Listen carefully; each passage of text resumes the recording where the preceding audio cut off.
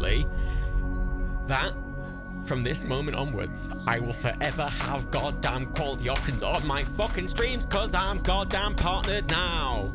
The only thing I gave a shit about was having fucking quality options, and finally I have them.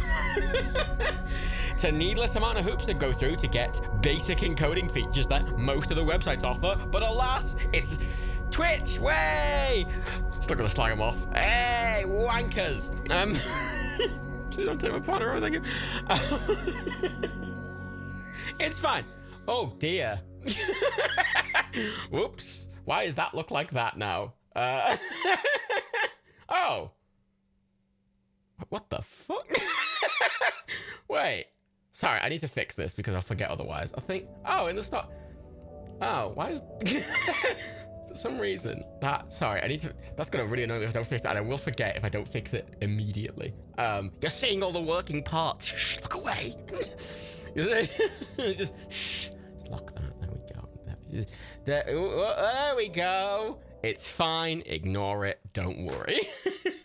Also, because I'm a partner now, I have some extra emote slots, and since the Nerdcube emotes have been changed, there was a couple of Nerdcube Matphobia emotes that I stole. So, stole them. So the old Nerdcube Matophobia, the old Nerdcube Mat emotes are mine now, wankers. Might as well get used somewhere, mightn't we? I like them, they're cute emotes, and if they're not being used, fuck it, might as well use them. I also actually have a couple of other... I've only got 10 emote slots for the time being, which go up with the channel points. Wait, let me check. It's a bit weird, actually, because it's... I've had access to a partner channel for like fucking years, so it's not much new, really. Also, weirdly, partnered and affiliate are surprisingly basically exactly the same. The only difference is that affiliate partners get a few more emote slots and basic encoding options, and as far as I can tell, that is the difference. I've got 3 extra emote slots versus the current ones, plus 5 per tier, and I will get another emote slot when I hit 150 subs. I'm at 150 now. I upcycled them. That's a good way to put it, Mr. Gregory. I upcycled them. I quite like those emotes. They don't fit. The reason all of them are gone for the Nerdcube one is because Rebecca redid all the Nerdcube ones in their style, and none of them really fit in. There's a couple of the old ones still on the Nerdcube one, like the bush and the lamp and the minus 200 and plus 200. They're still there from the previous art direction. But they might get replaced, but they fit anyway, so fuck it. But it's fine. I've got nicer... Thing is, I don't fucking know. Who gives a shit? Today, everyone. Today, I'm starting off light. I'm starting off with a quite light, dark and stormy. And then I will be moving on. I've got my fancy whiskey today. I've only tried a bit of this last week. Actually, you know what, right? Whew! It's a good sound. I'm going to try it a little bit now from my, what's it called? Hemley glass. Yeah, I've got a fancy... There we go. Yeah. It's, honest to God, my favorite thing, right? About, as far as I can tell, the fanciest spirits you get, like, basic spirits have screw tops, but the fancier you start getting, they start getting these popper tops. Like, all the spirits I have, so I've got 3 spirits next to me today. I've got my nice red breast, aged 12-year Irish whiskey, which is the one you just heard pop. I've also got some Italian sweet vermouth, which I can't read because it's in Italian, but it also makes, listen to this pop from the sweet vermouth. Ooh, it's a little squeaky boy. Ooh, and then I've got Kraken. I've got some Kraken rum, but I've got a really fancy ceramic bottle that Kraken did as a limited thing, and it was like £3 extra versus a normal bottle of Kraken last year, so I got it, and I'm literally refilling it. When I buy a new Kraken rum, I just refill this bottle. But listen to this. Ooh. Ooh. Ooh. Ooh, listen. Ooh. Oh, that proper sounds like... It's quite quiet, but... I like the boom. It sounds proper like piratey. That sounds really rummy, doesn't it? that That just sounds like a sound effect from a pirate thing. It's very appropriate. And the vodka also sounds sweet. I like poppy fancy spirits with the little corks and the little glass. But I'm gonna have a celebratory snifter of whiskey. I'm gonna smell it. I'm using a fancy Henley glass to.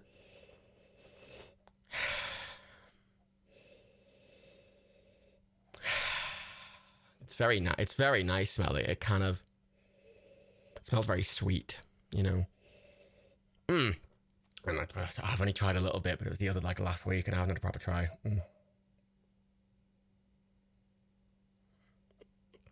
Oh fuck yeah! It's really smooth and it's quite sweet. Oh. It's not very spicy at all because it's Irish. It's Irish whiskey, not that dirty Scottish whiskey. Yeah, the Scots. Do I like cider, Matt? I don't, the Kentish Dan. Well, I don't. I do. I enjoy drinking it. I just almost always try and avoid fizzy drinks. I just don't really like fizzy drinks. Like, I'll have fizzy drinks as like a mixer in something, but usually I usually preference things that aren't that fizzy, even like, you know, and then the mix, and then putting it in with a spirit usually makes it even less fizzy. But like cider's just like fizz, fizz, fizz, fizz, fizz, and I'm like, ugh.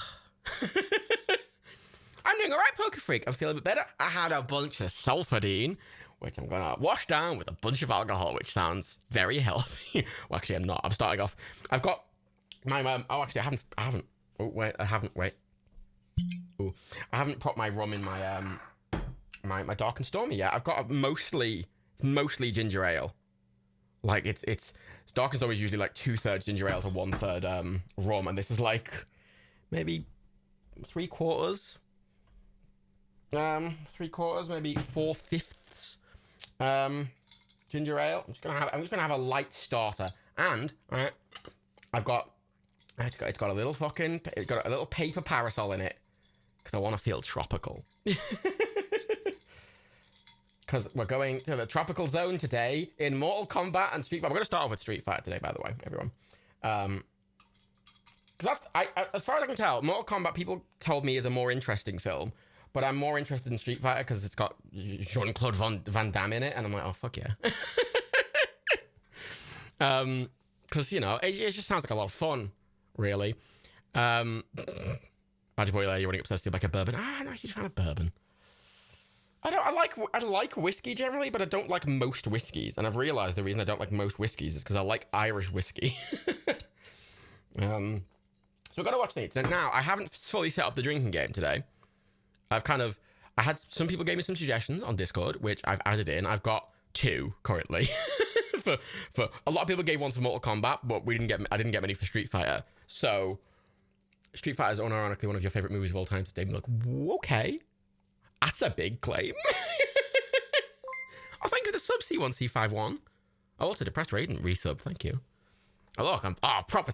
Look at me. I'm a Twitch partner. Do you want me to pander to you all? Wait, what if I'm like, wait. Okay, let me try and be a proper Twitch partner, okay? My viewers are my family, and I love you all so much, and I don't know where I'd be without you. If you can't afford to sub to me, you should probably fuck off and die. That's what a proper Twitch partner does. And I need to have like 60 billion things on the screen with like fucking like a fucking big jar full of fucking like gems, and then like I need to have a big GIF appear in like the entire top quarter of the screen when anyone subs, going oh, and making that sound effect. That's important. And then I'm not a fan of Twitch. I'm not a fan of Twitch culture. I'm a Twitch partner. Oh shit, Budacorn gifted 2 subs to what? Oh shit, I need to click a thing to drop that. Oh, to the Duke of Dork. That is a good name. And Sebi K. No, yeah, that's very generous, Budacorn. Thank you. That's I quite enjoyed my partner application. The thing is, as has been illustrated, in the past before I worked for Nokia, when I was trying to apply for jobs, I don't pander. Oh shit, Griffin to Jess, you subscribe. Thank you, Jess. I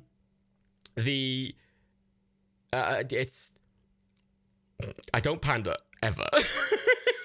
So at job applications, we're like, why do you want to work here? And I answer, I want a job. I want to make money to pay to live.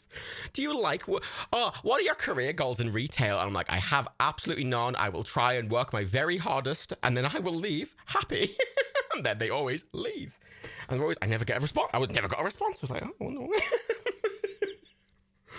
But on my Twitch partner application, I did very clearly go into it with like, I would like a partner. I would like partner so I can have quality options so people can watch the stream more easily. That was my partner application. I didn't panda. I wasn't like, oh my god, I'm so excited for this to be my career.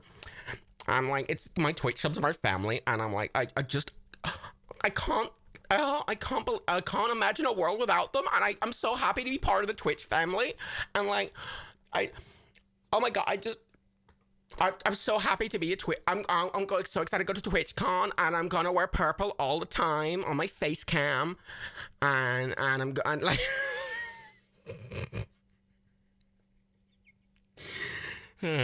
I'm parted now, fuck it. I was going to turn my fan on because I'm quite hot. Do I have two-factor? I have two-factor on fucking everything in the mix. God almighty. I have a problem, actually, now with two-factor, because the application I use for two-factor has so many fucking things in it that it lags to shit whenever I open it. And, like, the one thing, I've still got an iPhone 10 I've had this phone for, like, 3.5 years now. And I'm still, like, the only reason I'm looking at upgrading it even at all is going, yeah, I need the extra performance so I can run my two-factor authentication app with more, so it doesn't lag when I open it. Why is streamers American? Everything's American. I don't know.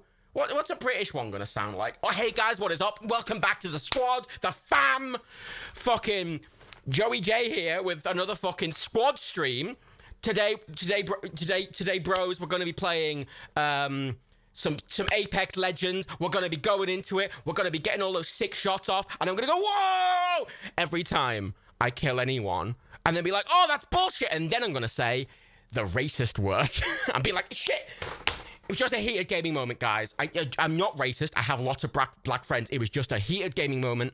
Just, God, I'm so into Apex Legends. I can't believe it. You know? Classic streamer move.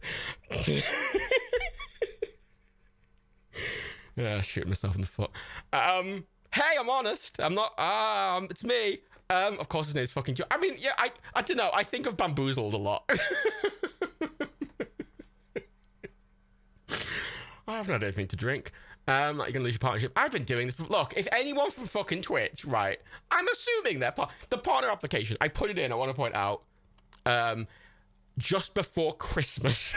So, it took about a month and a half. I was waiting. And I'm assuming in that month and a half, they must have at least skimmed. I assume they look at who they partner. It'd be weird if they didn't. Surely. Because surely it'd just be automated if they didn't look at it. So they must look at it. So someone must have looked at my stream and went, that's fine. So, fuck it. That is a large assumption. It is Twitch after all. I don't expect them to be competent at many things. Actually, no, take that back. I do take that back. I want to rephrase. I want to restate my position. I don't think they should. Basically, how should I word this properly? So, I don't expect Twitch to be competent at many things. Was an incorrect statement. The statement I should have used is I don't expect Twitch to be competent at anything. End. Full stop. Just to be perfectly clear, no ambiguity. At least it's not ran by a load of fucking racists like Mixer was. Way. Sorry, I'm just writing about influencer culture. I've been doing this for look, back in my day, chat. I have distinct memory of going to places like City and talking to gaming YouTubers that were there in green rooms and being like, how long have you done YouTube? And they're there and they're like, I've been doing it for 9 months. And I'm like, what? And they're like, who are you? And I'm like, Nerdcube, no, well, I just was Total Biscuit or Jesse Cox or Dodger or Megatruna, just a list of people we did stuff with, and they didn't know anyone. I'm like, what? And here's the thing, right? So I've been doing this, right? I've been doing this for damn for like, I formally have been employed by Naked for like 7-8 years now, but it'll be 8 years. Yeah, it'll be 8 years in a couple of months. Oof. It'll be 7, 8. What are those? But even before that, I've been doing this stuff on like YouTube and stuff a lot for a long. I'm not that old, but I feel very old. Because like back in my day, I remember, you young whippersnappers, I remember when the hottest thing on YouTube was who was going to hit 1 million subs first. Was it going to be Fred or was it going to be Smosh? Fred or Smosh? And everyone was like, oh, fucking I hope Smosh wins because Fred's a twat, you know? That's my thing. Back in my day, you know, before Onision became a fucking sexual predator.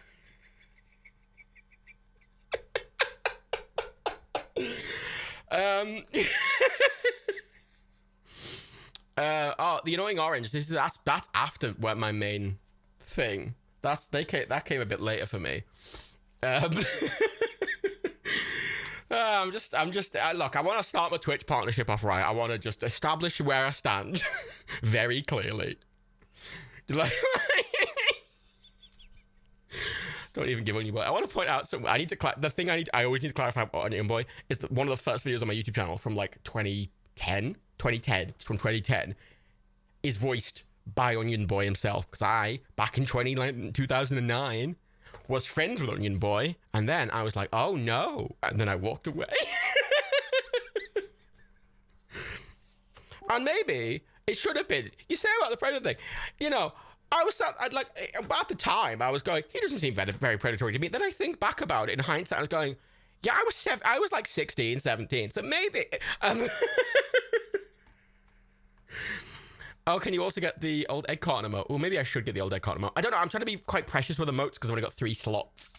So I'd like to get ones that are more regularly used, and then I want to add other ones in. So, Onion Boy, it's fine. It's fine. Don't worry. So, chat. I need drinking game suggestions for Street Fighter. Like, you know. Sorry, I had a little bit of thing at the start here because I've just been partnering. I want to have a nice chat. Which 2 do I have? So I have bad CGI and jump kick. That is it. 1 sip for every pose, says Hipster Jack. What would you consider a pose? Like, sip for theme song. Would that be 2 sips? Finisher. Does Street Fighter have finishers in that context in the film? Which shows us we're doing Street Fighter first, Magic Boy, then we're doing Mortal Kombat. Because I'm more interested in Street Fighter. Choosing the one I'm more interested in first. Every time there's a knockout. Ooh, that's a good one. Knockout. Full drink for me, it was Tuesday. That's so specific. I do want to keep a lot of these for Mortal Kombat as well. I want to change a few for Mortal Kombat. I want to keep most of them. Kind of like we did for Air Force One and Olympus Has Fallen, where we kind of had a vague presidential theme across them. Every time someone's outfit isn't like the one of the game. I don't know the games well enough to even slightly try that. So, I'll put finisher in 2 sips. 2 drinks for every time an epic fight's about to stop and interrupted by something. Okay, fight in. Wait, what would you call that? Okay, wait, fight blue balls. There we go. Blue balls. Fight blue balls. Dead family member. I need to drink 50 times, it would be a bad move. One-liners. That's very you see, they're too vague. Anything that's too vague like that is just a little, you know. Fuck it, I'll go for me. I'll go with Dade Milk's full drink as they are the apparent expert on this fucking film.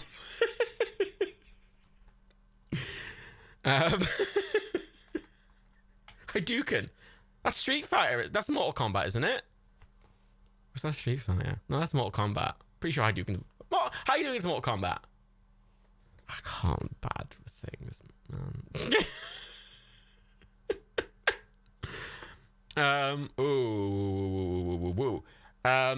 Hadouken Street Fighter. Oh well, fuck it. Yeah, fuck it. I'll do Hadouken then.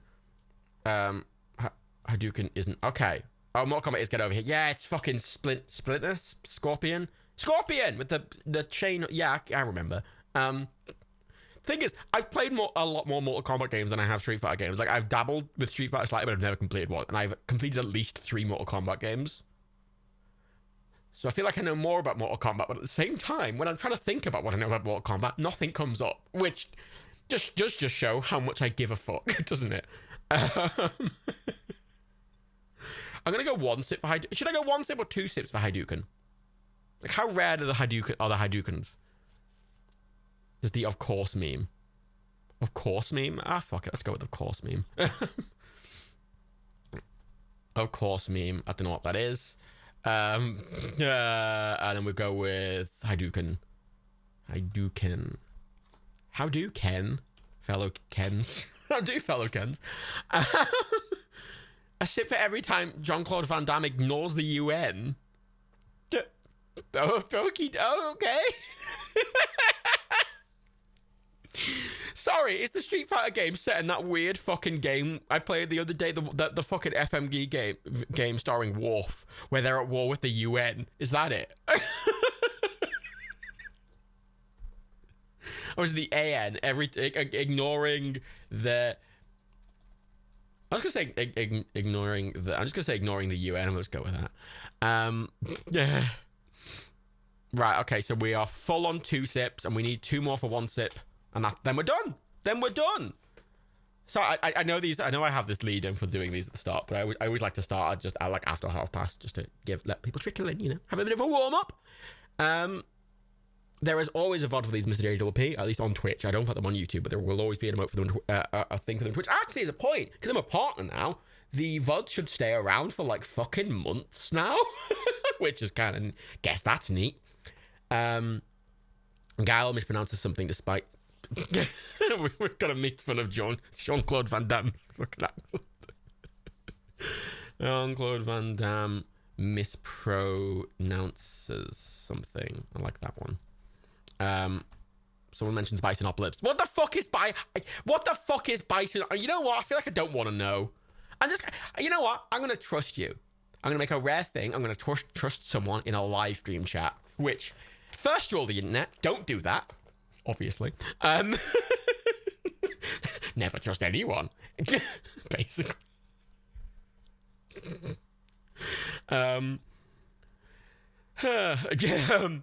Bisonopolis. Polis. I'm making sure I spell it right. Fucking the polis. Fucking. I am the polis. Right. That's all the things. Let's bring in the drinking game. Womp. Yeah, womp. Smooth. And are we all ready to start? Sorry, 2 things. 2 things. Sorry, whenever I open like the Star Watch Party thing, it comes up with like some like featured titles. First of all, obviously we're going to watch all the Blade films. That's been established several times. We're going to just be doing the 3 Blade films at some point. But also, on this, let's just say, Expendables 1 and 2 is on Prime. And 3. The 3 Expendables films are on Prime. Coming to America's on Prime. Coming to America's on Prime. Oh, fuck. We're going to watch Coming to America at some point. So I'm just quickly scrolling through this. Fucking, oh my god, fucking Mythbusters is on Prime. 8 seasons of Mythbusters are on Prime. 16 seasons of South Park. I'm not gonna watch South Park on this. But The Sixth Day, which is a fucking Schwarzenegger movie. Like a 2000 Schwarzenegger film. And I, honest to God, it's crap, but it's... Yeah. All I remember from that film is like a big ball being pulled out of Arnold Schwarzenegger's nose. That we're watching The Sixth Day at some point. That's got a really weird scene in The Sixth Day. The Sixth Day is proper like, it's a proper peak Arnie, you know. it's peak Arnie. We're gonna watch this. God, there's so many good films to watch on this. I'm glad. Oh, I'm so excited for the Blade one. Right, so we're going to watch Street Fighter, which is Jean-Claude Van Damme one. Yeah, from Okay, I need to establish. There is a Street Fighter film from 2014, which is on Prime. We're not watching that one. We're watching the 1994 one with Jean-Claude Van Damme. Because the 2014 one just sounds really boring. And also, it's fucking 2.5 hours long. Absolutely no right to be that long. Oh, the ball coming out the nose of Total Recall. I swear that was the 6th day. Or was the 6th? Because the 6th day is the one with the clone, isn't it? And I just think I remember one being tracked. Or some. I can't remember. They all blur into one. Coming to America 2 is out in March. Yeah, that's one of the reasons I really like to watch it on this, because I feel like a lot of people... Okay, here's a question, chat. How many people haven't seen Coming to America? Raise your hand if you haven't seen Coming to America, the Eddie Murphy film from... And they play the fucking it's got very quotable moments in. I would like to do Trading Places. Actually, is Trading Places on Prime? Oh, please be on Prime. No! Fuck, I searched Trading Places and you know what came up? Coming to America. God, Trading Places. You know what? If Trading Places was on Prime, we would have been watching that instead, I think. I think I probably did check that because we would have been watching that. Because with all the GameStop stonks, all the stonks, coming to Trading Places is very relevant to stonks. It's got the very excellent thing where two people very politely and condescendingly explain to Eddie Murphy how stonks work. And about tomatoes. Like you get in a bacon, lettuce, and tomato sandwich. Classic. Right, give me, chat, a spicy, or just say ready. Oh, I don't care. Tell me you're ready. You know. Bend over. I haven't had anything to drink yet. It's the fucking... Oh, soft beans are shit, man. Oh, you're... Anna, honest to God, the vibe I've got from this chat, right, and I mean this with all the love in the world, you're very uncultured. I mean, that's to be assumed. You are here. But all the same... The vibe, whenever I'm like, have you seen this amazing movie? And everyone's like, no. And I'm like, what?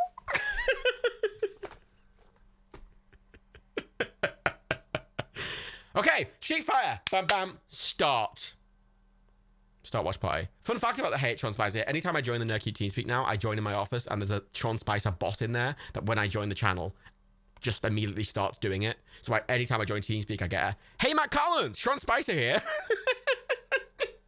Every time I'm surprised. I shouldn't be surprised, because I know, but every time I'm surprised. Hipster chicken, Matt, I'm white, of course I'm cultured. I'm white! I'm a cis, straight white man who is in 100% from the British Isles. In my DNA, there is absolutely no trace of anything else. I am a basic bitch. You know? Basic bitch. But I'm a basic bitch who's a Twitch partner, so get fucked! Your culture... fucking it started with fucking... God, I start the thing, and by the time I actually get into it, it's like 35 seconds in. 35 seconds in, 36. If you cannot watch as part of on Prime, like this, I will be giving timestamps, so you can sync if you're watching elsewhere. We're at 47, 48, 49, 50. It's like news. There's news things. Wait, is that Burma? Wait, is this a oh, I don't want to accidentally have commentary on the fucking...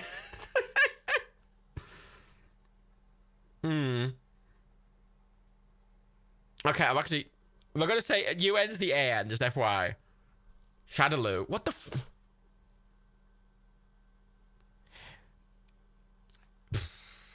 Everything about this really feels like it was written by a white dude.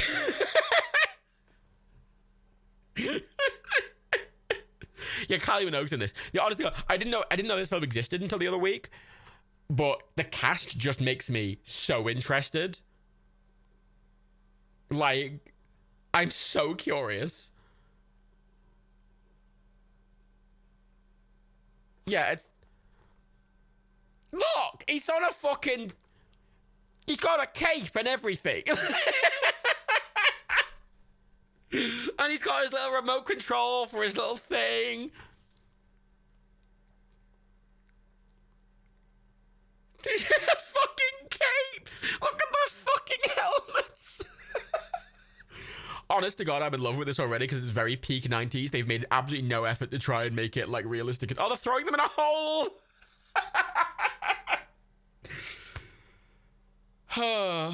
Is this film meant to be ridiculously serious? It's from the 90s. It's the end of the sentence. Fucking the cape! Yes! It's an American!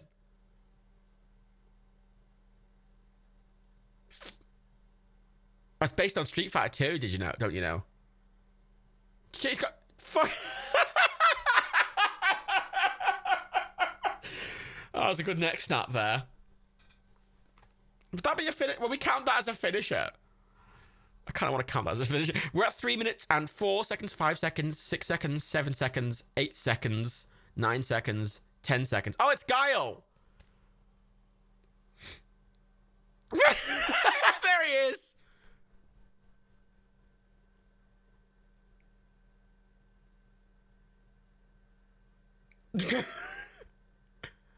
I am an American man.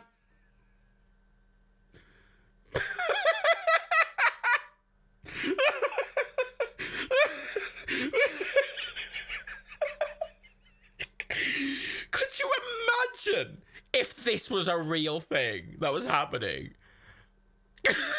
Could you imagine, right? Like, you know, taunting fucking Hitler on the TV, being like, "Way!" I say that. That did happen quite a lot.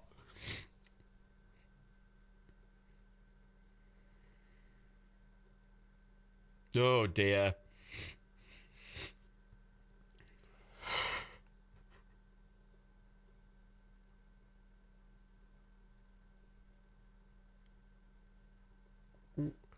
What was that? Was that fat? Why is there a fat joke?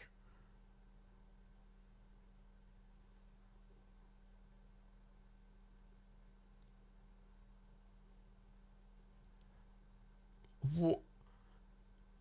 What?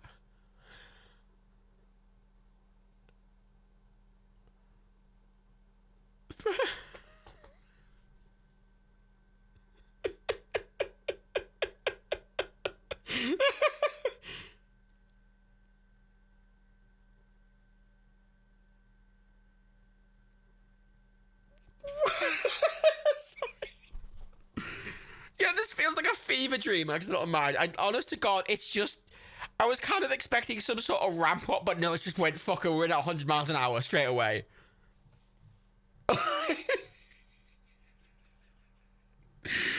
Oh, it's peak night. This is exactly what I wanted. I'm going to be honest. This is why we're doing this first. Gotta take a sip of my doggy style, wait.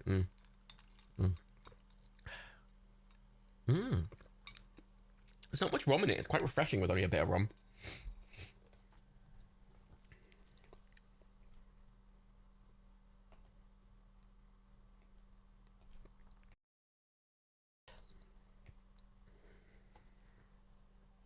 Oh, it's the British. Where's the Irish? Because the Irish military really only act as a UN peacekeeping force. Why are they camo in blue? And red? What's that camoing them from? They literally stick out like a sore fucking thumb.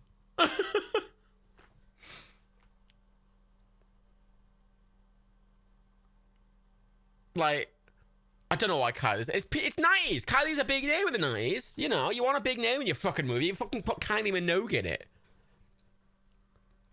Where's Spider-Man? Where's Spider-Man? Where's... The only thing I can ever see when I see fighting things like that is I think of Spider-Man 1, you know, the original, and I think of X-Men. I think of Night Stalker in it. Like, actually, I'm gonna go. I need to look up information about this movie because I feel like I'm going fucking mental. Oh, he's got an eye patch. Oh, fucking hell. And it was written by the same guy, Stephen E. D'Souza. What's he done? What? Fuck off. So, I just need to establish something.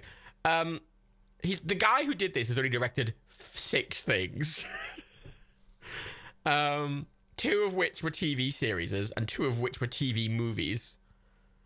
And this was the only actual film he's directed. But more importantly, more interestingly, he was one of the writers of the original Die Hard. He was one of the writers of Commando. He was one of the writers of one of the Tomb Raider films. Like, it's like peak cheesy cunt. Also, sorry, well, you say Bell's cool about, like, them only directing 1 movie, but, like, we've watched movies on here directed by that were significantly worse in every conceivable way. Like, I've enjoyed this more than every other film. Like, a lot of the other bad films we've watched. Yeah, they still keep getting jobs somehow. The Dark Tide cunt still somehow keeps getting given hundreds of millions of dollars to make films somehow.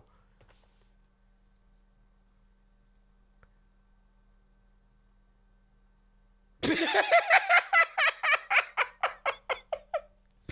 fucking boing sound effects. All right.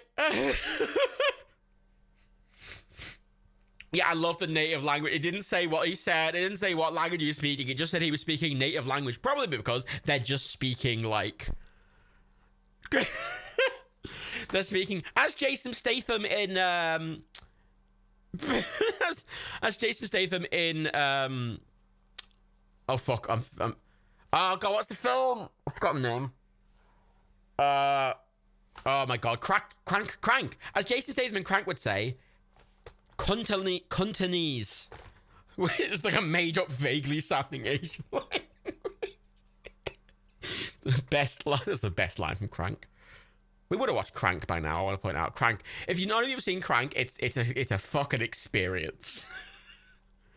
Like, oh, it's got a lot of very questionable lines in, but it seems they seem to more exist out of to be surreal rather than actively bigoted, which.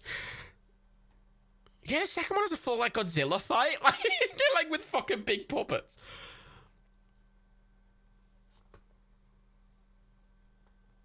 What are those chains gonna stop him doing? Are they meant to be shackles? Because all they are gonna stop him doing is putting his hands behind his back, which sounds really useless.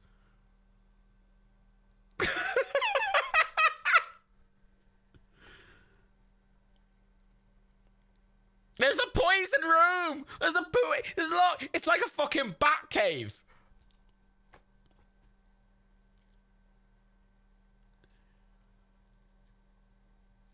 Yeah, I want Tim Curry. Oh, God. Oh, Tim Curry must be fucking... Oh.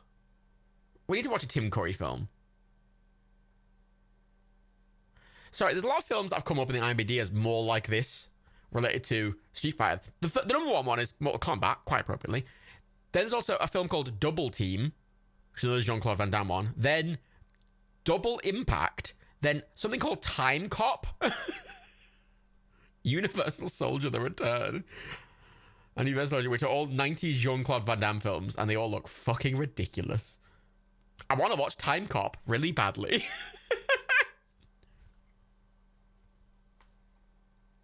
Oh, Clue. Clue is in the list. Clue. There's a lot of films in the list I want to point out. There's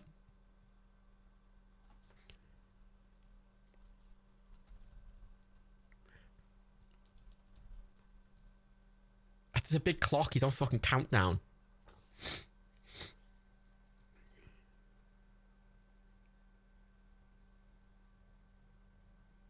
Time Cop's great. All of you are saying Time Cop's good. What? You know, at the very bare minimum, it'll be fun. This is the thing. I want fun films for these. Max Walker, an officer for a security agency that regulates time travel, must fend for his life against a shady politician who's intent on changing the past to control the future. Jesus Christ.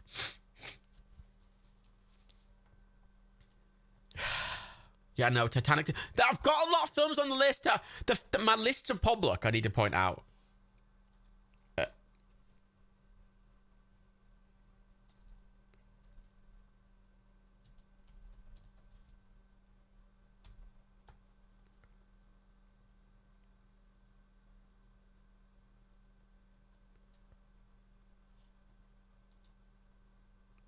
That's a bit of a weird. Oh shit! He's taking off the mask. Shit! It's. Oh, what's his name? Oh fuck. Oh no! I was trying to go with a wrestler there, and completely. Fuck it. What? There's the second Titanic. Stuff and more. No, not technically. It's a horror. It's a joke film. It's got nothing to do with the original Titanic, aside from it's called the Titanic 2. But it has literally nothing to do. Nothing. No one that made the first film is associated to the second one. Yeah, Evil Butt is there with the lists. And if you have suggestions, put them in the Discord, because that's where they kind of are saved, and I check that regularly. Look at his sword! It's made of tinfoil! Look how shiny it is!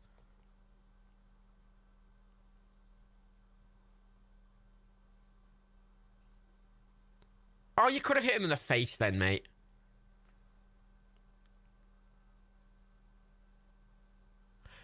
Could you imagine in a WWE fight, everyone chanting, no chairs, no tables, no ladders, no stairs, no...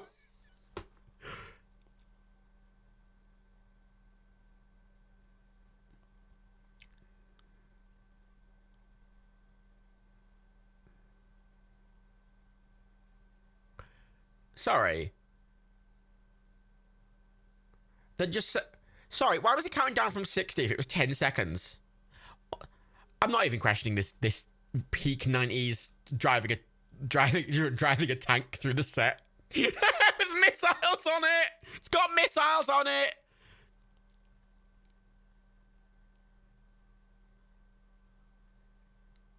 Oh yeah, that's an interrupt. It's fight blue balls. Sip for flight blue balls. 2 sips of flight blue balls.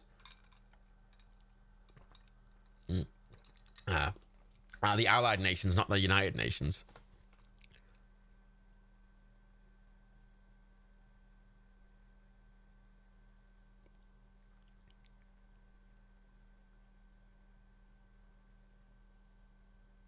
I mean, usually they're joint strike operations that have all branches of the military, and all those branches are separate. You wouldn't just have one guy being like, which one are we using today?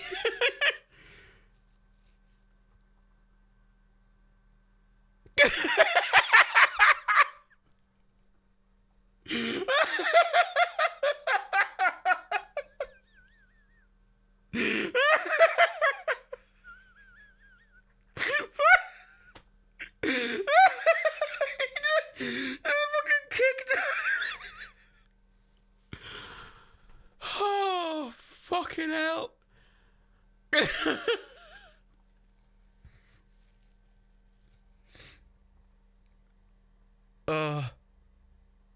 Sorry, I'm taking a sip for that. I'm gonna go with, I'm gonna say jump kick and high kick are gonna be the same thing. Fuck it.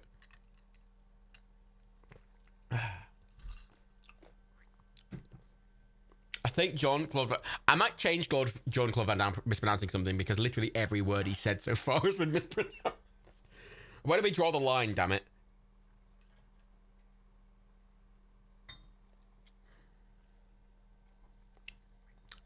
Put some more rum in my drink. Okay. God, I would love to watch I would love to watch a Hitman film. The Asian Underworld.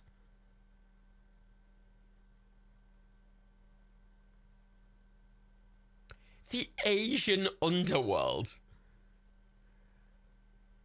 There's several Hitman films. I just don't know if any of them are on Prime. I don't think they are. There's like 3 or 4 of them, I think.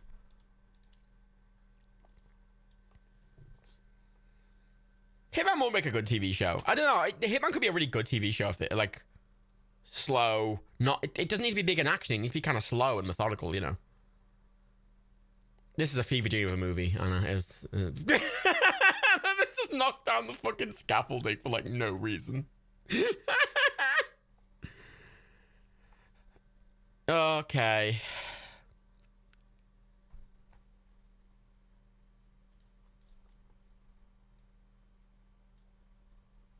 Jesus Christ.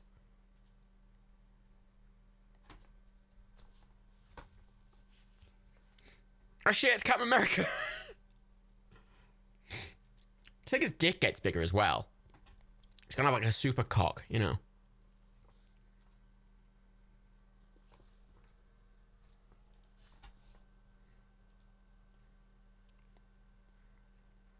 Oh, time read. We were at 70 minutes and 35 seconds, 36 seconds, 37 seconds, 38 seconds, 39 seconds, 70 minutes and 40 seconds. BTXT Rogers. Yeah. Oh my god, why is the subtitle the size of the screen? What the what is the subtitle? Why did it have like 20 line breaks in it?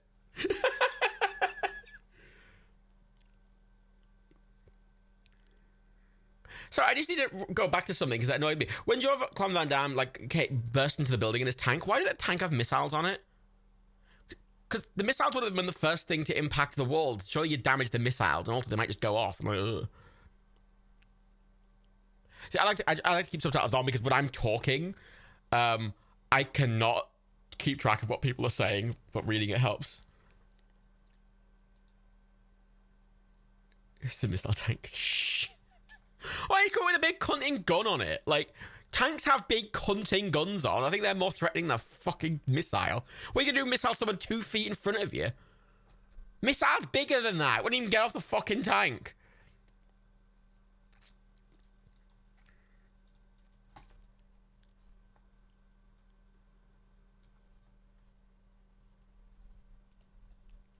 Okay, I'm replacing George von Clown mispronounced something with a spin kick.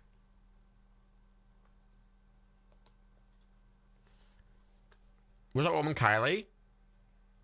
I'll be honest, I was changing the text, I don't know. Wait, the British woman's Kylie Minogue? Wait, really? I know Kylie's in it. Is that Kylie Minogue? What? Why the fuck did I That's Kylie? What? I literally didn't recognize it.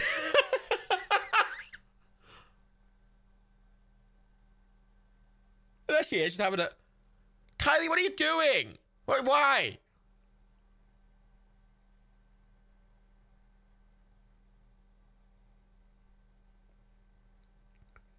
I like how well kept all their hair is, even in prison.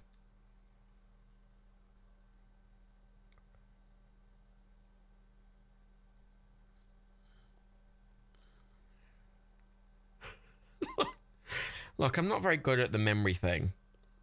All right, don't get out my dick.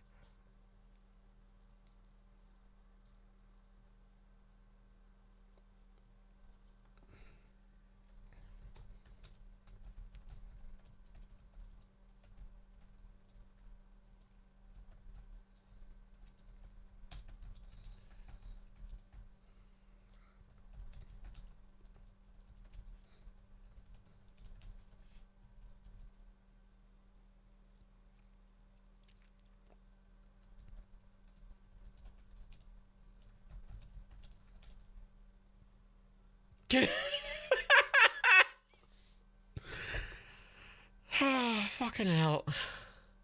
The fucking wire work. Fuck me. Is an iPad guy character from the games? I imagine everyone that looks kind of ridiculous is probably a character from the games. I'd assume as such.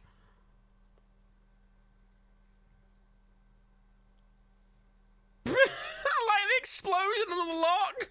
Why did the lock explode?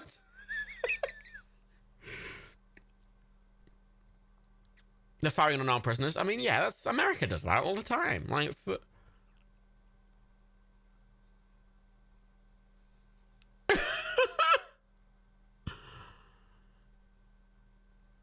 it's the news. Oh, there he is. He jumped over a box.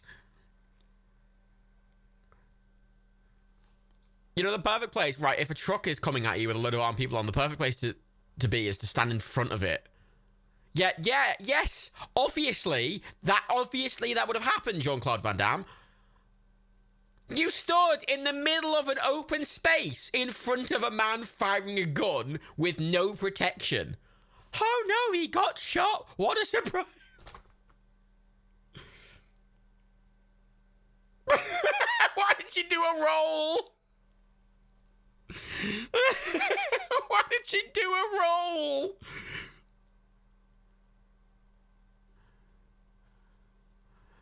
Yeah, I thought that was a lapel mic as well. It's just, I'm assuming it's a tracker.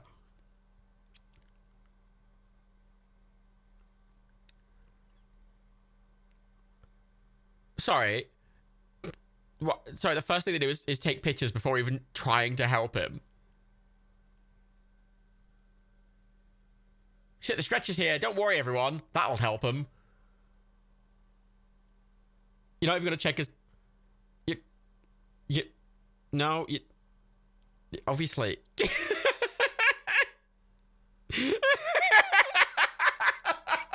It's the laziest I've seen anyone throw a sheet over someone.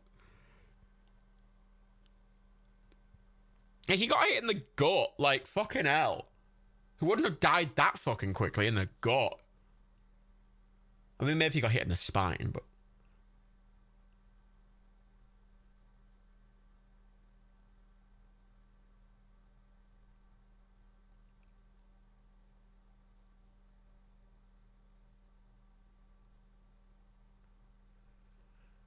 Bisonopolis. Oh.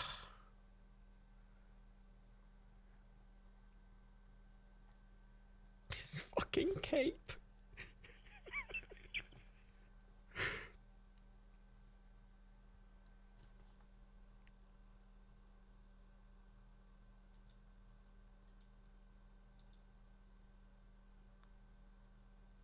Jesus Christ.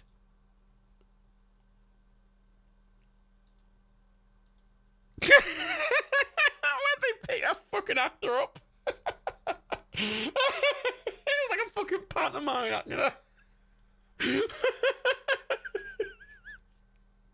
Fuck it, go with the first take, it's fine.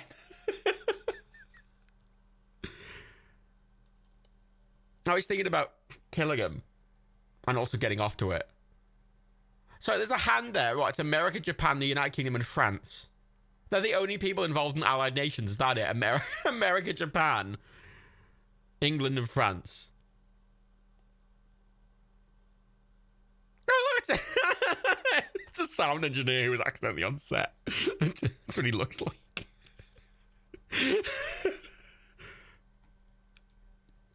Mate, you've got a skull on your cap. Mate, are we the baddies? We've got skulls. You've got. I can see 3 skulls on you right now. Are we the baddies?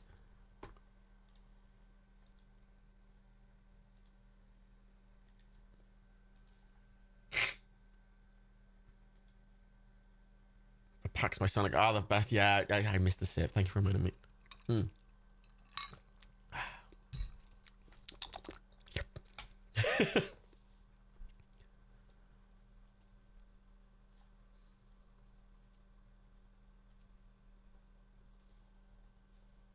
Ah, he wants to get off to people, I see.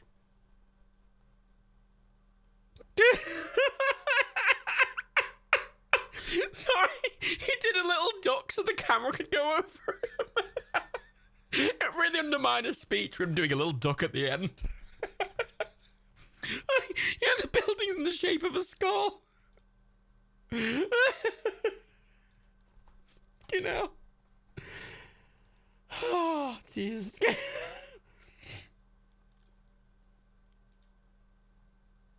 Oh, wait, it is a fucking... It is a wireless mic. How? There is absolutely no way you're tracking a fucking wireless lapel mic.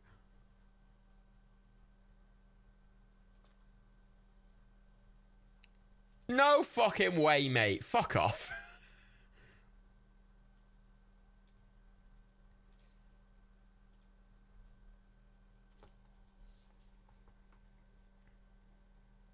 Keep in mind, they've not told the UN about this yet.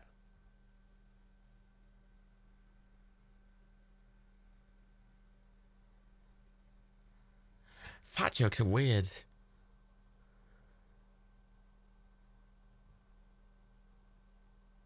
What was that? The really dramatic fucking curtain pull. What was the point of that? What was the point? It was the slowest bit of the movie, and it was just building up to her opening the curtain, and then nothing happened.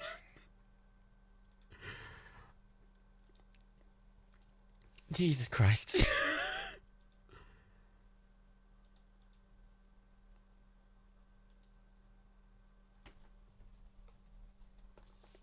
Please mark. Our time stamp is 27 minutes, 37 seconds, 38, 39, 40. Oh, she's sneaking out. No one noticed that. No one. You're invisible. Because it's nighttime. It's not nighttime, love. It's fucking bright as shit. How the fuck is you wearing... You're not even covering your face! You're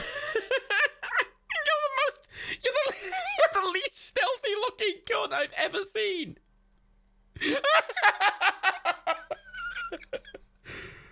Is there a stream mode watch party? Well, so yeah. Well, there's. It'll all sync to within a couple of seconds.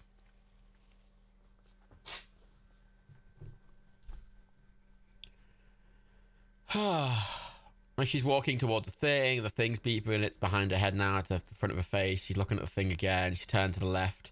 She's going into a door called the morgue. Oh, she's in the morgue now. Oh shit, there's an AC vent. There's a skeleton.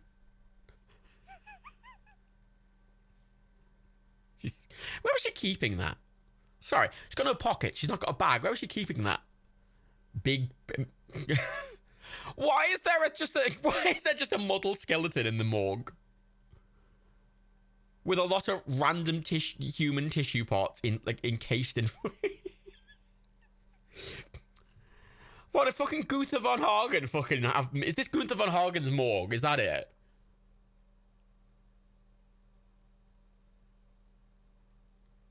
Faye, honest to God, it's kind of just been a fever dream. I can't really explain it. We're already 30 minutes in, Faye.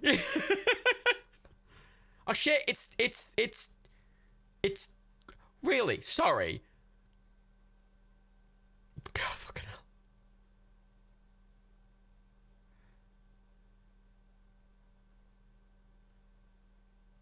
I have 3 questions. First of all, okay, I've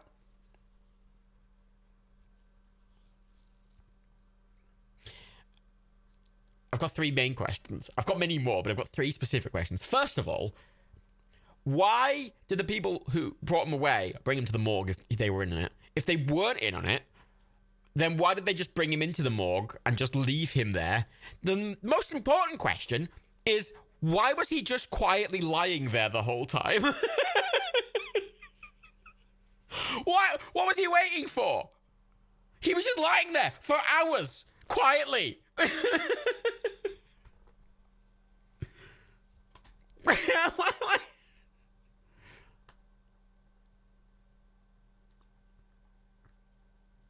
Oh, he's got a fanny pack. That's where our thing was, in a fanny pack.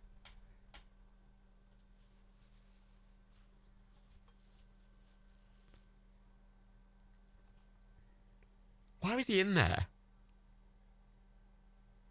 Why was he just... Why was he waiting in a morgue? What was he waiting for? She did a flip. What do you mean, where do you think you're going? Where the fuck do you think she's going? What do you mean you have a chance? She's already ran away.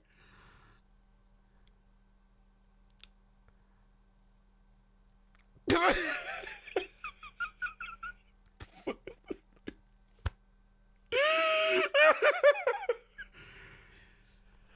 fucking hell, okay.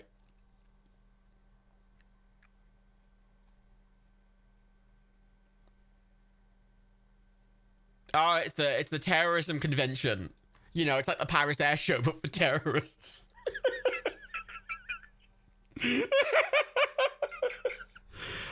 Oh, okay.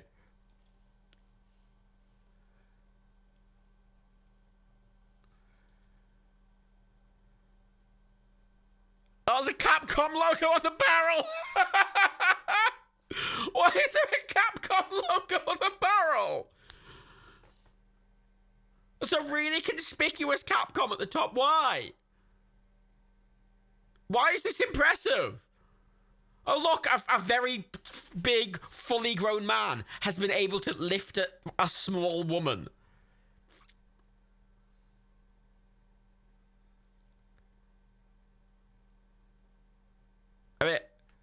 Okay.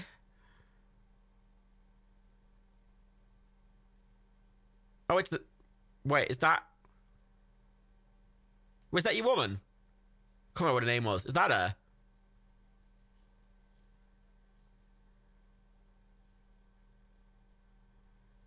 What? Oh! Oh, I see. Those three are the news people. Okay, they were just... Okay, there is a disguise. Okay, yeah, they are the reporters. Why didn't it... It's weird that it just cut to them. It didn't actually show them getting there or setting up for that. It just cut to them just doing that. Have a lead in at least. Like, you showed like 5 minutes of her like you showed 5 minutes of establishing shots of her getting into that black leotard, but then you didn't bother to show any. You didn't show any establishing shots for them getting into disguise and infiltrating this fucking thing, putting on this big fucking show. Where did they get all the magic toys? Was there a magic shop open? They just stroll into the magic shop and be like, hello, we've got a magic show to do. We've only got 3 hours to do it. Oh, shit. Where was the magic training montage? Huh? Where was the magic training montage? You think a fucking shop's going to be open at fucking 11 p.m. in the middle of a war zone selling fucking magic bar? I don't fucking think so. Fucking, ugh. The inaccuracies in this movie. Ugh. I think I do know what they had in the van. It was a small van.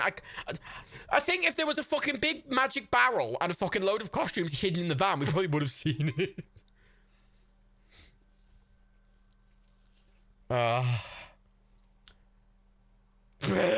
Punch, scream was in there sometime. The time stamp is 34 minutes, 23, 24, 25.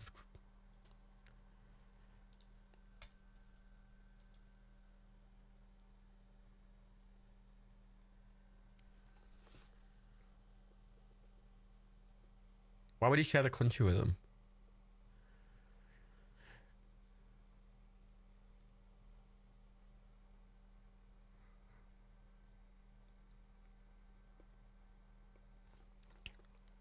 Was he the Mussolini of the group then? What's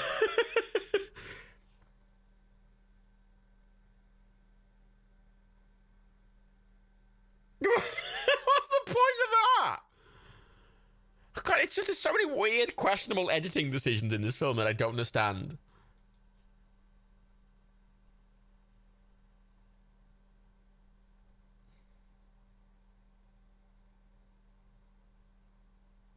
Bison dollar?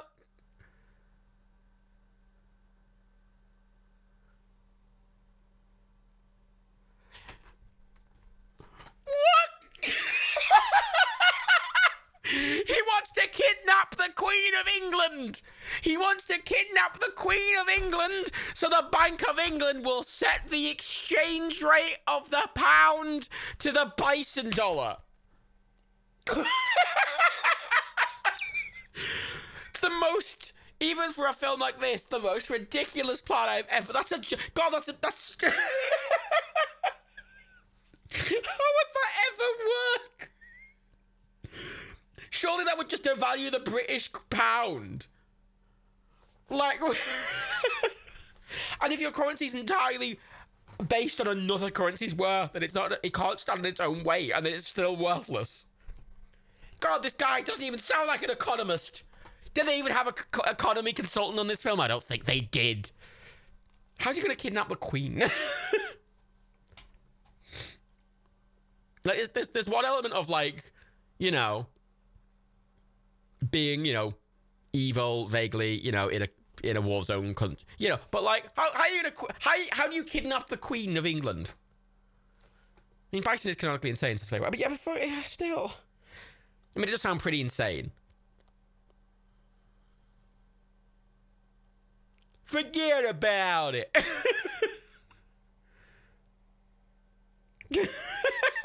How do you walk into that and not notice?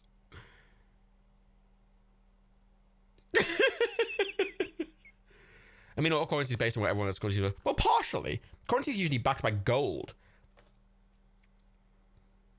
And then the world currency tends to be US dollars, and most currencies are based on US dollars, the pound, and the euro at this point. But currencies that are backed only by a single other currency makes that currency inherently a worthless currency. Gold standard is partially a thing.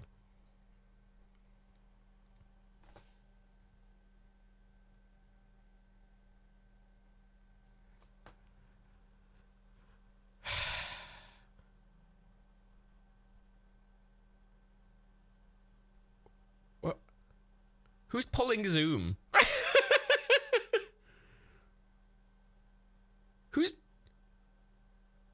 Who's controlling the camera? Wait, what? Wait, switch to a different shot. Do they just have two cameramen? What? Evil Burp, we're at 38 seconds, 20 seconds. Yeah, 38 minutes, 23, 24, 25. Jesus Christ. Run away! Where do the news people get that truck from?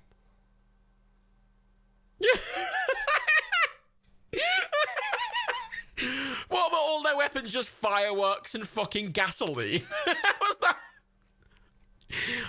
Was that their entire weapon stockpile was just fucking gasoline and fireworks? Yeah, all right.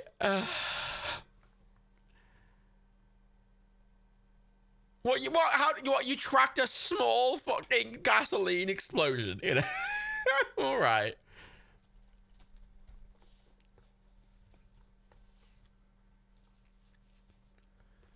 Sorry, why does it have 5.75 megahertz written? What, it's just tracking a what? Okay.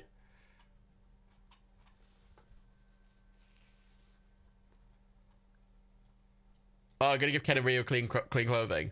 I think it is set in Myanmar, isn't it? Like, according to the map, it is in Burma. Guess that's weird implications considering the events of the past week. Do you think, oh, what's his fucking name? What's his name? He's the guy, the head of the military in Myanmar.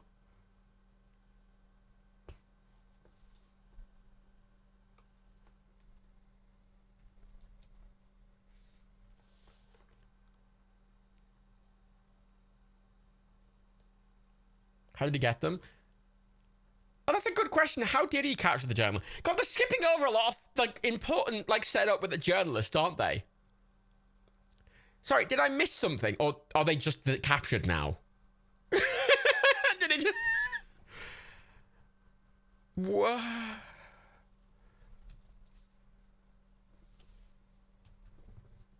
Yeah, I don't know how he captured them. They just...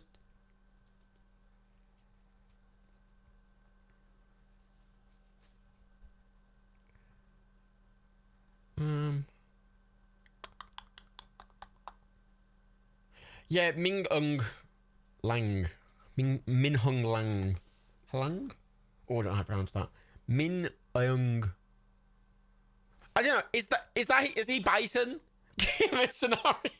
Do you think he's sat there in the head of government in Myanmar and just like wearing a big red cape? Like he watched Street Fighter and has been dreaming for the last 25 years about. Okay. How's that the only chance?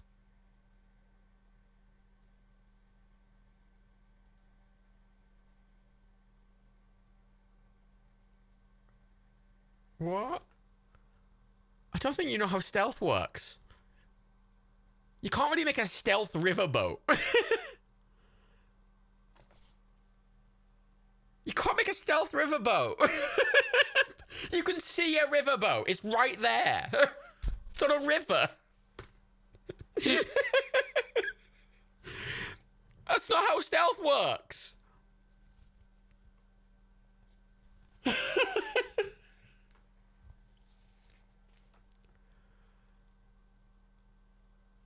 Oh shit, it's Indiana Jones. Oh. God, that was a bit sexual. Why are they here now? Oh, he likes it. Oh, look at that face. He'll come any second, guys.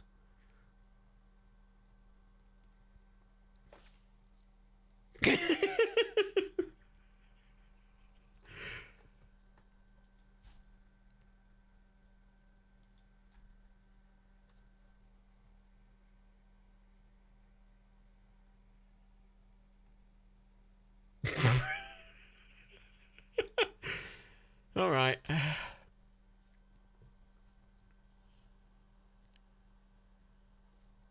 Oh, that'll sure tell him. Why did he just leave?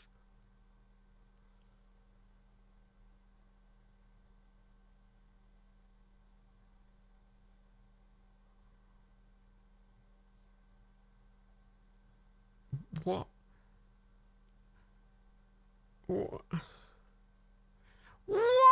How are they even here? Could you imagine if it, yeah, imagine like a torturer just like trying for literally 20 seconds and going, well, I've had enough, and then walking away. And they've got the fire logo above the fire so people know it's a fire.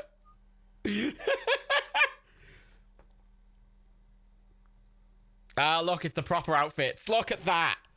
That's a Street Fighter outfit now. Come on. How did it survive the edit? I don't know.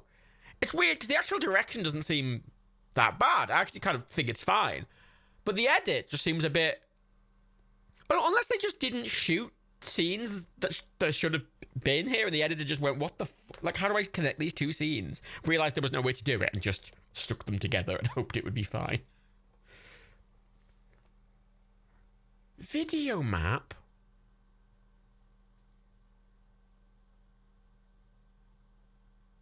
What?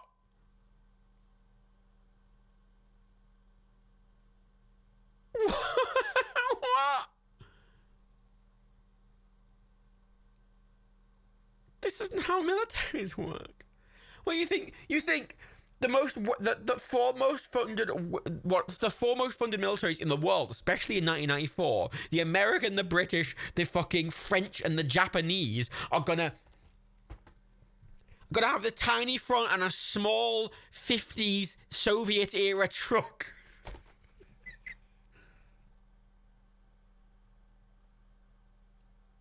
Oh, it's the bureaucrat.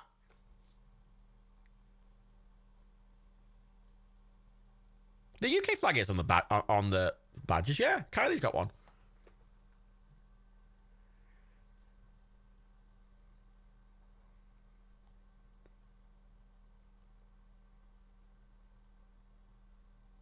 I'm sorry, that's a perfectly reasonable question. That's why countries like the United States don't negotiate with terrorists. What?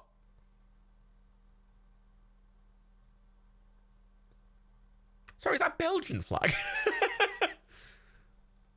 No, it's a German flag. That's a Belgian flag, isn't it? The right? Look, there's a lot more... What? Hang on a minute. There's a lot of countries there. What? Then why the fuck isn't Jean-Claude Van Damme for Belgian? And also, why the fuck are the Japanese flags the old Imperial Japan flags, not the modern Japanese flag? What?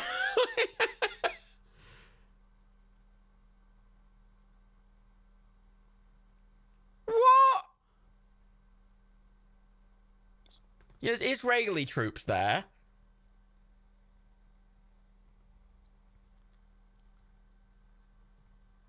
Yeah, I know his character's in Belgium, but like, that's the question. Why?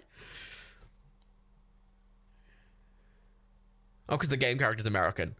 Then why did they get not very obviously not American? This is 94 stuff and more. Yeah, coup. This is a coup. This is a coup. They're committing a coup.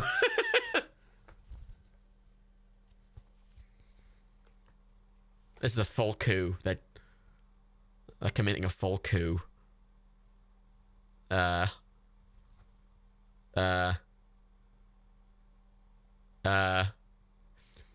weird. A bit weird to do a coup this casually. All right. Yeah, war crimes. I mean, also ignoring the UN. So a sip for ignoring the UN.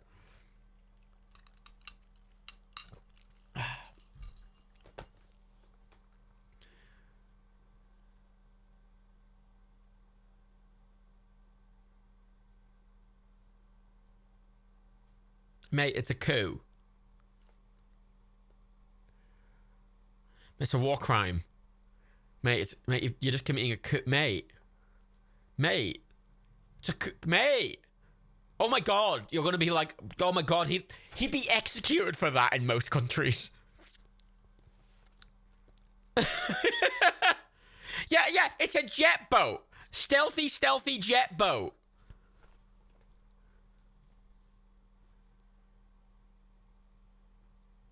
And then these other just normal boats. These very old boats. Again, it's a cool looking boat. I'll give it that. But oh look, they just duplicated Napoleon. Sorry, was Hitler out of vogue? Oh, wait, is he? Hang on, is he doing a fucking Princess Leia? Let's call her Princess Leela then.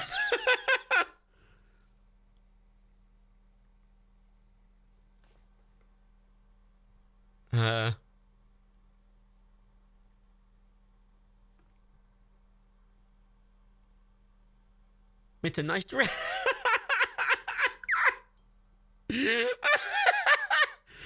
That's a very elaborate costume change. Oh, he's got. Oh my god, he looks so regal. He can't be without a hat, can he? He has to have the hat. He wasn't shaking the drink. He wasn't shaking the drink. He was just lightly rocking it back and forth. What was that?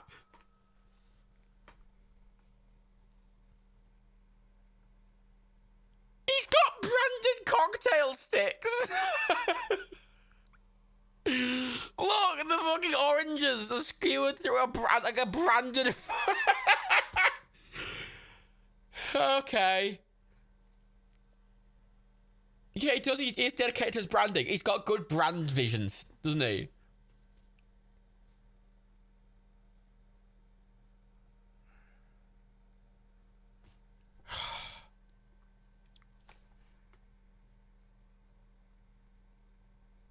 Wait, what? He said for me it was Tuesday. Fuck, that's now? Ah, bitch. Well, down your drinks, I guess.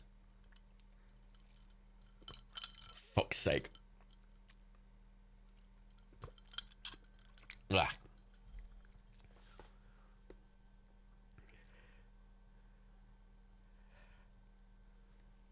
Oh, I wish you had half a fucking drink left. Well, actually, I topped mine up, so I've only drank enough to be up the whole, what would have been left if I hadn't topped it off. It's not a great... His chandelier's made of bones! His chandelier's made of bones!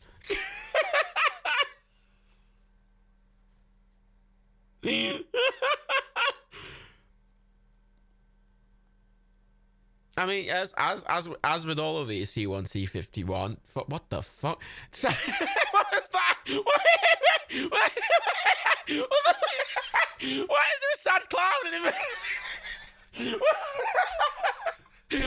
Sorry, don't just skim past that film. You can't just show that and ignore it. What the?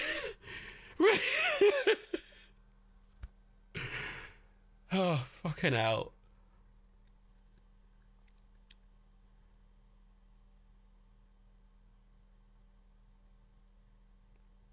Like, you know, Hitler and George W. Bush, at least they could paint a picture. You know, this guy can't even...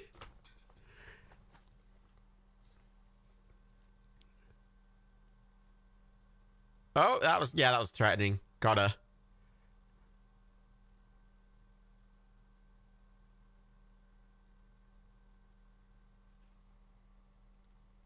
It's really distracting. Like just in the background. Is that supposed to be undermining his speech? Because it definitely is. He's doing an evil speech on a fucking bone shay lounge, and there's a fucking there's a sad clown behind him.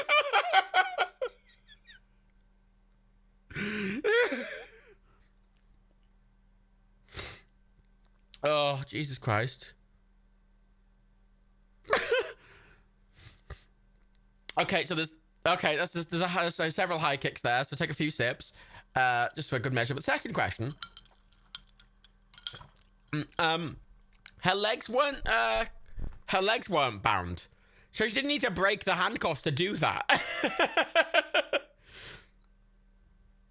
You're kidding! You looked away. He ran into his Mr. Burns thing. Oh no, the room's filling with poison gas. Yeah, I think we figured it out, dude. Jesus Christ. Fuck me.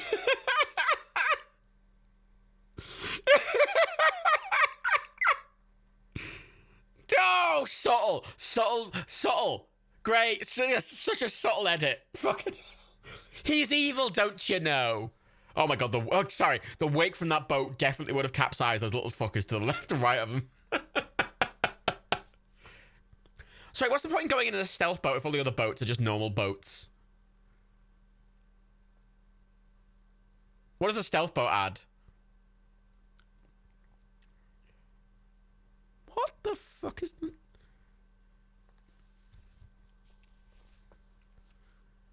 Oh, that's a pretty war crime. You've committed a kill and you're like, there, save some people for us to murder.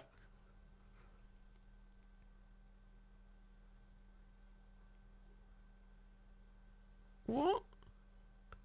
There's 3 people in that fucking boat. What are they gonna do?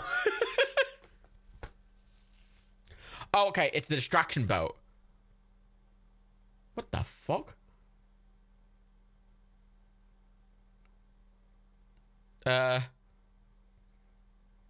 What the...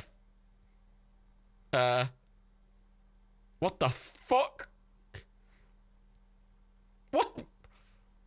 What the fuck? The stealth boat's got a fucking tape deck. Shit, it's the Joker. It's the Joker. What was the point of that? Why was that scene in the film? What was the point of that scene? What did the scene add?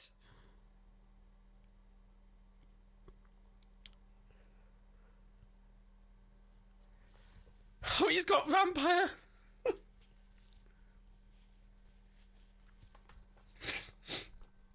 Oh. God, I was hanging out with Bison on the tape, I think. So?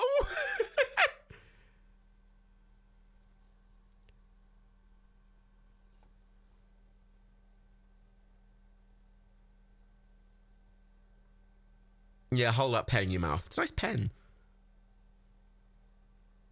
He's got a skull. There's a skull on his PC background. A skull on the keyboard.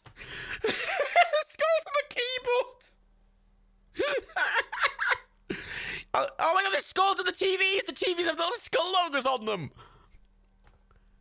Okay, I've got to... you know what? I will give the set designer for this film fucking all the credit in the goddamn world for putting a skull on quite literally every single possible thing they could. Like, I love that so much. I think that's genuinely very nice detail and very funny. Yeah, they did have a brief and they went with it, didn't they? Like, fucking, they just went, fucking... Put skulls in everything. Okie dokie, you know? Why have they got a very polite American announcer? They're all in their proper game outfits, sort of.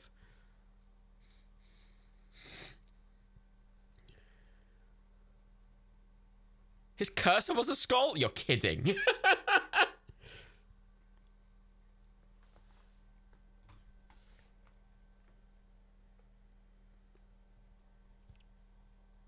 So why don't you just kill them? Why not just kill them?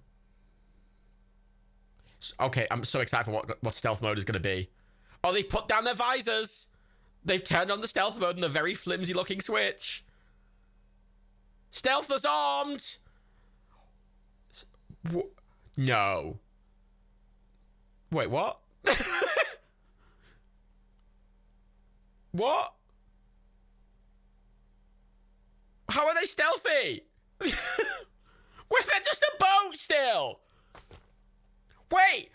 Sorry. Hang on. They're slightly more green. That's not stealthy. I can see it. What? What? Oh, it's definitely bad CGI. I'm sipping for that. Yeah, it's a fucking boat. Yeah, it's a boat.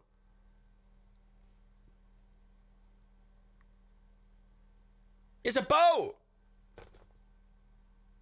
It's a boat. You can see the fucking thing. You can see the goddamn wing from it. It's a boat. There's a boat. Look at the boat.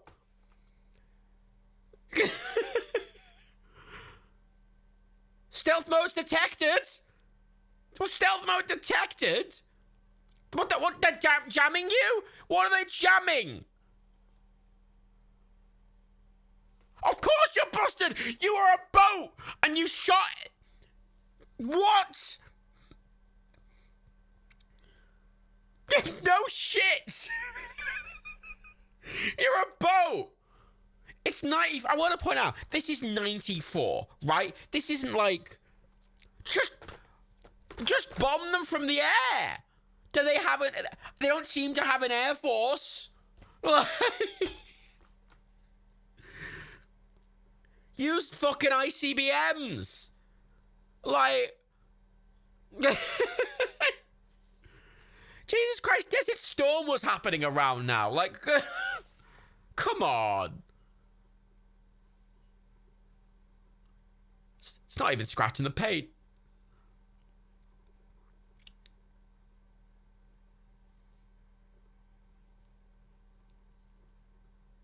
Oh, I didn't like that. Didn't like that cut.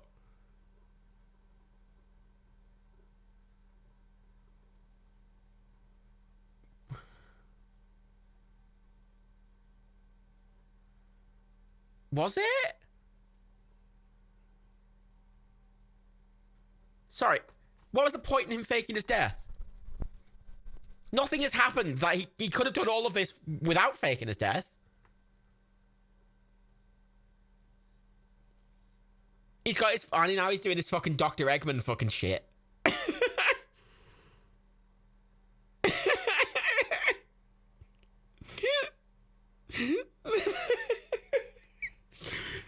Honest to God, it like...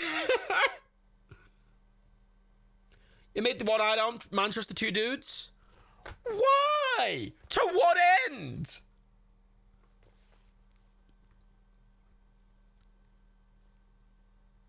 It's definitely a scissor lift. The cape. Fuck off, he's using a Street Fighter 2 fucking pad.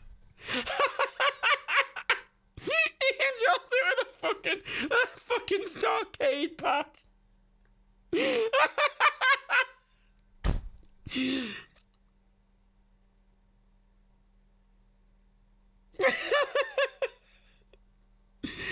They had to put an arcade pad in the movie somehow. How is he controlling the mines with that? Also, mines don't work like that.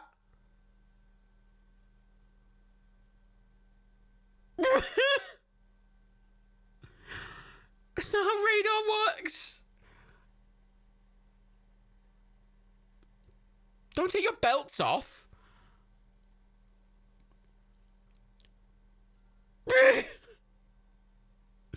Yeah, this movie does have it does have a fucking like 60s Batman vibe, doesn't it?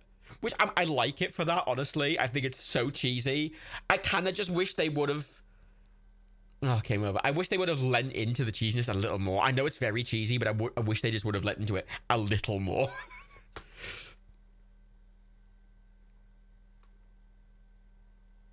Is that Einstein? Do you mean nothing? Are we showing him good people? Why is he chained up? Why is he chained up? What the? He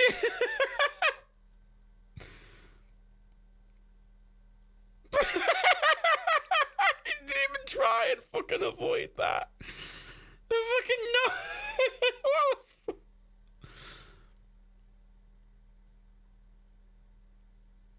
Was that a taser knife? I don't. Maybe. Uh-oh. He's released the fucking that thing. Okay. I like there's no other security, it's just a single lever. Oh, it's fucking blanket.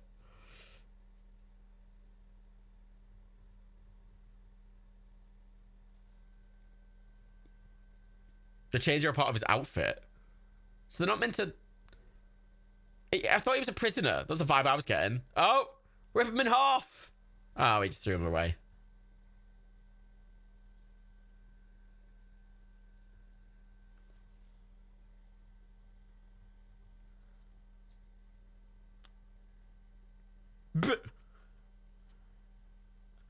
Sorry, you only just noticed the literal elephant. Where'd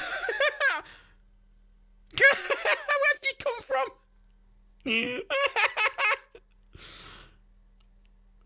She's saying kick. Oh. Sorry, did you see at the end there someone clearly just wearing a wig? I wasn't doing that stunt. So then it was really clearly just someone in a wig. Oh yeah, it's a couple of there's a couple of jump kicks there.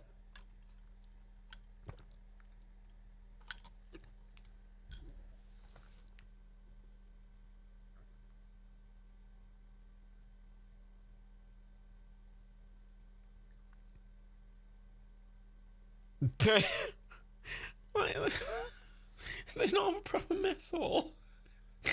Sorry, I'd be more concerned if, like, the UN peacekeeping force staged a coup to go do a load of war crimes. I'd be a little more concerned.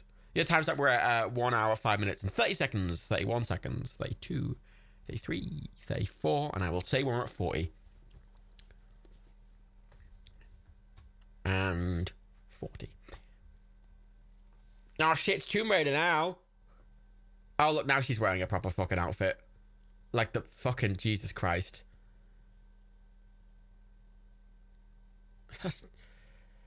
The editing in this film is really jarring. Oh shit, it's a tarantula. Wait, where was the tarantula supposed to be? He was looking to his right. Is Kyle Cammy? I think so.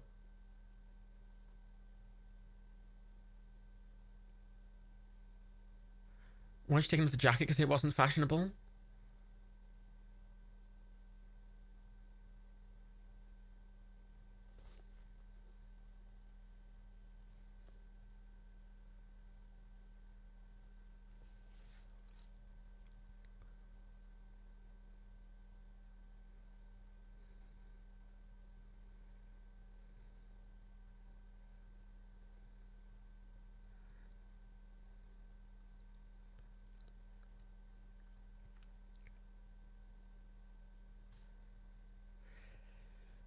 The Swiss are definitely not allowing. Okay.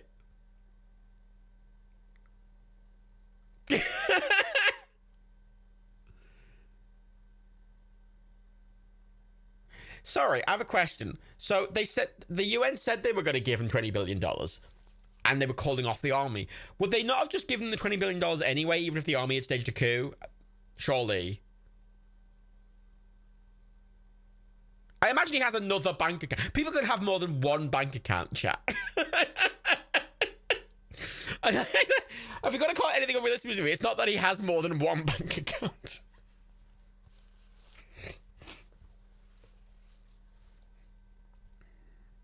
The hostage chamber. Hostage! It's called the hostage pit!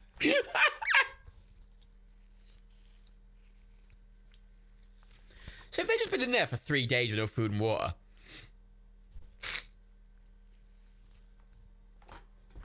I'm sorry, why does that random, like, stone holes lead into the laboratory.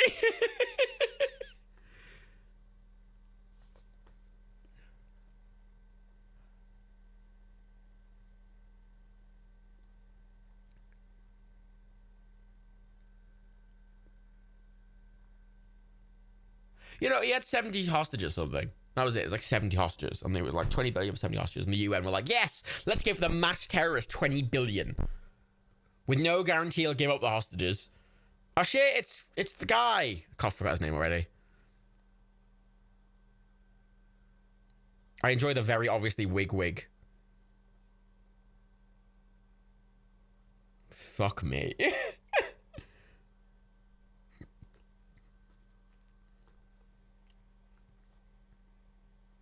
Fuck me.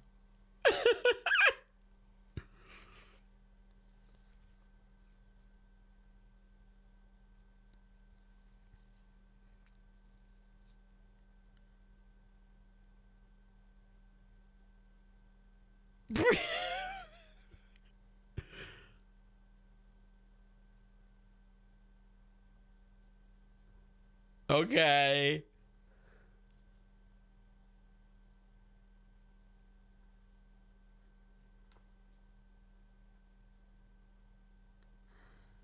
So it's a fake out. Or was he actually going to shoot his friend in the face?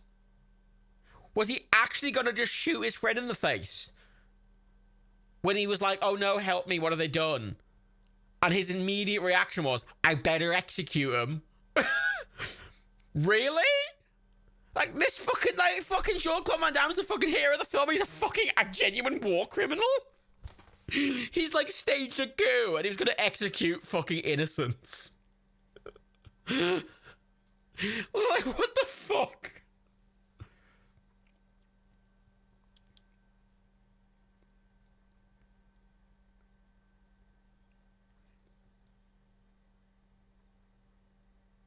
Why do they... Sorry, are they literally Red Cross members?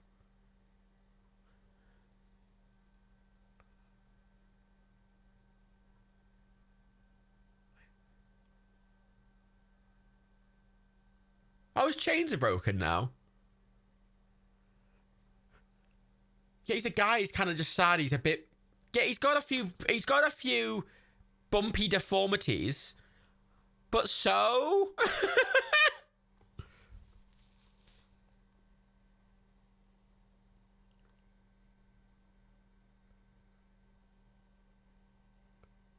So what I'm gathering here is Jean-Claude Van Damme is committing a crime and really hates people, really hates disabled people. Sounds like a great guy. I'm glad he's the hero. Fucking hell.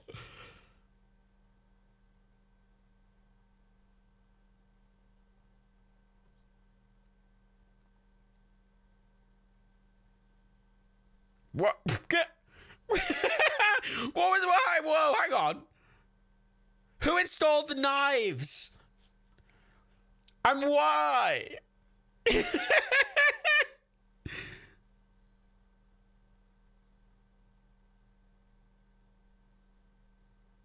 fucking empty, mate.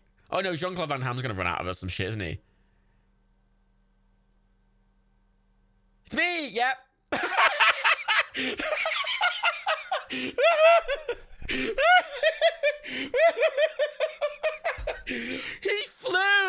He flew! Sip for jump kick. Actually, I'm gonna take 2 sips because that felt like more than 1 jump kick.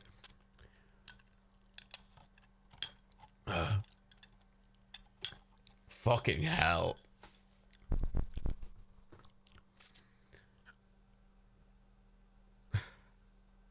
How are they missing? He's a single dude with a fucking pistol in the middle of a room without any cover. Like, there's like a billion dudes with assault rifles all around him. Like, why is he not completely fucking dead?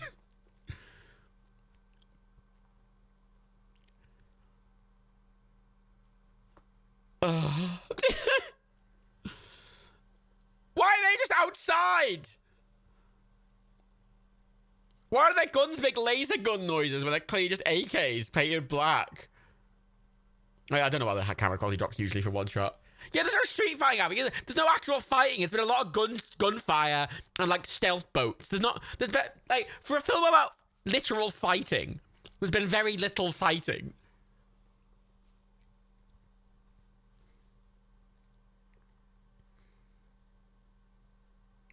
I think British Airways is still flying into this fucking country. Oh, he broke down, literally. Sorry, I can literally see bits of those blocks where the paint's come off and I can see the foam, the white foam underneath them.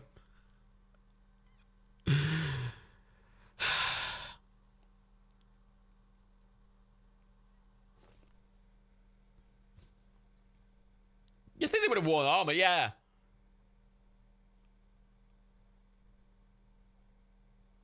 Oh, it's the boat patrol, the boat squad coming on their fucking literal dinghies. Again, I have a feeling that the dinghies are gonna... I mean, a single shot's gonna literally disable the dinghies. Where's the hole in the floor? Why is there a mystery hole? Where's the hole go? Why is the hole there?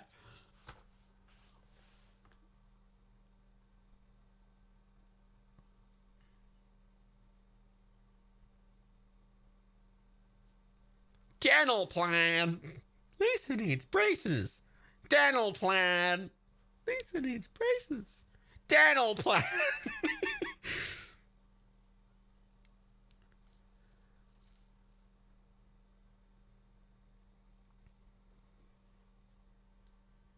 Ah, child. I hate children. Yeah, like, they'd be dead by now. Sorry, they are... So they were coming on dinghies over open water with no cover. And no covering fire whatsoever.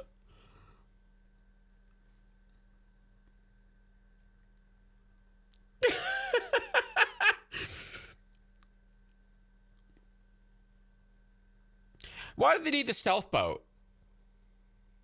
Yeah, what was the stealth boat for? Like, if the dinghies could have gone in that easily, why didn't they just come in? Yeah, the martial arts choreography is fucking over. They're showing, like, shots of, like, the people kicking or punching, but, like, for a second, and not actually... Half the time, they're not even showing the person they're punching. Like, it's called Street Fight. That's literally the one thing you needed to not fuck up, was the actual fighting. Everything else, I would have given a pass to. But... fighting. Oh, he's ran away. At least ask him for sugar before you go. Look at the bouncy rocks. Yeah, bouncy rocks. Do you think he has sugar in his pockets just in case? It's not in packets, but you know, it's just good.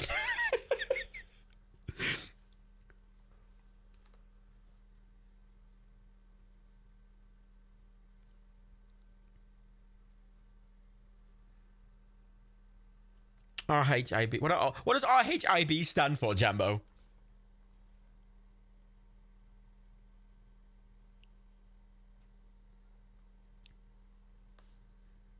Yeah, shout stop, that'll help.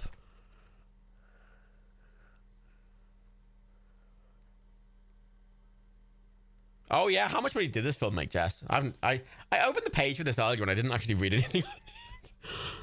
I just looked at the related films.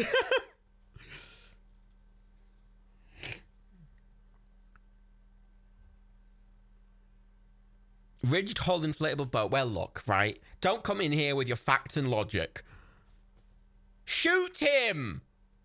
Why would you not just shoot him?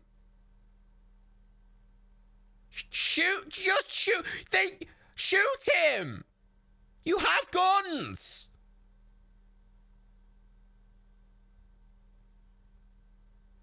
You could have shot him by now! You could have shot him before any of those cunts turned up! They're not wearing any body armor.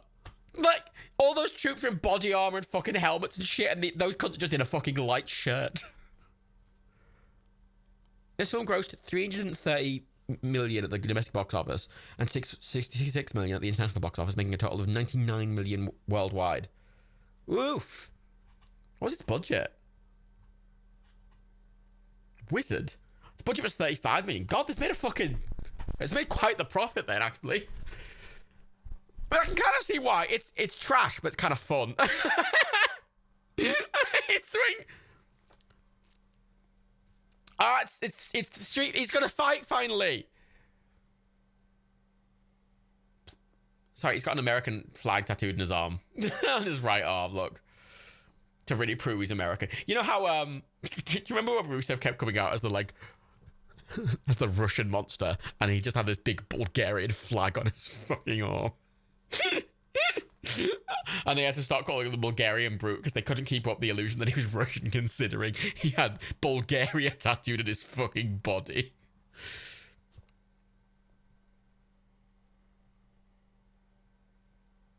So charismatic. America! The muscle of mighty America. Defying international norms and committing coups for 100 years.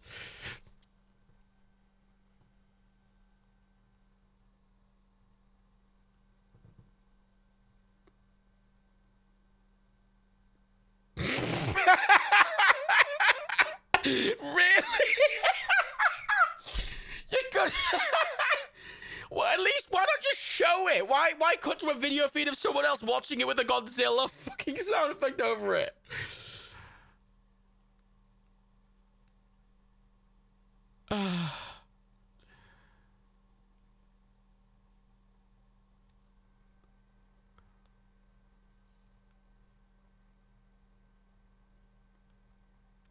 For God's sake, just cut to a wide... Just show them fighting in a wide shot for, like, 5 unbroken seconds. For the love of God.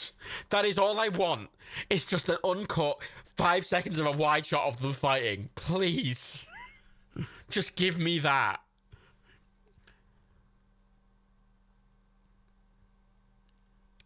Got him. What? How did he... What? Hang on.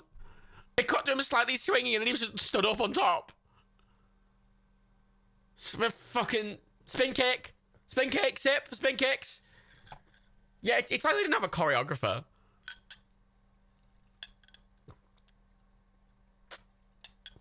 It feels like they had some stunt performers who were just kind of told to vaguely just do kicks. But it's the classic thing. I wouldn't be surprised if they weren't given any, like the stunt performers weren't given any lead. What's she doing there? Was that supposed to be threateningly holding his neck? Why was it such a weird angle? Now you get the boxing customs? I don't know, man. Oh, I was like, oh, yeah. You know what? That would have been much better again if I could have just seen that in a single shot instead of 3. Oh, dear.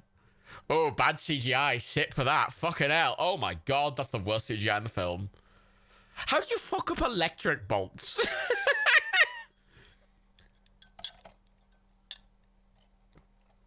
Wait, really? Sorry, is that it? Is that it? Oh, that better not be it. Oh, God, it's just a WWE. It's just a pay-per-view.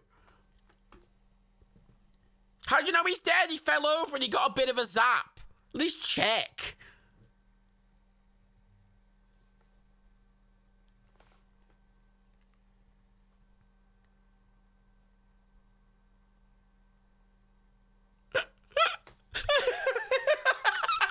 He's got magic CPR tits.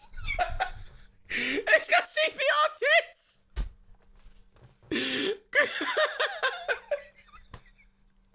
It's fucking Terminator 3 over here with the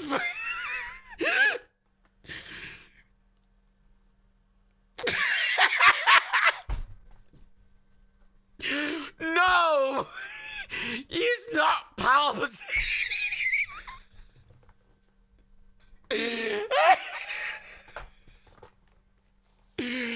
I was gonna take a sip for CGI. Yes, the cast physical training was handled by Hollywood trainer and world karate champion Benny Quinders. Stunt coordinator took the job to get into within ample time to train the cast. However, plans were switched once it learned that Ryle was suffering from cancer. Initially plans were to shoot less intensive scenes while the rest of the cast were trained. However, upon seeing Julia D'Souza realized they could not show him in his current weakened state and was forced to switch filming around the special environment where the cast would be trained only right before their scenes, sometimes only hours ahead. Yeah, that tracks.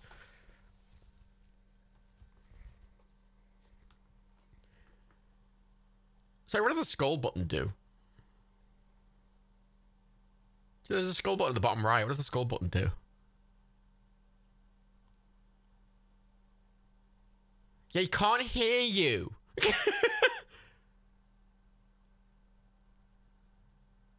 Jesus Christ. The skull's on the lockers!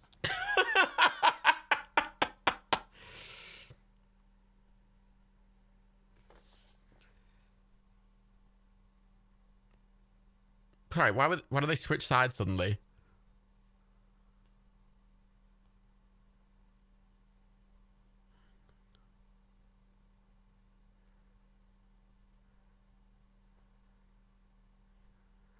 That's absolutely... Okay, there's two questions. First of all, that's absolutely not how bullet trains work. Second of all, he calls it a desk? It's not a throne. It's a desk. It's a desk. It's his flying desk.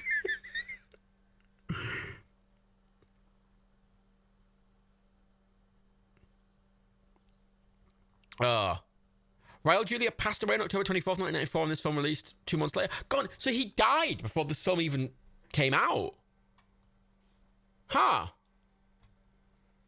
I mean, it's a good... honestly, though, like, his performance is really good. Raul is, for context, the guy playing Bison, the big him. He died before the film even released. It's a genuinely a really good performance. Oh, that's sad. He died. That's his last film. He died before he even launched.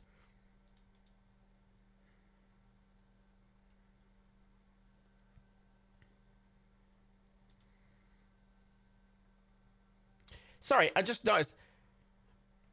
Wait, hang on, sorry, but there's two things listed as Street Fighter.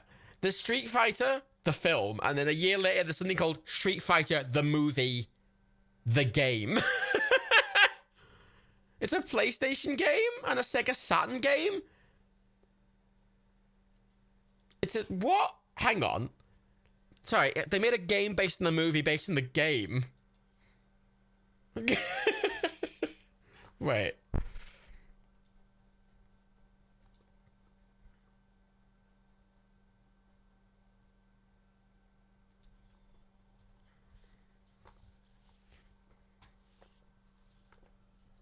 I'm looking it up.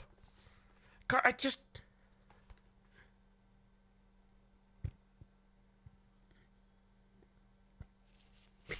Jesus Christ, you really got to throw him into the fire. Oh no, he's face hurty. Yeah, there's like 3 fights going on at the same time. And the film has absolutely... Again, as Jess explained, I mean, I 100%. I mean, I would have assumed that even if it wasn't made clear, but like I 100% would have just assumed that the stunt actors just didn't have any time. Because usually stunt performances are usually really good, but usually if you see bad stunt performances, it's usually because the director's bad and they didn't have enough time. So they couldn't do any good choreography, and they weren't shooting them with any interesting way, and they couldn't just do it. Like, I think I've been spoiled, and I think a lot of us have been spoiled in recent years by these really excellent movies that just do long unbroken fight shots because they trust their fucking, like, you know, John Wick being a prime example of a film that just respects its performers enough to just go, fuck it, here's a 1 minute unbroken shot of fighting. There's a lot of films that have done that. And sorry, every time he does lightning, it looks really bad. So I'm just taking a sip of bad CGI every time he does any lightning. So can we just appreciate something that on both of those scenes, there's very little where they're actually showing him floating with top or bottom. They're often cutting off the top or the bottom of them to hide like a wire or something. Was that 3 spinning kicks in one? Off he goes. Where's the room exploded? Why did he go? Why do a one-liner and running away? Did he ADR the one-liner in afterwards because they felt it was weird? I was like, Lightning's one of the earliest fucking things they did as CGI, and it always looked pretty decent. Like, it's pretty simple. Like, the problem with the Lightning isn't even the comping. It's like, just, well, it is the comping. Like, visually it looks quite nice. It's just they made it way too blue, and it's just comped really weirdly, and it just looks like it's literally overlaid on the scene, and they haven't tried to comp it at all. Yeah, a lot of films that are getting these really good one shots are directed by stunt people. Like John Wick was directed by stuntman, and the Charlize Theron film. What was it? The one set in Berlin. That's a really good one shot. It's got a really good one shot. It's like 5 minutes long. Atomic Blonde. Thank you for Bub. Yeah, that's directed by a stuntman as well. You'll notice films directed by stuntmen tend to really appreciate and give their stunt people a lot of credit and just leave them unedited because they trust them and they look really good.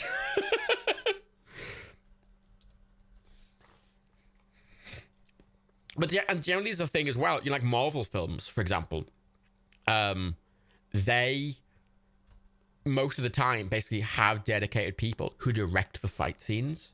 So there might be a director assigned the film, but they won't direct the fight scenes. They'll be on set. And they'll be there to like dictate sort of a vague visual style, but they'll be directed by a fucking actual professional fight director who directs the fights. And that's why Marvel fights are generally pretty consistently decent. Like, they're not amazing, but they're pretty decent consistently, you know. And it means that you don't have Marvel films that have really messy fight scenes versus ones that have really good ones. They're all pretty consistent. How do they get fired? I don't know. They showed it very briefly, and that was it. It's a rock temple! Mate, oh, fuck off.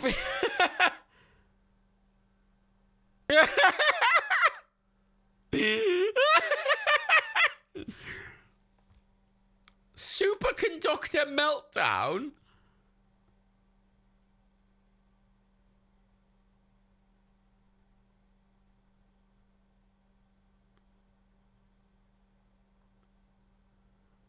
Jesus Christ.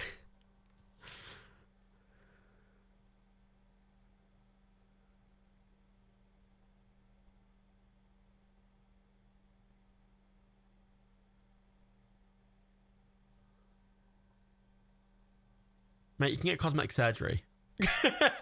That's, you know what, right? He's like, his invert commas deformity is very minor. That could very easily be fixed.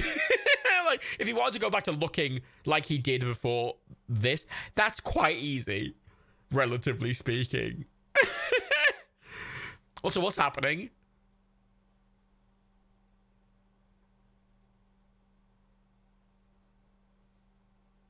Sorry, the editing's so jarring.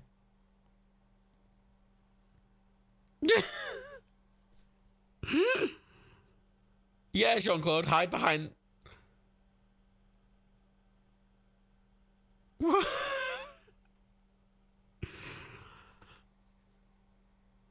Why is he friends with them now? Why is the... I can't remember his name. I think he was... I love that Kylie has literally had absolute... If Kylie wasn't in the film, nothing would have changed.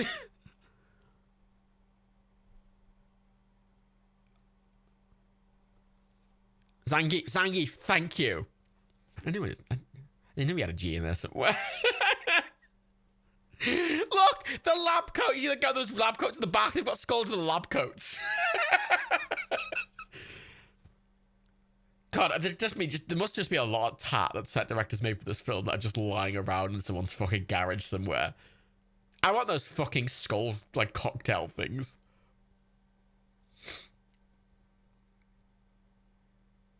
It's empty, isn't it? They've got skull sprayed on the top. Yeah, Jonathan Dambers has just died a bunch of times. A lot of fake outs.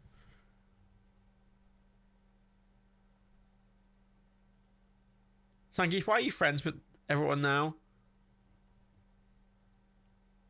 Kylie, why haven't you done anything in this entire film?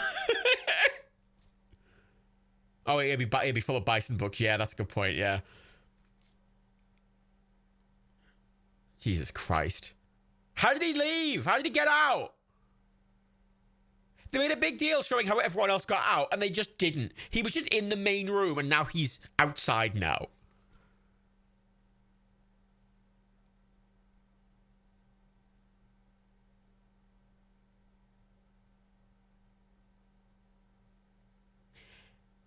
It's weird. In this film, they have a lot of scenes showing in excruciating detail how a certain character gets from A to B, and then in other scenes they literally just don't show anything.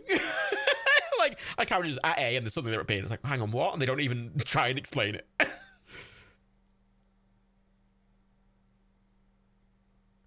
Because he's a US Army man. Big cool Duderino, or probably in the game he might have had it.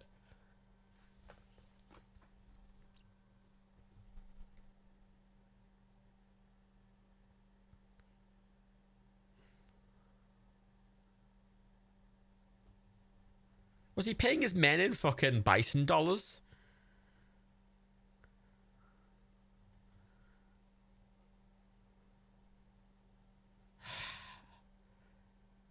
Yeah, like, he is absolutely being charged for war crimes and fucking treason and staging a coup and fucking committing several murders.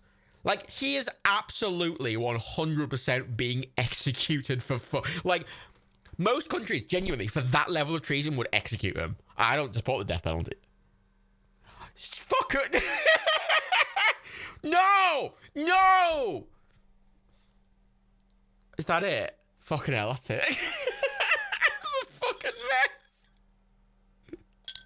mess.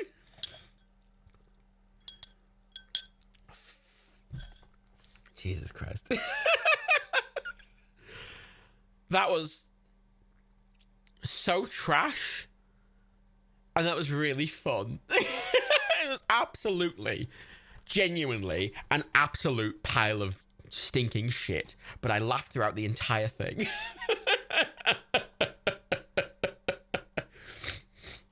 Like, oh dear.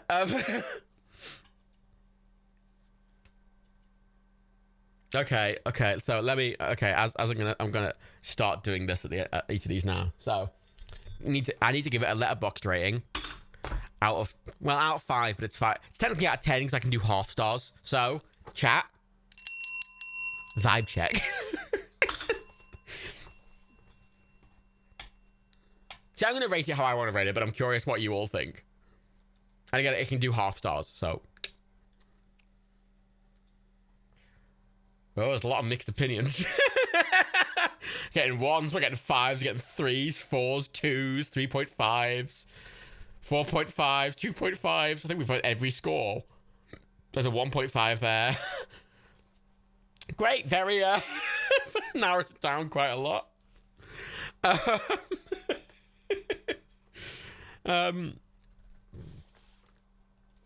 What the fuck is this song? Yeah, it's simultaneously a 0 out of 5 and a 1 5 of 5.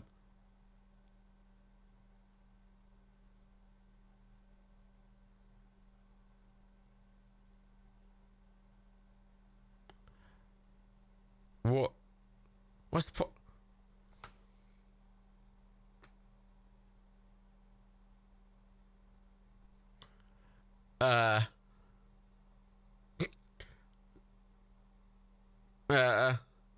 What's with the weird racist radio man? What was that? What was that? What was that? Why was that there? That didn't need to be there at all. Okay, so I'm gonna rate that a 2 out of 5, but I'm also gonna like it. One of those subs. It's trash objectively, but also I had a lot of fun. That was very 90s. Jesus Christ. I mean, it made a lot of money. And you know what? I think everyone's acting in it was pretty good. It's ridiculous, but it was clearly meant to be. Like, I'm not gonna fault something that's kind of trying to be ridiculous, you know.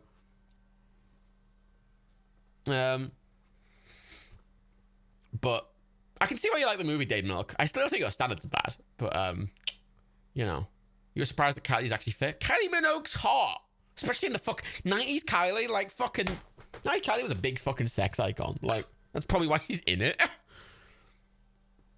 Like, God, the fucking lightning effects were somehow really bad for some reason. Like for no reason. Yeah, it was just, honestly, that would have been a much better film if it was just more cohesive, because there were just so many scenes like where like Chun-Li and co blew up the things, and then there's the next scene and they're just somehow captured. I'm like, what? And then, you know, Jean-Claude Van Damme being in the main thing and then just appearing outside at the end, and I'm like, what? Hi. Honestly, if it was a bit more, because I love ridiculous films and I think that was really fun, but if that was just more cohesive and just, because it doesn't, it's like film establishes it doesn't, because some films do that kind of thing, but it's a joke, right? They establish that someone got out somehow and someone goes, how did you get out? And they go, oh, I have my ways, and they wink, and you're like, uh-huh. Right, and it kind of knows. This one didn't do anything like that. Not that it needed to necessarily, but I think it would have improved it a bit. And also, some of the character motivations made absolutely no sense. Also, he's a war criminal. Also, the stealth boat. It's a whole thing. Yeah. Yeah, I wish you had better fight scenes. You had to press rate. Like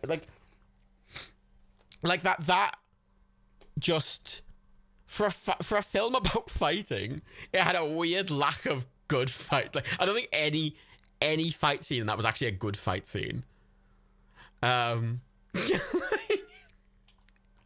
Somehow, how do you fuck? That's the one thing. It's called Street Fighter. It's in the fucking name. Like, okay. So that was a really interesting movie. I gotta watch that. I mean, the thing is, right, I like Doom. I like the Doom film, but equally, the Doom film stars two of my favorite actors, Dwayne The Rock Johnson and Carl Urban, having a great time. Like, you know, like, honest to God, Carl Urban is just, I'll fucking love anything fucking Carl Urban. I don't give a fuck. You know, I like The Boys, but I only like The Boys. Oh shit, there's a post-credit scene in 1994. Oh God, I didn't turn it off. So it's a solar battery. Are they setting up a sequel? What?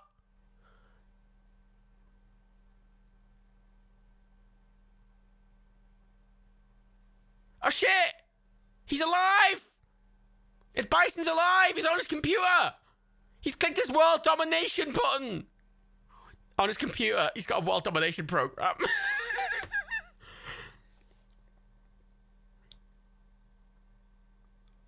Oh, they're actually doing a post-credit at the end of the film. So they actually did a post-credit scene in 1994 to set up a sequel, which is weird considering the actor playing Bison was dead when the film launched. So there wasn't a sequel. Well, there was a Street Fighter film like from 2014, but I don't know that. I don't think that's a sequel to this one. Sure. Fuck it. Fuck it. No, right, the Doom film. If the Doom film was on Prime, we would have already watched it by now, because I fucking love the Doom film. Because it's just Dwayne The Rock Johnson and Carl Urban having a great time, and it's just very cheesy, and I think Dwayne The Rock Johnson can just rock that shit, and also, I just Carl Urban. I love Carl Urban. Like, as I said about The Boys is great, but The Boys is only, like, a fucking such a good thing for me, because it's Carl Urban come along and saying cunt a lot, and I'm like, oh, fucking 10 out of 10. We'll be having a small break now. Feel free to go and get drinks, because I'm going to go away for, like, 5 minutes to get stuff. We're just having a chat about Carl Urban. Carl Urban's so good. Like, Doom. The Doom film. Like, he plays Bones. God, the Star Trek film's annoying because all the actors are good. God, it's got 34 on Metacritic, that fucking Doom. God, it's got Rosamund Pike in as well. I forgot about that. God, it's got Rosamund Pike in it. Yeah, fucking, that's a fun film, the Doom film. And it absolutely deserves to be trashed, but I really enjoyed it. I guess in the way Dave Muck enjoyed that one. Get a movie sync time on the stream and watch the fucking new movie. It doesn't really work. People can't. I just don't want to do it like that. I'll wait until it's on the thing. I mean, the guy who did the Doom film, he directed the Doom film. He also directed. Oh. Hello. Excuse me. Sorry, the guy who directed the Doom film, like 4 years after doing the Doom film in 2009, he directed a Street Fighter film. So there's 3 Street Fighter films. There's one from 2014 as well. So there's the Street Fighter, The Legend of Chun-Li, directed by the guy who did the Doom film.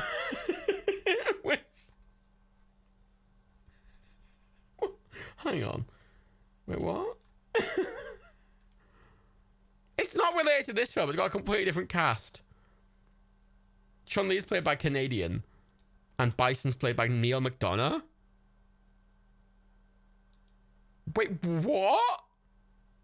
They have Neil McDonough playing Bison? What? Hang on.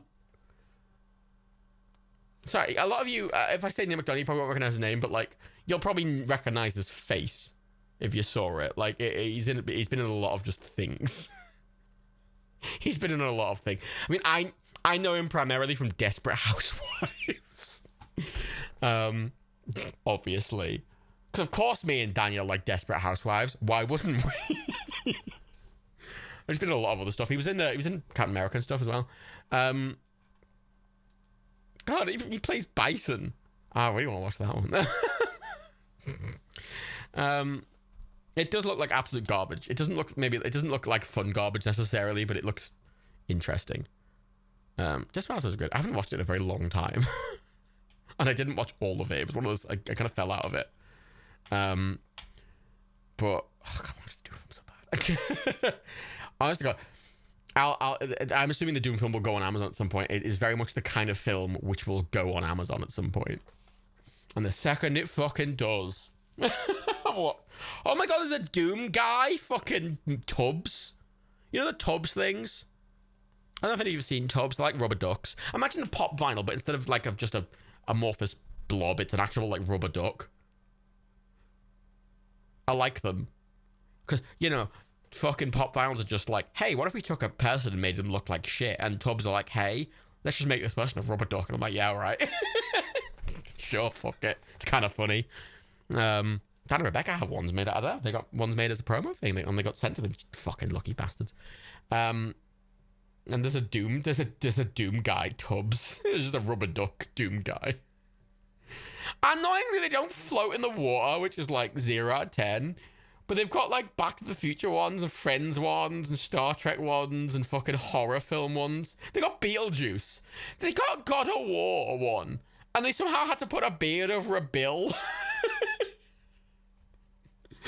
There's a Batman Tubs. Oh my God, it's Batman Tubs. I didn't know there were Batman Tubs.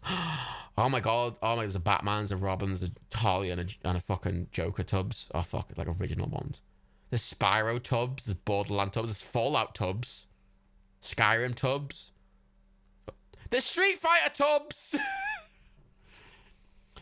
There's a Blanka Tub, there's a Blanka Rubber Duck.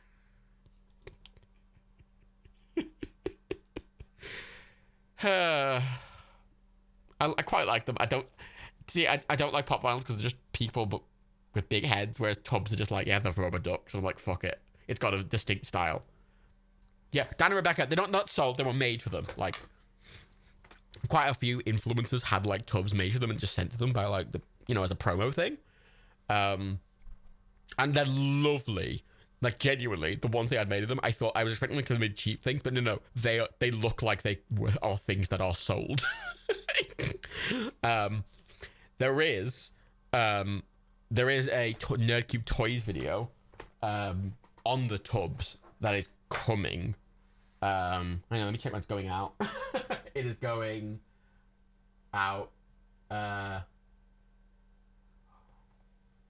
mean, I'm giving you a teaser for it. The Nerdcube Tubs video where they show off the Dan and Rebecca Tubs and a bunch of the other Tubs they got is going out on the 19th of March.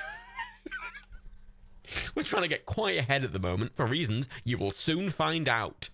Very exciting reasons why Dan's going to be a bit busy lately, which you shall soon find out. Yeah, March, they're going out every 2 weeks. So one's went out today. One of the Lamborghini went out today, and there's another one in 2 weeks. I think it's the last one on the list. Is it the last one on the list? No, it's not the... No, sorry, it's not going out on the 19th of March. It's going out on the 5th of March. That's still, admittedly, a month away. Oh, I'm not spilling the beans. I assure you, I am not spilling the beans. God, imagine if they were having a baby. Literally, that's impossible. Factually impossible for them to ever have a baby. Not only practically, but also, oh my God, they would rather die. No, Dan wouldn't kill the baby. Rebecca would kill the baby. Rebecca would murder the baby. One of my favorite things about Rebecca is how there's occasional times when I've suggested a thing we could all do, and Rebecca goes, "No, there'll be children there."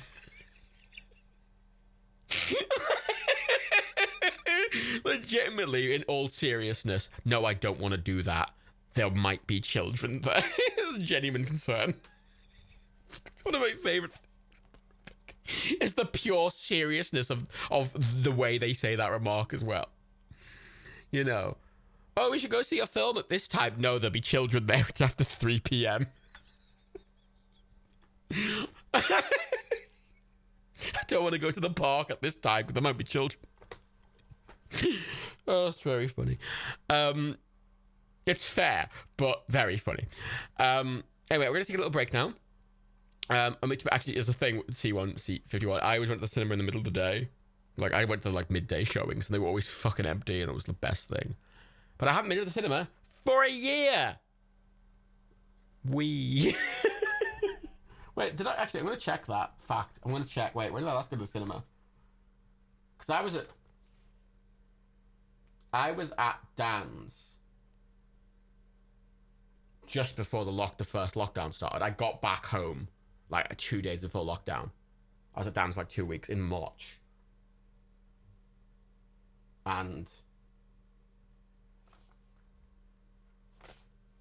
I must go to the cinema. I don't know. It might have been January. I think the last film I might have seen might have been Jojo fucking Rabbit in the cinema. Jesus Christ. Actually, I take that back. Actually, I did go to the cinema once after the first lockdown. When cases were really low, the Odeon in Liverpool was doing an IMAX showing of The Dark Knight. And I thought, well, that seems like a good opportunity. And since I can go for free, I went with the idea of I'll go in, and then if there's like more than 3 people in there, I will leave. Because it's free. It's easy for me to get there. So it was no skid off my back. So I was just going to go have a look, see if there were many people and leave. Because it's an IMAX cinema, it's massive. So, you know. It's massive. So, it's like, if there's 3 people there on the other side of the room, it literally doesn't matter. And I did number like fucking 5 people in there, so we just went and sat on the opposite side of the fucking room and watched Dark Knight in IMAX. Which wasn't that interesting, really, because it was just the Dark Knight, a film I've seen many times. I was like, yep, that was the Dark Knight, and then I left. Anyway, yeah. So, oh, you know, here's the thing, actually, fucking Kentish Dan. The thing about Dan's birthday that really annoyed me, because me, Dan, Rebecca, and Watt spent Christmas together. And it was after Reagan died, so everyone was big sad. Everyone was big sad. And we had Pandemic Legacy. If any of you have played the board game Pandemic Legacy is basically a version of that which is permanent, which you literally have to rip cards up and you put stickers on things, and you play through the whole thing. It's a big campaign, and then it's done. You have to buy a new one. So we were playing through that, and the intention was for us all to get together for Dan's birthday again and keep playing through it.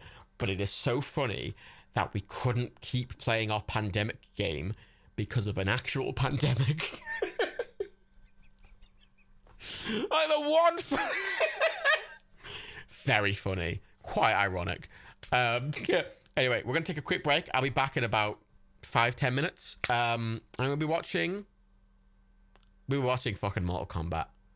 I realize we're like running a little later than I would normally go, but we're gonna watch the Mortal Kombat film. It'll be fine. Yeah, fuck it. See you all in a few minutes. Oh, that. For dark and stormy. I've only had one drink. That thing. I went through I refilled it partially. But next, I'm excited. I'm gonna give you a bit of thing. For the next thing, I'm gonna make myself a Manhattan out of Irish whiskey, which is a bit scandalous, but I can do what I fucking want with my drinks. So what I'm gonna do, gonna make myself a fucking Manhattan. Ooh, shit, yo. Okay, it'll be fine. Anyway, I'll be back in like fucking 5-10 minutes. I won't start the film prior to like 10 to, so don't worry. Goodbye.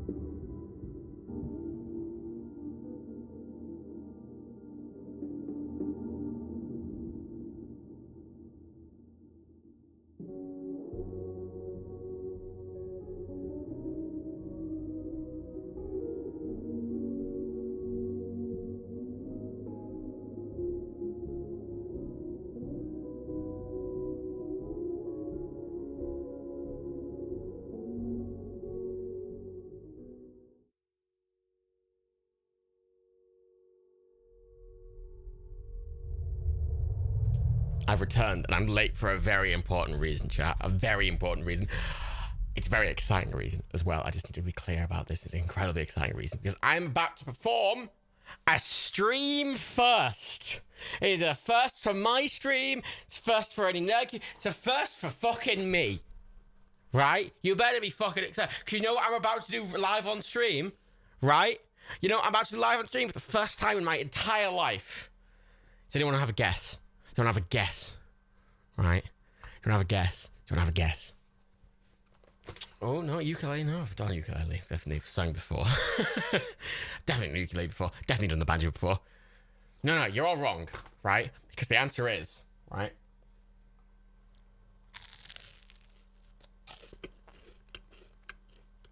I'm eating bread live on stream. Okay. I made toast.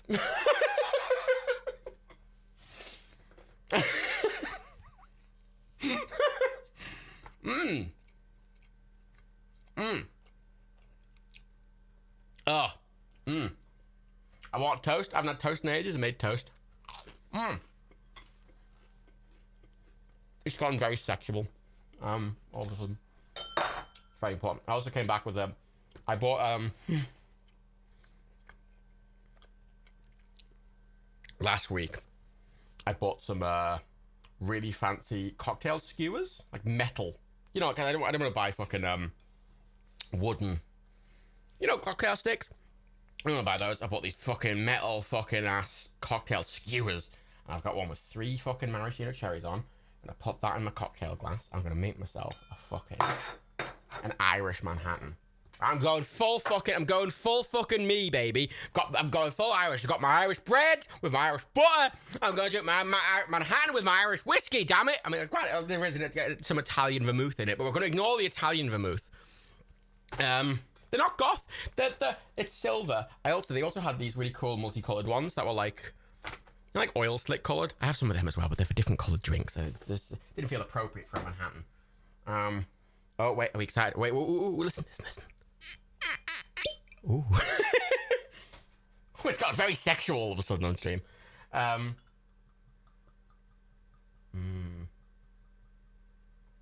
whiskey. I should have a webcam meeting. I was gonna, right, once I got my living situation at the moment is a bit messy. Just due to, I need to get a lot of work done where I live, before the pandemic started. And the pandemic started, I've not been able to get the work done. So basically we're living in a half-built place.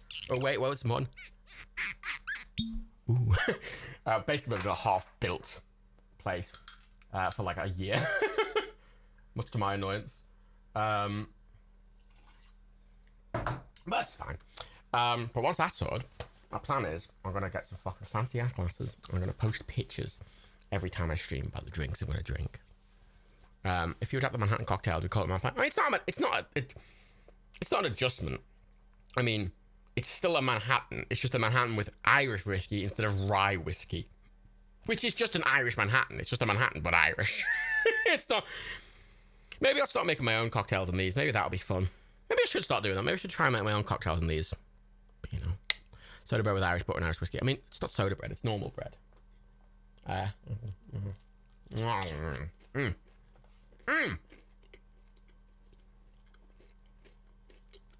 It's British bread.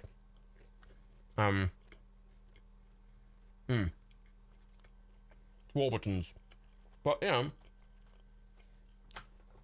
Warburton's is pretty good, and I can't just get Irish bread.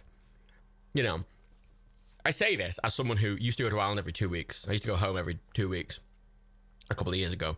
And every time I'd go over, because I was going over there every 2 weeks, I was going over to look after my nan, because my nan had Alzheimer's at the time, and she was being looked after at home, so everyone in my family was sort of taking shifts, and I was going over on the weekends every week or two.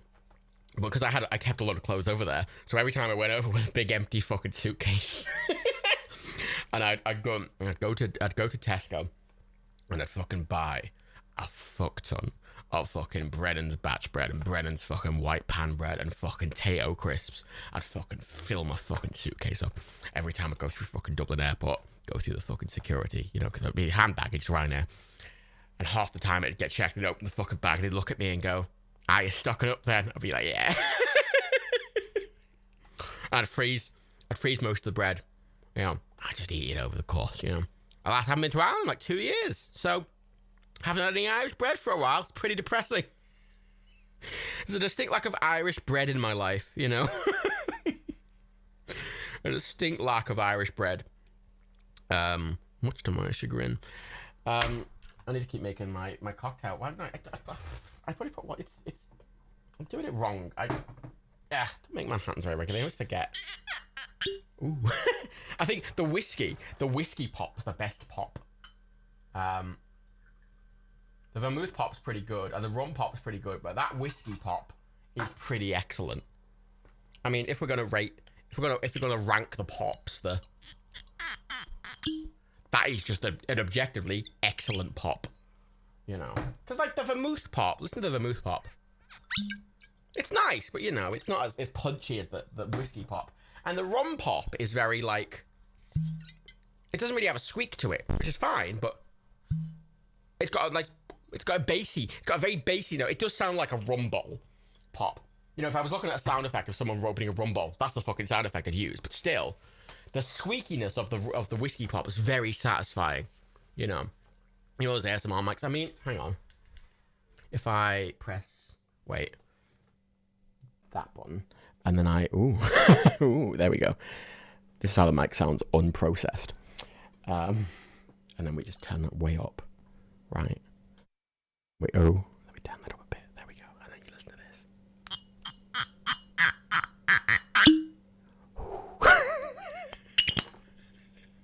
And then we turn off the process bypass, and then we just turn the mic back to normal. Hey, there we are.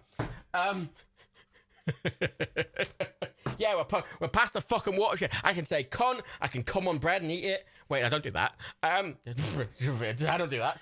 I can open my whiskey. I can drink my bread. I mean, I can eat my wine. Oh, fuck it. Fuck it. Look, I'm setting the tone. This is my first stream as a Twitch partner. That's not wanking, by the way. It's me shaking my hand. I mean, it could be. I mean, I guess you could eat wine if you froze it. I've made way too much Manhattan. That's fine. I'll do. Cherries. Oh, fuck yeah. I'm gonna buy, right, chat. I'm gonna make an honest. I'm gonna make a very fancy admission to you. I've been looking at these fucking crystal glasses. See, I own Waterford crystal glasses. I own some beautiful Waterford crystal tumblers, like whiskey tumblers, which I inherited. And I own some beautiful port glasses of Waterford crystal. And I was like, oh, I want shit to match them. And I found these fucking, like, sexy as shit Waterford crystal martini glasses. And I was like, oh, fucking A, man. Right? And some Waterford crystal, some crystal glasses are like 50 quid each, which is ludicrous. Fuck that. I mean, the crystal tumbler glasses I have, I think the entire set of 6 was like 40 quid, which is quite expensive for glasses. But, like, you know, if you're buying fancy, that's not out of the range of, like, what I'd consider, like, you know, it's not extortionate. They're fancy glasses. They're a bit more fine. But I found some fucking fancy fucking martini glasses. They were like 15 quid each a glass. They're expensive, but, you know, doable. But they're only available in America. Even though they're made in Ireland. And I've been trying to figure out how to get them for a while. And I want to get them. I want to take really fancy photos of my, like, fucking Irish Manhattan. With my fancy cherries and shit. Anyway. As we all know, I am a massive wanker. Look, let's not pretend. I'm a fancy twat.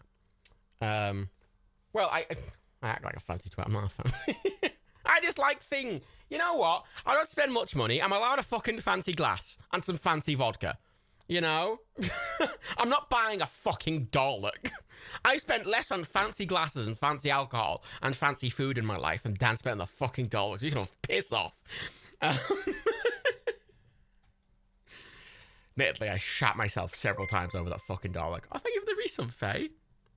Fancy. Oh, fucking 6 months. Fucking fancy cunt. Yeah, I can use the glass. The Dalek, and it's not just sat there like the Dalek scaring passerbys. I can't remember how much the Dalek was. It was a good lot. Got several times, right, when I went to theirs. They move the Dalek every so often. remember once I walked up the stairs and it was right in front of me, staring at me, and I fucking jumped. Because it's massive. It's like 6.5 foot tall. It's a Dalek. Like, it's a big cunt. And it's just there looking at me. And I'm like, fuck, shit. Fucking put my hands up, you know. And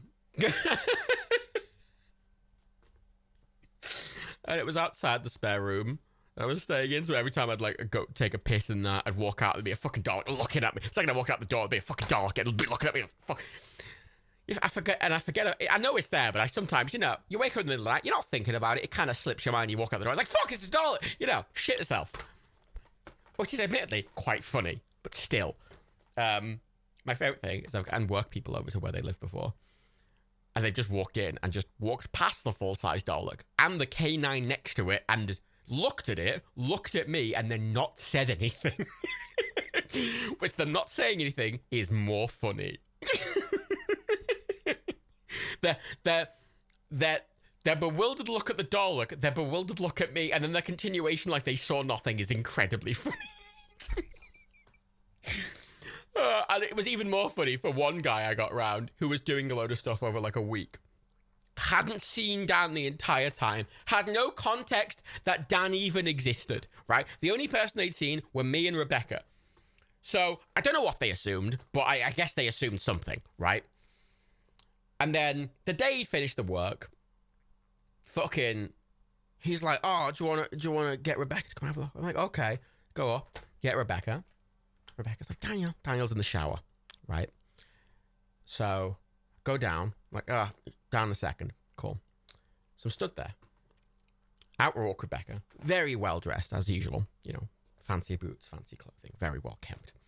I'm sat there, way I look, standard me in all black, looking kind of like a teenager, but also got a beard, so it's a bit of a weird thing. So I'm stood there, and Rebecca's going, oh, this is lovely. And then Daniel appears, absolutely soaking, completely wet, in a dressing gown, just soaked, completely wet, walks out, and goes, oh, this is great, and then walks back in. And the guy looks at me, looks at Rebecca, doesn't say anything. And I cannot imagine what he thought was going on. Just a wet man appeared for like 30 seconds. I went, oh, this is great, and then disappeared.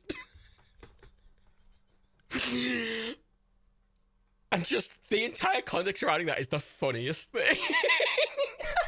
Just this dude, this normal workman, just, I'm assuming, who just thought, I'm assuming he thought me and Rebecca were a couple because that's who all he'd seen. But then just Daniel appearing, completely just wet, his hair dripping. He was in the shower. He just rushed out of the shower, put on a dressing gown, you know, came out. It's like, oh. Like after a week as well. The guy, he'd been doing stuff on and off for a week. Like little things. And then just like had no context. Dan was there, or who he was, and then just Dan came out. Where, oh, this is great. This, you did a really good job. Left. So funny. It's a very Dan thing. Yeah, it's a very Dan thing. Very funny. To actually organise tradespeople to come over for dinner, Rebecca. Yes, sometimes. Actually, not sometimes. Like 80% of the time. Yes. I'm the random stuff doer. You know why? Because I know how to do things. And Dan and Rebecca are like, things. And I'm like, things. You know? That's what I do. I'm just sort of paid to do random shit. I've got my toast. My toast is cold. I do help John and Claire, but it's not to the extent I help Dan and Rebecca. Mainly because I work for Dan and Rebecca and I don't work for John.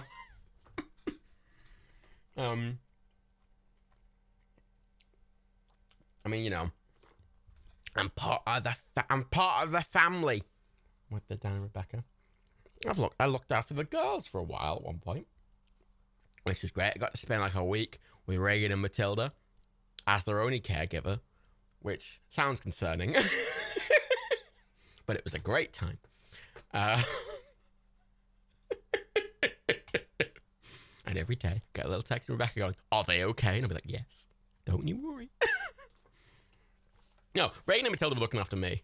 I have a distinct memory of going to bed, and fucking Reagan would come in, fucking sit down on the floor and look at me, stare at me, very fucking like fucking you better do it. I'm like fuck's sake. I'd walk over to her, grab a fucking pillow, lift her up her head. She wouldn't help lift up her head. She'd just sit there looking at me. I'd lift up her head, put the pillow under her. She'd put her head down on the pillow and look at me, going, "Yeah, bitch, I'm in fucking charge." You know, get into bed, and Matilda would be lying next to me in bed, being like, having a nice time because it's Matilda. I'd lie in bed and I'd lie down like, I'm going to sleep now.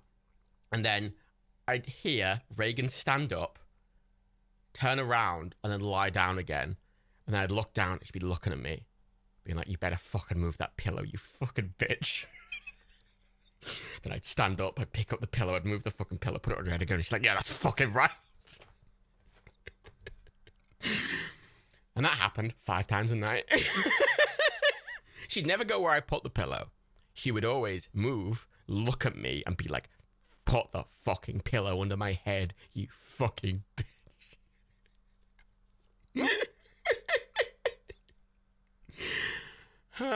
Very funny. And then Matilda, I'd sometimes be lying there, having, you know, just asleep. And then I would sort of, you know, when you half wake up in the middle of the night, just to have a drink or take a piss or whatever, you'd half wake up and I'd open my eyes and Matilda's face would be about 2 inches from my face. And she'd be looking at me, like staring at me dead in the eyes. And she'd see me open my eyes and go, "Fuck yeah, it's time to play." And I'd be like, "Oh my God, it's 3 a.m. She's like, "It's time to play. Matt's awake." And I'm like, "I know." I love those girls. 10 out of 10.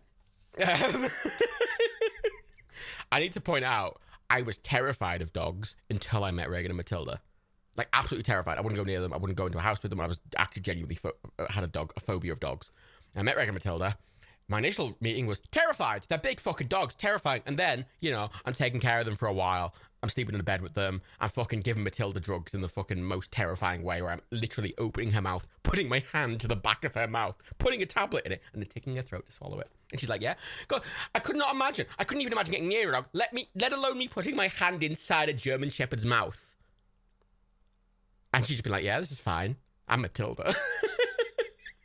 The mouth thing. Yeah, the mouth thing's quite funny to me. I like how Dan describes it as like whenever he showed it to their family, they're terrified. And I think I'm always really proud that I do that, because I was literally terrified of dogs. And I went from being terrified of dogs to not only looking after dogs, but doing that. Excellent. Like, oh, he taught me how to do that. And I remember he showed me how to do that the first time and I went, "Are you fucking kidding me?" I'm not doing that. And he's like, "It's fine." And then I did it, and Matilda just does not give a fuck.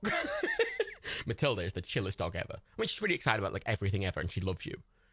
But Matilda will just, you open Matilda's mouth and just put a tablet, and she's like, she just sits there and going, "Matt, I don't." Like, hilarious. Love those. Excellent. Anyway, yeah, like Matilda would just, you'd put it in her mouth, and if you didn't make her swallow it, she'd just sort of go, it'd land on the floor, and you're like, "Matilda," and you're like, so you have to open it, you'd have to get both your hands, put one under her, like, incisors on the top, one under incisors at the bottom, pull her mouth open, but also somehow hold the tablet in one of those hands that's also pulling her mouth open, and then put your hand to the back of her throat, or back of her mouth, put the tablet at the back of her tongue, close her mouth, hold her mouth closed, and then tickle her throat to make her swallow it. And she'd be like, "Nyum, nyum, nyum, nyum," and then she'd swallow it. Hilarious. And that is terrifying in concept, and I love that I am just doing that. I was very proud to do that. I was proud at how far I'd come, that I went from being terrified of dogs to looking after 2 fucking big German Shepherds for like a week and doing that. Excellent. No, Reagan trusted me. If I tried to do that to Reagan, she would have murdered me. Reagan was very trusting. Reagan also had very strict personal boundaries. If you tried to do that to Reagan, she'd kill you. Reagan does her own thing. You don't fucking tell Reagan what to do. Reagan told you what to do. Matilda doesn't give a fuck. Matilda's the most passive fuck. Matilda sees people and is like, "Fuck, I want to play with them." That's all Matilda just wants to have a nice time. Reagan was like, "I want to have a nice time, but also you're my fucking bitch." And I'm like, "Okie dokie, Reagan." Sorry, I've been talking about dogs for like 15 minutes. So let's start the film. Yeah. Are we all ready to watch Mortal Kombat? Or Kata did. Like Reagan, you had to put her pills into something to feed her. Mm. Give me a spicy if you're ready. I mean, I'm still gonna do dog chat. I just want to start the film. Spice. Yeah, spicy. Yeah, spice. Fucking damn right, spice. Where the fuck is the? Where are the? That. Wait. Where's that? There's the. Oh, there's Matilda. Yeah, Matilda. Yeah, Matilda. She's the best. My favorite thing about Matilda whenever I visit is she's very excitedly runs to the door, and then she notices me getting there before Dan and Rebecca do, and she's very excited to run to the door, and she's like, "Fucking, it's Matt!" She's also whittled a few times, but that was when she was younger. Is there a revised drinking game? Oh, that's a good question. No.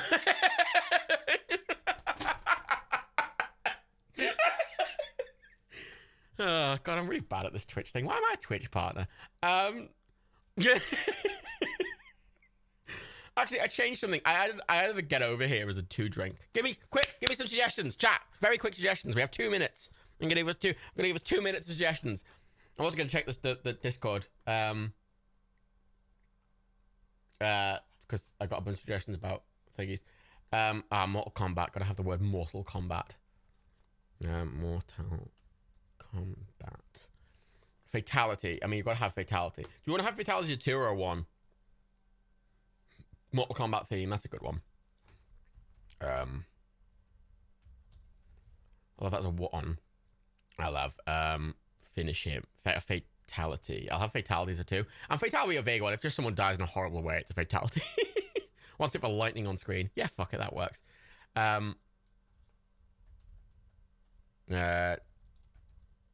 Okay, lightning on screen. I did want quality options. That's a good point. I mean, as we say, as is always the rule with these, the drinking game is very much subjective. If a sip is whatever you deem to be appropriate, if that's even if you're drinking alcohol, if you want to fucking drink fucking tea or squash, that's fine. I encourage it. If a sip is the most, if it's like a fucking drop, that's enough. That's fine. You do you. It's whatever feels appropriate to you. No pressure. That's why the word is. Oh, squash. Yeah, I realize that's a very British word. Squash, like cordial, like concentrate. You know, you get a bit of thing. You put a bit of orange cordial in, and you fill it up with water, and you get squash. You know, orange squash. Yeah, it's a very British thing. Daniel drinks all the squash in the world. So when I go to their house, their kitchen, right? There's a lot of kitchens that just have built-in like wine things in the cupboards because wankers get them put in for all their wine. Obviously, Dan and Rebecca don't drink, so whenever I go to theirs, it's literally full of squash, which is the most very appropriate to their home. It's full of Robinson squash. It's very funny for me. Oh, Diet Lemonade. I fucking hate Diet Lemonade. Jesus Christ, I cannot stand Diet Lemonade. I can really taste the fucking sweetener in Diet Lemonade. I really find it pleasant. Oh, you're having Lemsip, Cornac. Oh, that's nice. I mean, maybe just drink that properly to make you feel better. Dan and Rebecca's home sounds like what a kid would think being an adult is like. Yeah, actually. It's weird. Because Dan and Rebecca's home is basically Rebecca's impeccable sense of, like, taste, right? Mixed with Dan's incredible childishness. And they merge in such a hilarious way. You're, like, walking around. It's really beautifully decorated and very thoughtful. And there's a Dalek in the room. And you're like, oh.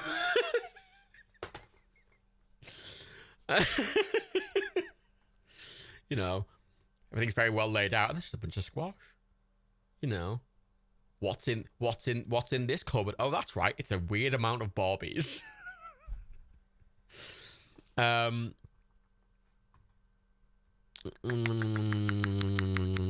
Kombat theme. Yeah, we got that. So I need okay. We need 1 more for 2 sips, 1 more for 1 sip, and we need 1 for the whole drink. It is the World War II Dalek. Yeah, it is the yeah. Toast.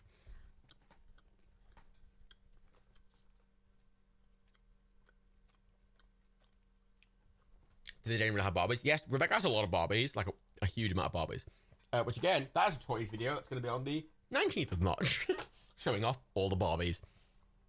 There's some fucking cool as fuck Barbies, like insanely cool Barbies. They just collect things. A chain is used in combat. Oh, that's fun. A chain being used.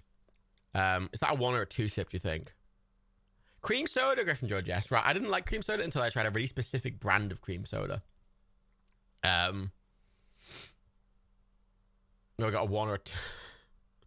How many One Piece and Dragon Ball figures? There's a lot more Dragon Ball figures than there are One Piece figures. Yeah,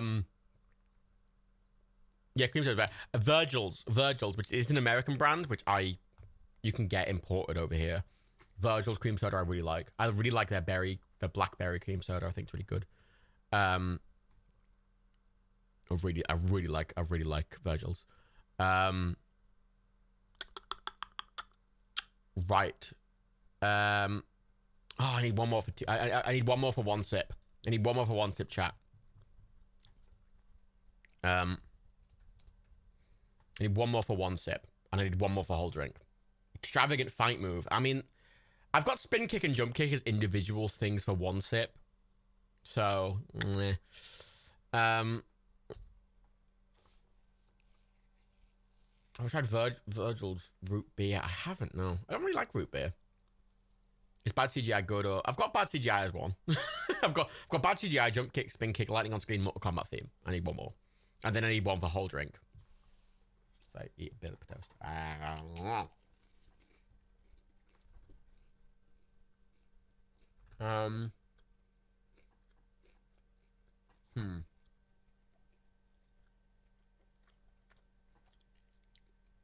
I kind of want one for I kind of want one for Raiden throwing his hat, but I don't know if Raiden throws his hat in this film. He throws his hat a lot in the games. I was gonna go with that. Fucking Raiden's hat throw. I'm just gonna go with that. Fuck it. We need one for whole drink. Okay, what's our whole drink thing, chat? What are we downing our drinks for? Has anyone actually... Have any of you watched this film before?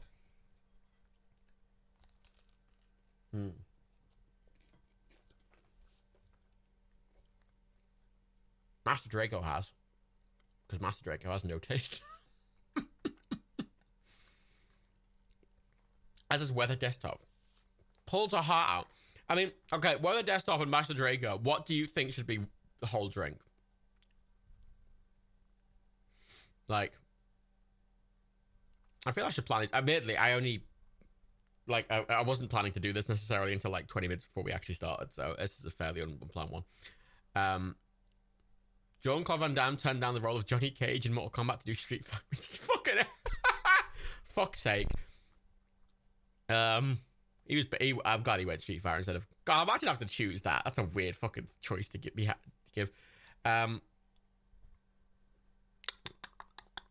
Someone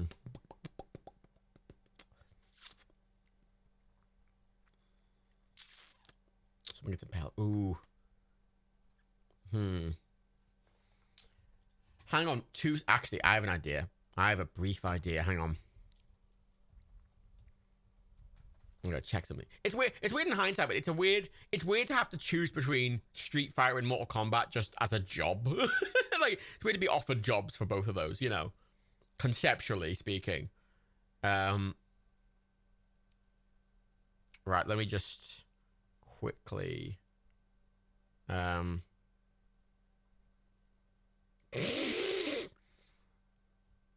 oh dear. So I may have skimmed to the end of the film very quickly just to see if something happened. Fucking hell. I'm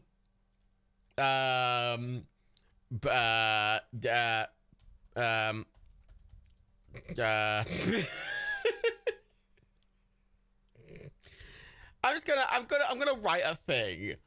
I'm gonna say the thing I'm gonna write for the whole drink is bad Indiana Jones ending, and you'll get it when you see it. Um. Okay, are we ready? Give me a spice. I've asked for a spice earlier, but I'm just give me another spice. Give me another spice.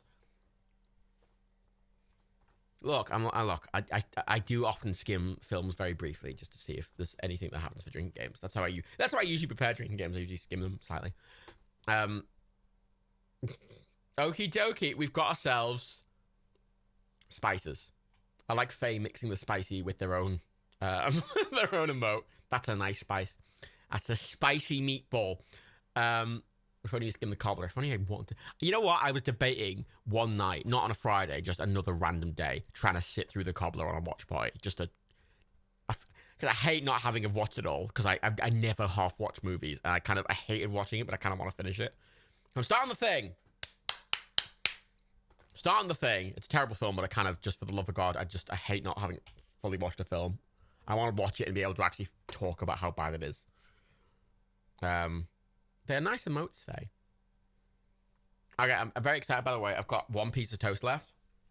It's the dessert toast. Oh, fucking hell. Jesus Christ, the theme! Sip straight away for the Mortal Kombat theme. Fucking hell. God, it's proper fucking 90s immediately, isn't it? God, look at CG! Mortal Kombat, they said Mortal Kombat! 2 sips! Fucking hell, the title sequence hasn't even finished yet. We've already done 3 sips. Another Mortal Kombat, another 2 sips. Fucking hell, 5 sips in the fucking opening title sequence. And the film's done and Twitch has done the thing where it just stops the film and I have to click start watching again and wait another 10 seconds. Thanks, Twitch. Oh, they're fighting. We're at 1 minute, 5 seconds, 6 seconds, 7 seconds, 8 seconds, 9 seconds, 1 minute, 10 seconds. Oh shit, someone's got her arm broken. Oh, they've been punched in the face. Yeah, I love the bad cloud comping behind them. Here's something to remember. This film came out a year after the Street Fighter, the film we just watched. So, this film should have equal CGI or better. Although, saying that, its budget was about the same as Street Fighter. So, this is made about the same time as Street Fighter and has about the same budget. So, okay. Okay. Okay, sir. I feel fucking. What? Not even 3 minutes in. What the fuck was that? That's bad CGI. Sit for bad CGI. Fucking. It's like a unicycle on his wall. No, it's a bicycle, just vertical for some reason. Fucking hell. I love somehow he's in a green city. With a single red cap. That's the Western Union. Brother dead. Return home. You can... Liu Kang, you can... Surely they'd write more than that. Alright. Shit, Hong Kong! Okay, there's an important thing I need to talk about.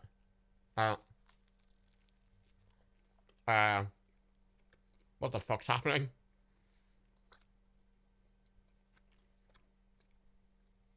Sorry. So, you know how the other movie felt like a fever dream? This feels like a more intense fever dream. What's happening?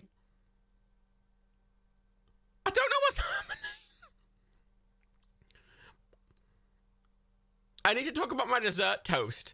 Because Mark Corrigan in fucking Peep Show always says he has brown toast for the main and white toast for the dessert. But actually he really... oh my God. Oh, all of that bit of plastic on his face. He said he really loves he really loves brown toast. So he's stealing. But my dessert toast, right, is fucking one-sided toast. I will stand by one-sided toast till I die.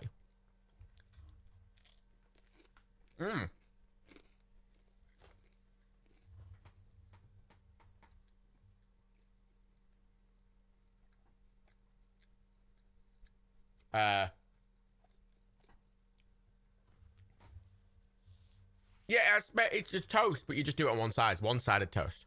So one side, you do it under a grill, right? Put it on a baking tray, a bit of tin foil. So one side, right, gets really nice and toasted. You take it off and turn it over. On the other side, all the steam comes off it, so it's really soft. And then you don't butter it immediately like you would with normal toast. You don't want the butter to melt. You want to let the toast not go cold, but you want to let it like not be hot. So you don't want the butter to like melt into it. You butter it, and it's lovely because you get the really soft bread, and you also get the really crispy toast. It's like the best of both worlds. Genuinely excellent. And also, I get that mainly from batch bread. I did that with batch bread now. And if you, are any of you Irish? Do any of you live in Ireland? Or have you had Irish batch bread?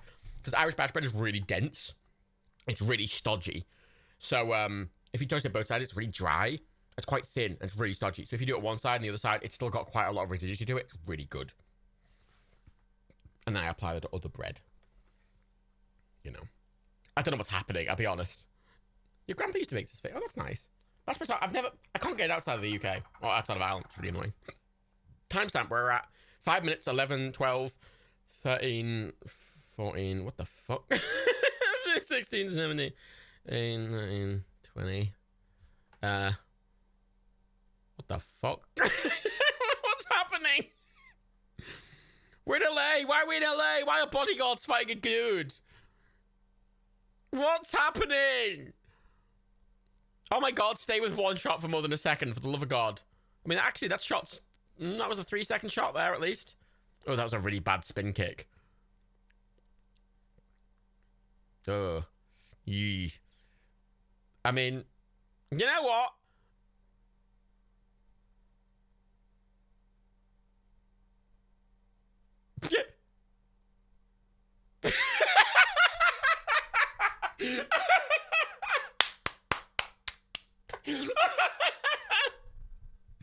Oh, it's a film set! It's Johnny Cage! Excellent. Is that supposed to be Spielberg?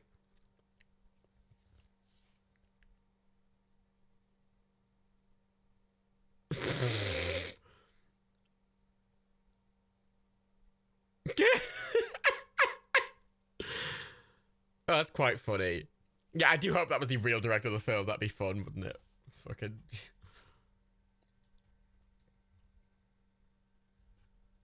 The director was, yeah, Paul W.S. Anderson, so...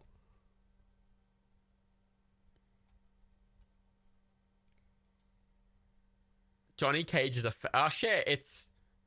that dude. I don't know who that is.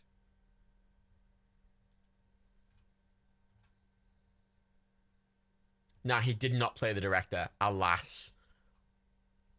Yeah, it does look like Steve Bannon, doesn't it, Gomorrah? Fucking hell.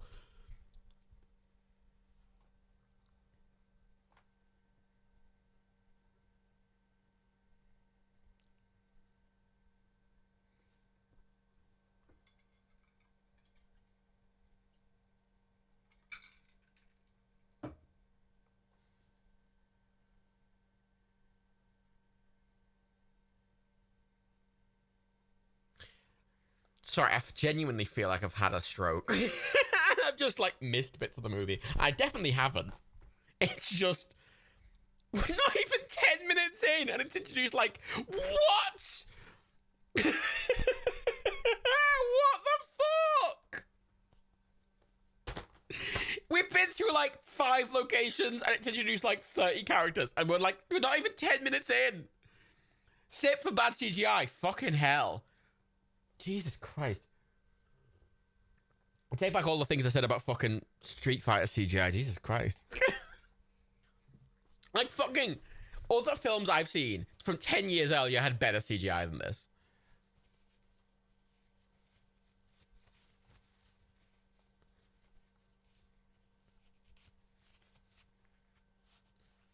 Something about the shot looks really weird. Something... it looks like stuff's comped in, but I don't think it is. I think that is actually just a shot. That looks remarkably like the base of the movie. I mean, it's a vaguely sort of, you know, South Asian temple. Oh, it's the temple from the start of the film. 7 minutes ago.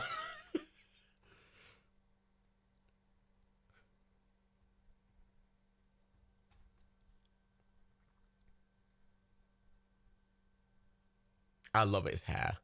Yeah, I love that hair, Ewan. It's... Look at his hair!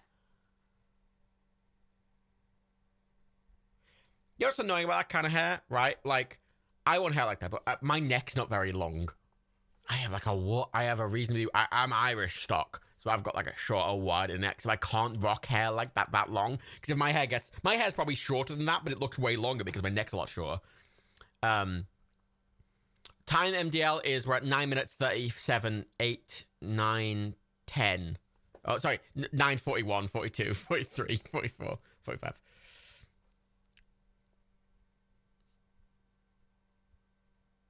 Thanks, Luke Hang. There's Raiden! There he is! I know that's Raiden. I know slightly more about Mortal Kombat than I do about Street Fighter, so at least I can recognize the characters.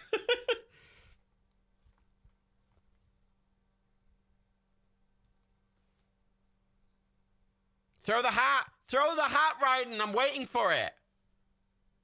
Do it! Throw your hat! Throw your magical spiky wizard hat!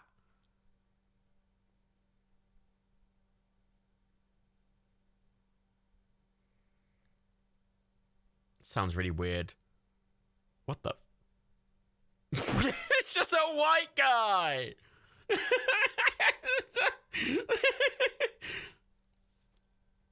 the fuck is that? It's a dude! It genuinely just looks like a random dude! It's Christopher Lambert, yeah.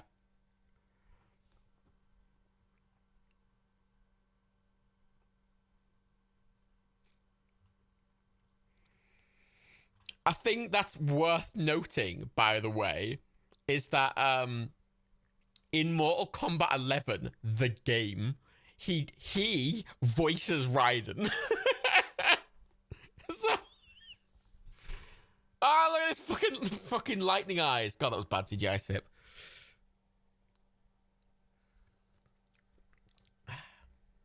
It's definitely Raiden. His fucking lightning eyes, man.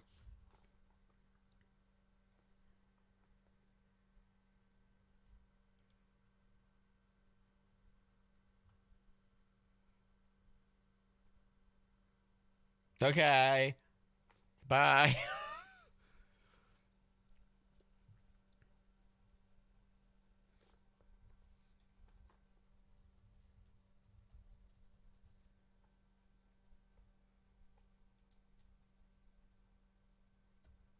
Okay. Cool.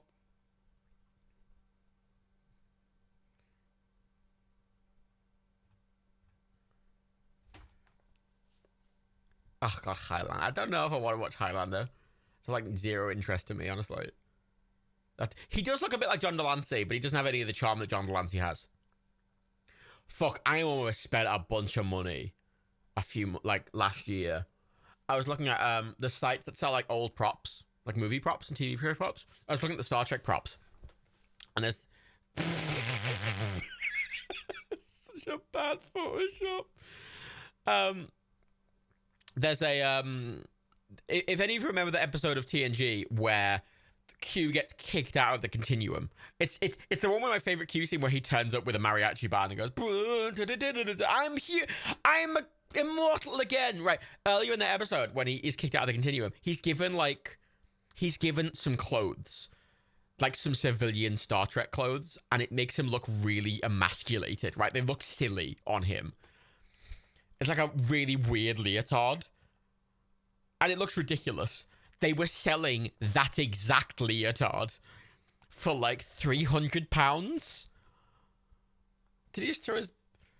Yeah, they were selling that exact leotard for £300, which is expensive. But for a fucking prop from Star Trek that I remember, £300 doesn't seem like that bad for a prop like that. And I was really tempted to buy it, and I didn't. And I kind of regret it. Some collectors got that in their fucking hat. Oh, what the fuck is that?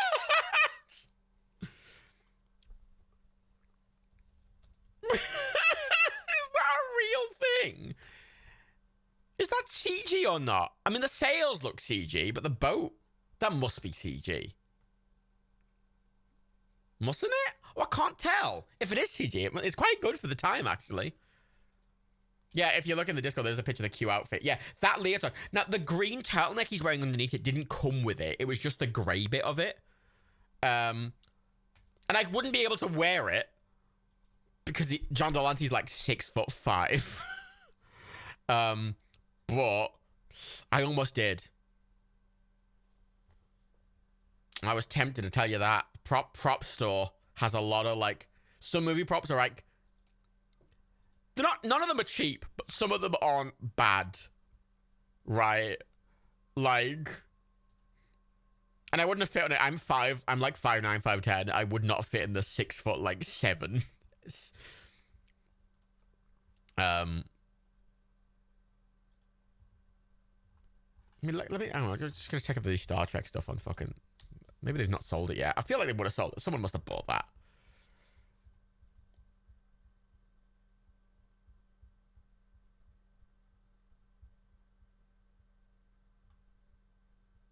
Yeah, there's a bunch of Star Trek stuff still on there, but nothing. Hmm.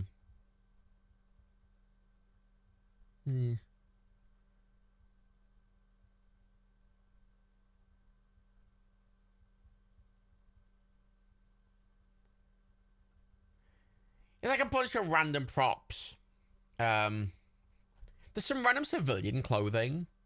I mean, the one I noticed the most is Molly O'Brien, one of Molly O'Brien's costumes from Deep Space Nine. Like, Molly O'Brien is in O'Brien's kid. It's the guy! It's the guy with the face who he played the other guy.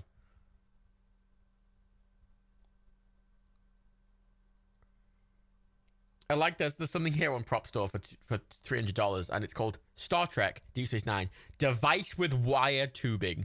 I legitimately have no idea what it's meant to be, but it just looked like a vague alien device. I'll put it in the chat if anyone's curious. Oh shit! Shit! Yeah, boy! Fuck it! Oh shit! It's my boys! It's my boys! Scorpion and the other guy. Sub-Zero. I know it. Yeah.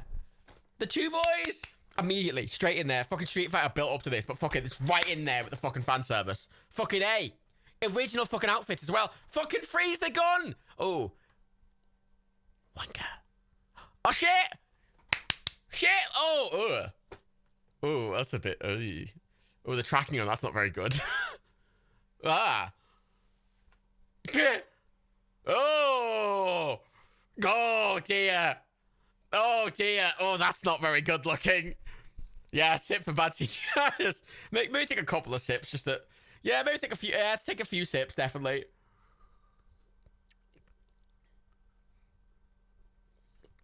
That's like 80 CGI. Fucking for 95. That's really bad. I really enjoy, though, that they just went straight in there. Street Fighter really built up to it, and it, like, at the very end, it only showed them the original thing. It's right immediately. It's like, here's fucking Sub-Zero, here's fucking Scorpion, here's Raiden, fuck it. 10 out of 10.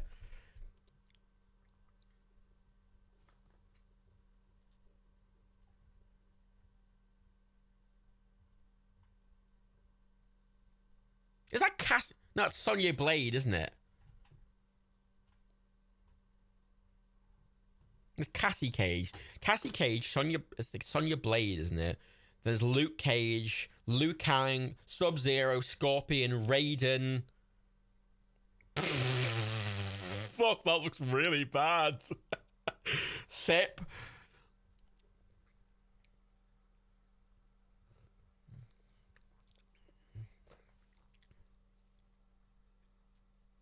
I like they're on a practical ship, but the practical ship set they're on is clearly way smaller than the ship was shown earlier when it was CG. Luke Cage is Marvel. No, I was thinking of... Who am I thinking of? It's fucking Thingy Cage. You know what I'm saying. Johnny Cage. Yes, thank you. Look, I'm not a huge Mortal Kombat fan, but I know slightly more about it than Street Fighter. I'm not claiming to be an expert. But at the very least, Street Fighter, I'm looking at people going, I recognize them, but I don't know the name. In this, I'm like, I know probably the name, probably. Oh, they're definitely on a stage with a smoke machine. They're 100% on a stage in this literal tiny boat set. Like, absolutely tiny. Looks like a small dinghy. The only thing I like, I always, right, when I was playing Mortal Kombat, I always liked playing Raiden because I liked his big fucking light. Raiden in the games, at least the modern games, his hat is like a big, it's like a big saw blade almost, but it's perfect. It's like a big sword. It's sharp all the way around, and he throws it, and it's like a lightning. It's like a lightning hat. It's like a lightning sword hat. And I always like playing as Raiden. He's who I like playing as the most.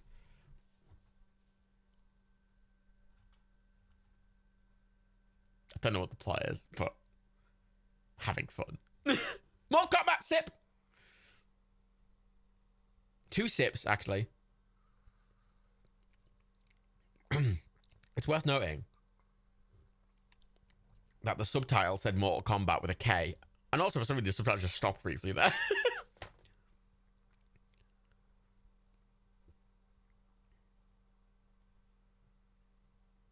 There have been 3 Mortal Kombats in the long. I didn't notice the other 2 Mortal Kombats. Fuck. Take another couple of sips just to. Well, I assumed that when they were speaking in like sentences, it would be Mortal Kombat with a C, but no, it's Mortal Kombat with a K, regardless of the context. So let me just change that on the watch on the thing.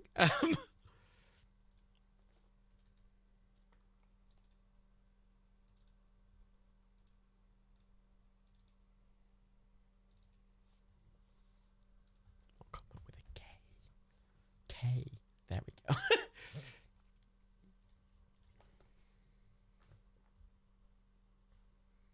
Oh my god, apparently the record. Oh dear. Oh dear. Oh, what's that? Oh, what's that about? Oh, that's really rough. Oh dear. Oh, oh, fucking hell.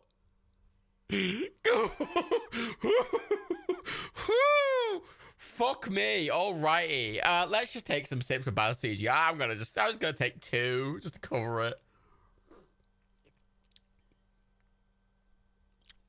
Yeah, it's from 1995. This is a year after Street Fighter, the film we just watched, which had to. Granted, Street Fighter wasn't trying to do as big things as this. It was just set in like a random city. This is trying to do like. This film, we're 22 minutes in, and it's already like absolutely fucking kicked the fuck off, which I appreciate. Yeah, Street Fighter didn't have much CGI, so I kind of. This is a lot more ambitious in its scale. Like, look at this shit. This is more than Street Fighter ever tried to fucking do. Like, they're practical boats. They've built those boats for the. That's nice looking. Keep in mind, this film had an $18 million budget, where Street Fighter had $20 million. So this has a Johnny Cage, mate.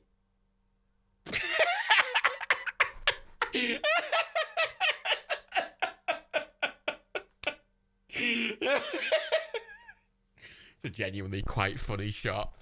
It's genuinely very funny. And there was absolutely no other way that could have ended. And I love that he was so arrogant just to think it'd be fine. Genuinely, I love him. Like, he's such, in the games, he's so arrogant and he's really funny.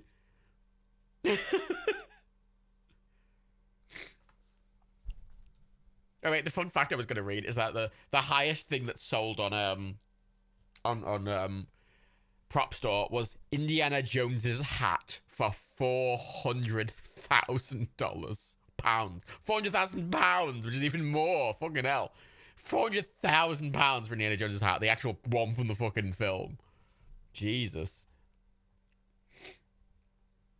I'm looking on here as well. There is, you can buy, right, a cable-controlled Velociraptor. The feet internals of the, you know the scene in Jurassic Park when you see the Velociraptor walking under the thing when the kids are hiding from it? You can buy that foot prop. It is $23,000. Honestly, yeah, the Miz is Johnny Cage. This is propstore.com. They just sell props. It's a lot of shit. They have loads of random shit that comes up there regularly. Sometimes you see like a big thing, like a couple, like a year. Oh fucking! Oh, that's a nice prop. Oh, that's CG. Is that CG? Like a year ago, a load of Star Trek stuff came up on there, but there's loads of cool stuff on there. I've never bought anything off there, obviously, but I think it's fun to look at. Oh, I want that, and then I'll buy it.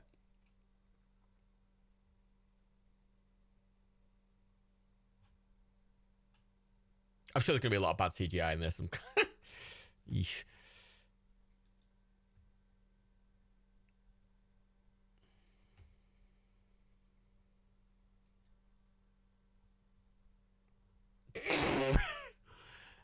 Oh, fuck me. Oh, dear.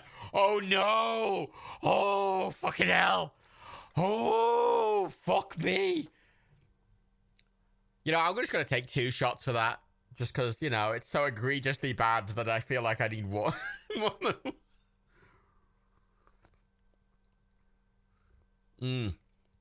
Alrighty then. It's really bad, and I'm gonna give it a bit of a break because it's 95 and they're trying to do like full CG characters, and it's kind of a bit early for full CG characters, and especially on a budget of only $18 million, which isn't very much. No,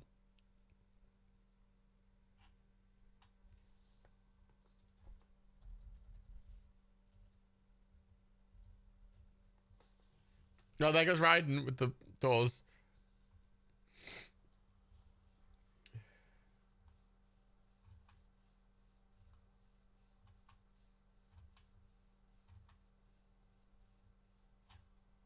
There he is! There's Sub-Zero! It's my boy! Yeah, the other CGI was kind of bad, but it was... You kind of look past it. That one was really really bad. Mortal Kombat sip. 2 sips. Maybe I shouldn't have had that for 2 sips. I was kind of expecting them to only say it very rarely. I was expecting it maybe a couple of times in the film, not fucking every other sentence.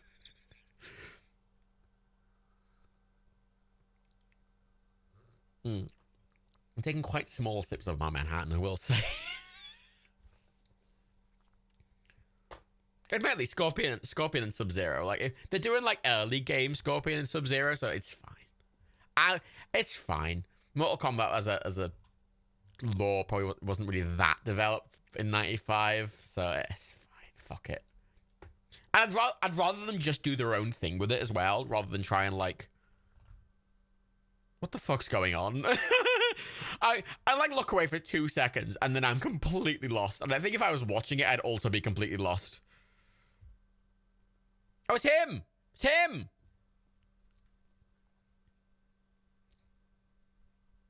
Yay, my boy. Oh, he's fighting a random dude. Don't they have a... Ooh. Oh, dear. Ooh, that's a bit sexual. Oh, I didn't like that. A bit uncomfortable. A bit, Alright, calm down. Calm down, mate. Uh-huh. Uh-huh, yeah. Sub-Zero's too jailed to bow to this. Sub-Zero's gonna freeze him to death, like, immediately in, like, 1 hit. He's gonna Indiana Jones him. Oh, here he goes! Wanker! Oh, nice!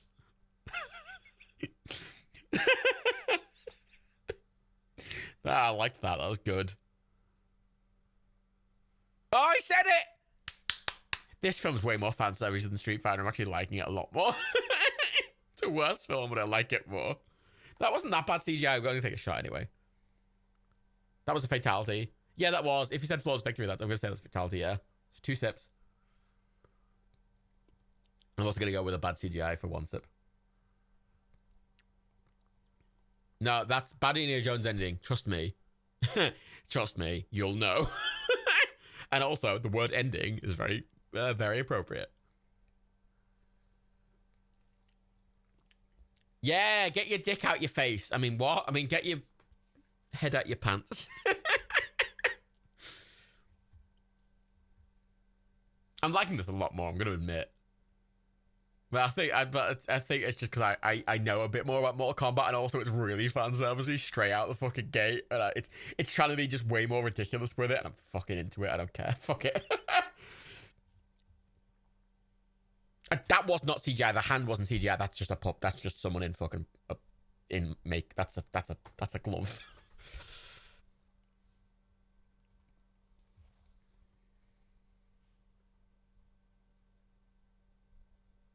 See those sets, and that's a nice set. Yeah, Street Fighter was attached. I mean, I don't know what's going. The thing is, though, in Street Fighter, I knew what was going on, even if it was a bit unclear. In this, I legitimately have no idea what's happening, but I'm more invested somehow. Yeah, that's a map. You can see that background's like a CG background. Oh, that's not actually that bad. That's all right. Actually, I'm not going to take a sip for that. It wasn't amazing, but that was fine. Oh, this bit. Oh, it's him. It's the guy with the forearms. I can't remember his name. What? Goro. Thank you, Evil Burp. Okay. But go, fuck off, Sonya. I think Mortal Kombat's a bit more fun. I like Mortal Kombat as just a series because I just think it's kind of just silly, and it kind of knows it's silly. And this film clearly knows it's silly. Oh, you're British. Why, eh?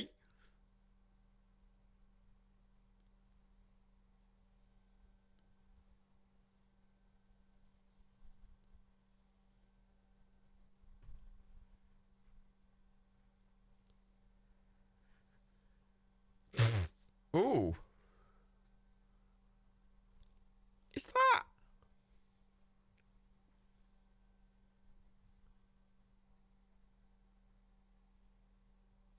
Yeah, in 95, this would have been really impressive. For the $18 million budget, this is genuinely really impressive for $18 million. That is not CG.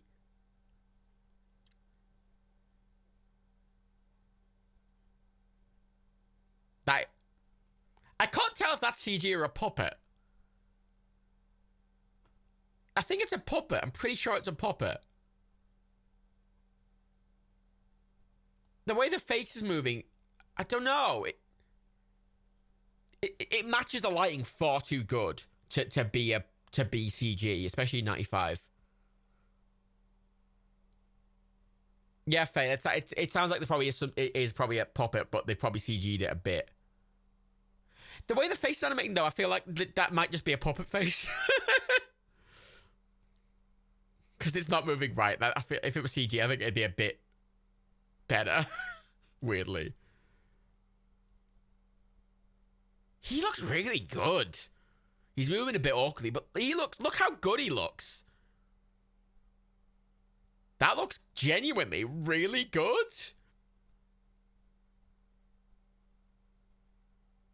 A bit awkward looking, but that's pretty good. I'll give him that.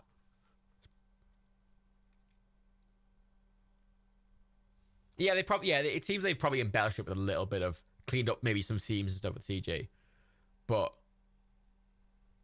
the lighting on him, look at the lighting on him, the way it's coming through his hair, that's not CG. Most of that. They couldn't have done anything that convincing in 95.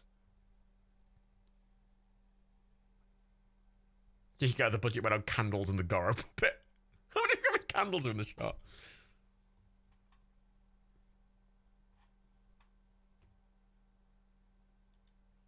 Bit weird. That's fully a puppet. In that shot, that's fully a puppet. I think it's probably a guy in it, and they probably got things running down the back of it.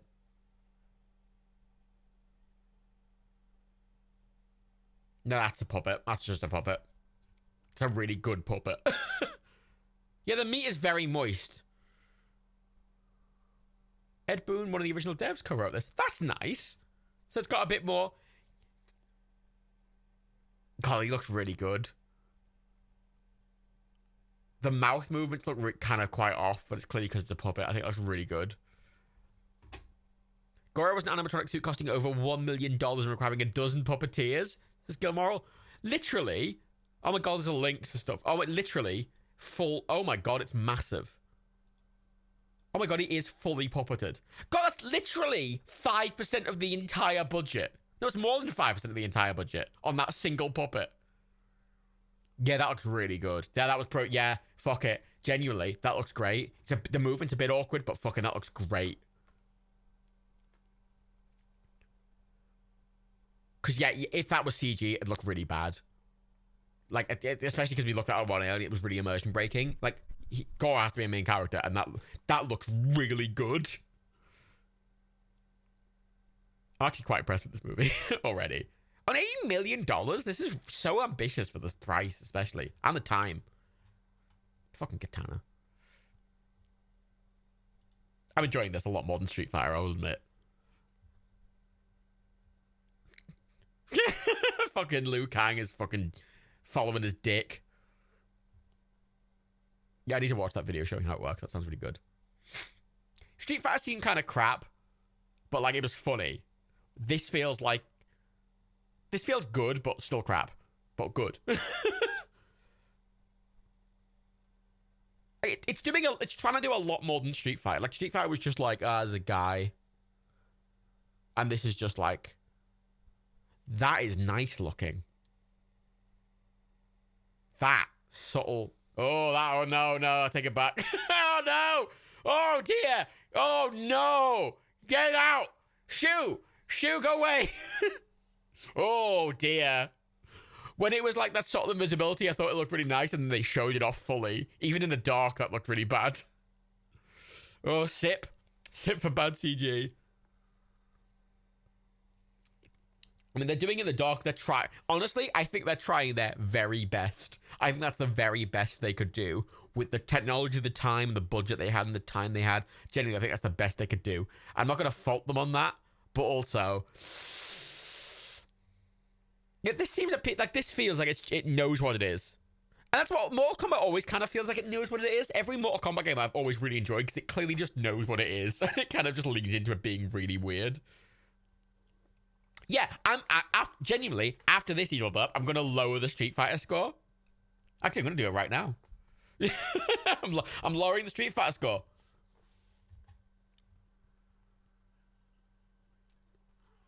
Oh, the music! Mortal Kombat! Fucking A! That's 3 sips! 3 sips! Oh, that's great. They're holding on the shots of people being flung over as well. Fucking A. There's a spin kick. There's a fucking jump kick. Says like fucking, I think we're up to 7 sips now. Oh, this is great. I think I'm really liking this, genuinely. Yeah, we're getting wide shots. It's really fan servicey. I'm having a great amount of fun. Oh, wanker. Yeah, bitch. Another 2 sips from Mortal Kombat. I think that was 9 sips, I think. Yeah, that whole scene was better than anything in Street Fighter. Like, Street Fighter, what? Fucking what? What was the name? Fucking, Kylie's character did literally nothing. And then this immediately, we're not even halfway through. Like, it's done more than Street Fighter did. Yeah, the choreography's better, even on a lesser budget, and it's doing more ambitious shots. It's got more ambitious costumes. The set design's really clever. It's got a fucking big cunning puppet. Yeah, Street Fighter is weird, because Street Fighter cost more money than this. Oh, fuck.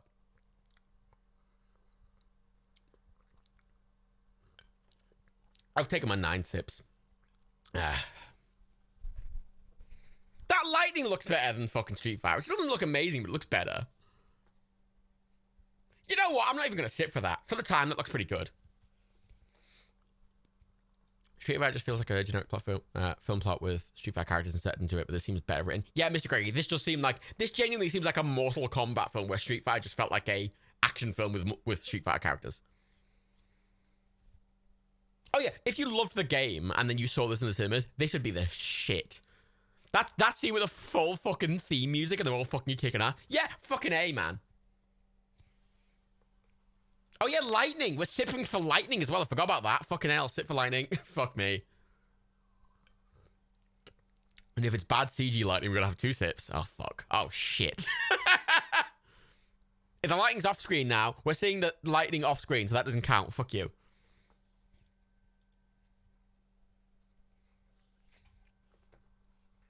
I'm lowering the score of Street Fighter to a 1 from a 2. I'm gonna give this film like a 3.5 at least.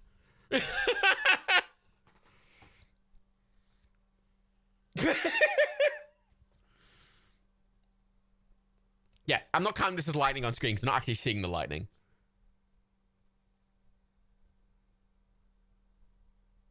Street Fighter was 1.5. I don't know, I'm watching this and I'm thinking about Street Fighter and I'm kind of disliking it more and more every time. I still like it. It's still liked. I'm just rating it lower. I might put it up. I don't know. Yeah, 1.5 does feel a bit more appropriate. It's not a 1's really low, isn't it? Yeah, I'll give it a fucking 1.5.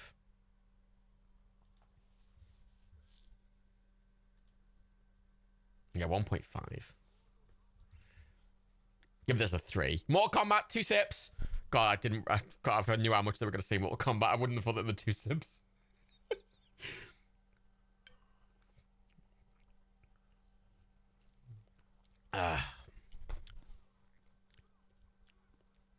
Yeah, bitch.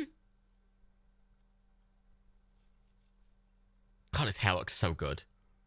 Both their hair looks so good. Look at his hair. Oh, God, it looks so good. Oh, look at the fucking slow-mo hair. Like, this is like, Street Fighter barely did any fighting, and this is literally all about the fighting. Look at that, it was a one-shot. It's stuck on that wide shot for fucking ages.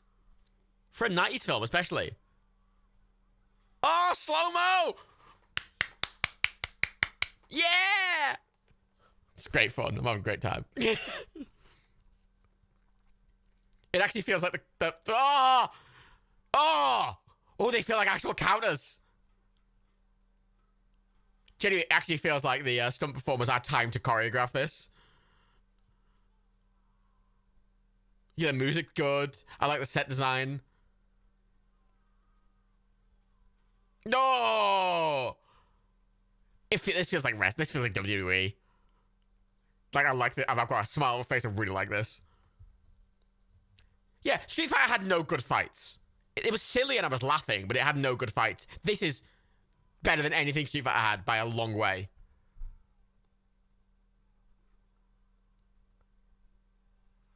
Wanker! Ooh! Is that a jump? I'm gonna ask a jump kick. I'm gonna sit for a jump kick. Oh, nice recovery, mate. I'm not hyped for the 2021 movie of this because fucking it's modern times, so movies like this will be shit. I'm hopeful for it, but I'm not. Simultaneously not. And this is the 90s. This kind of works because the 90s. Oh, the classic line! God, this is just so fan servicey. Oh. Okay. Oh, fucking hell.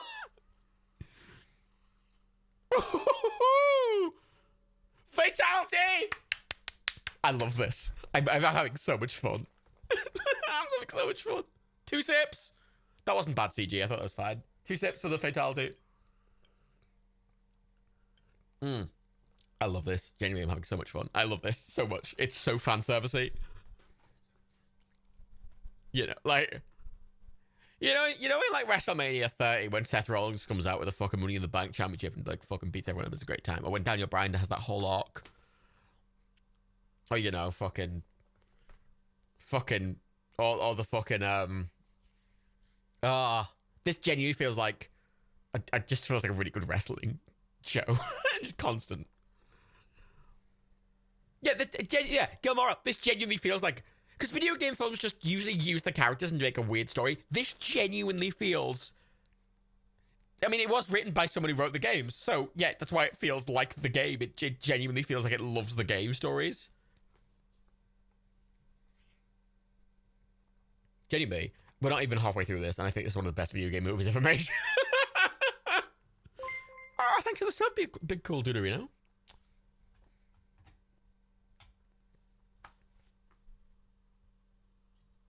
Ooh.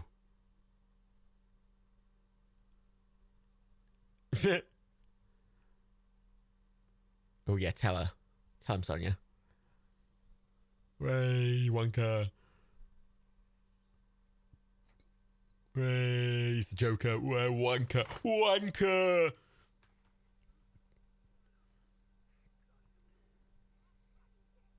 Oh! Oh! Yeah, fucking knife. Fucking hands him on when he falls over the knife. Or better yet, it's Knifey Spoony. Oh, the music! Oh!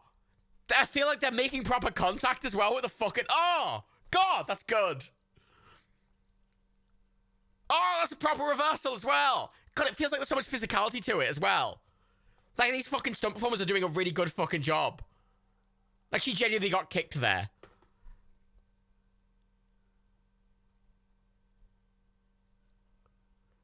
Oh! Oh! Do it! Do it! Fucking flip him! Flip the cunt! Wanker! I love this so much.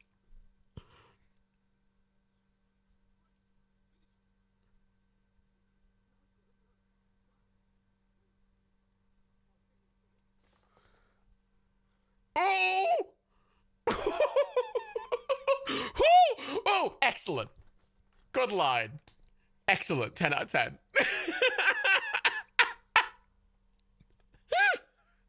Two sets for fatality. I'm loving this so much. And it's just fight to fight to fight. Oh my god. This is like WWE, but if it was edited down and it was just the good bits.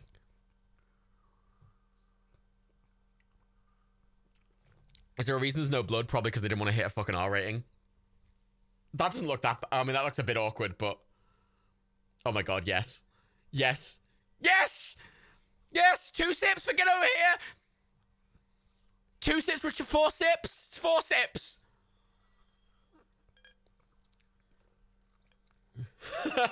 You know what? That's not great CGI, but I don't think it's that bad, so I'm not going to actually sip for that. I think bad CGI would have to be egregiously bad for the time, and that, while it doesn't look great, I don't think it's that terrible. That's pretty bad, actually, so I'll sip for that. That close-up shot wasn't very good. It's so fan-servicey, and I'm having a really fun time. It's not trying to be this, like, game break. It's not going to be a game changer. It's just trying to be fun. And I will 100% go in for it. Oh! Ooh. Oh, that's a bit awkward. Yeah, it's campy and proud of it, and I'm having a great time. Oh! Oh, shit! Oh, shit! Oh, shit! We're in a different arena now, bitch! We've fucking done the fucking arena change thing. It's fucking Skulls. I mean, that was a pretty awkward effect, but fuck it. I love this. I actually genuinely love this. For $18 million in 95, this is insane. Yeah, I don't think that was too bad. Thing is, for films that are of this age, bad CGI, I want to be like, it's egregious, really bad. Because something I can suspend my disbelief for. Wanker. Oh, look, it's holding on the fucking shots. Oh, the fucking music. Oh. Oh, look, a long wide shot. Oh my god, that was like a 5-second wide shot. Oh, oh, fucking sweet as shit. Oh, that spin was amazing. Oh, that's so good. Oh, oh, oh, his arm. Oh, fuck. Wanker, wanker. Fucking Scorpion's gonna kill you, fucking.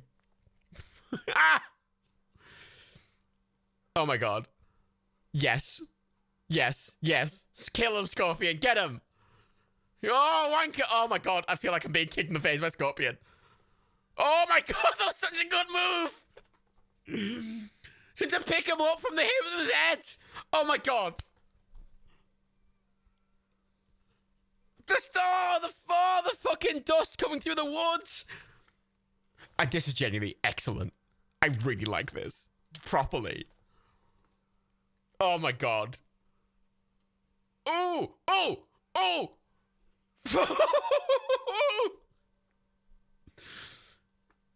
Oh, yeah, bitch. I'm just gonna take like 10 sips after the scene just to cover everything. Oh, yes! Oh my god, yes! Oh my god. Oh my god. Yeah, that's so fucking cool. That's so fucking cool. Wanker!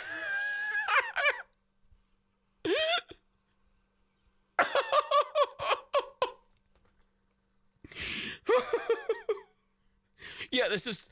I'm genuinely surprised by how genuinely really good this is. This is just genuinely excellent. Oh, yeah. This feels all my, like, fucking wrestling shit. You know, this is how I feel when I'm watching a good wrestling match, but it's like a brief moment and it's... Oh! Fuck yeah! Fucking Scott, my...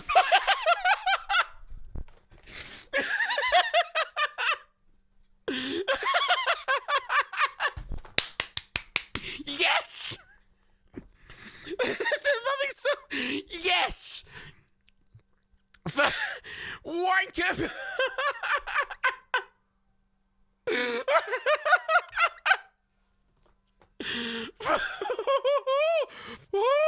Fuck me! Oh my god! His head exploded! Oh my god, he's the... The hand!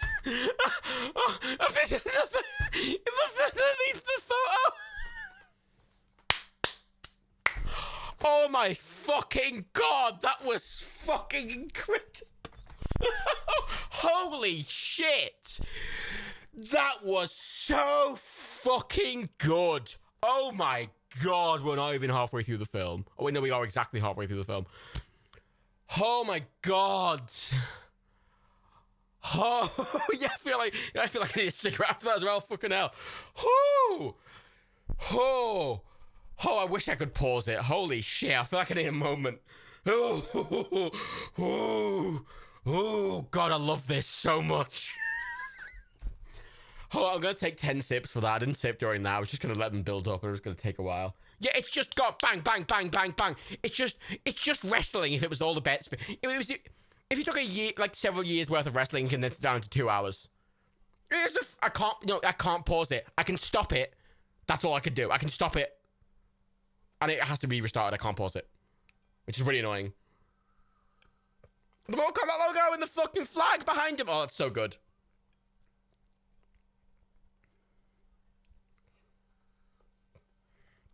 Oh my god.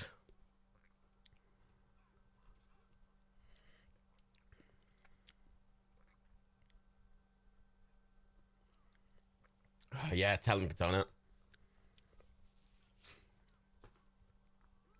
God, genuinely, it just feels like this was just... They just let the stunt performers have a load of time and a load of training, and they just went, okay, just make something cool looking. And they went, all right. Right where they're fighting. It's a tournament. So Mortal Kombat is the tournament. So everyone has to fight as part of the tournament.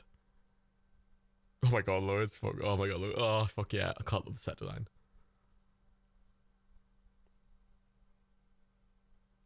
I don't know what's going on, but I'm having a good time. Fatalities are optional. That is true. You don't have to kill people. I mean, that's the thing of the game. It's the thing of the game, isn't it? If you fucking beat someone in the match, you don't have to do a fatality.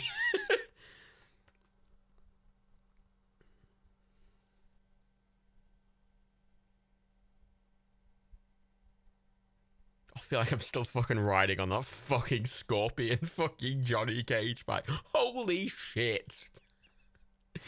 That was like a 10 out of 10 fucking scene. Genuinely. That was so fucking good. Oh my god. Yeah, Raiden's casting feels a bit odd, but I don't... it's fine. Shit, Sub-Zero! Oh, fucking Sub-Zero versus Liu Kang. Fuck yeah. Oh. Oh, fuck yeah. Oh, fuck yeah. Literally, there's not an just fight. Yes. Oh, it doesn't fuck around. Oh, the one shot. Oh my god, the one shot. Oh, yeah. Oh.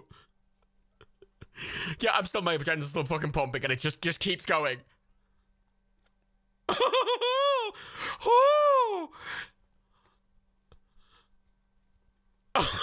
Oh, look at that fucking kick. Oh, fuck yeah. Oh my god, that was so cool. Oh, the candles. Whoa, wanker.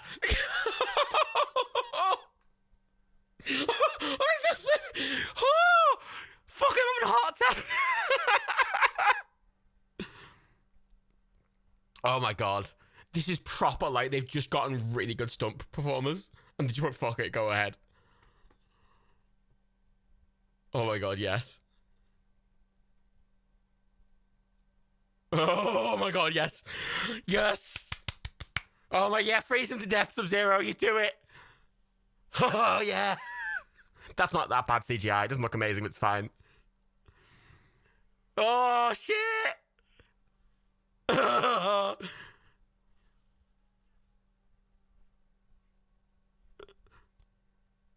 Oh, this is Katana.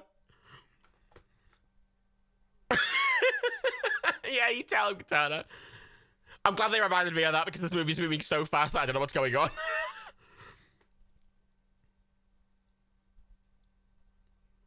She's going to defeat Sub-Zero Water.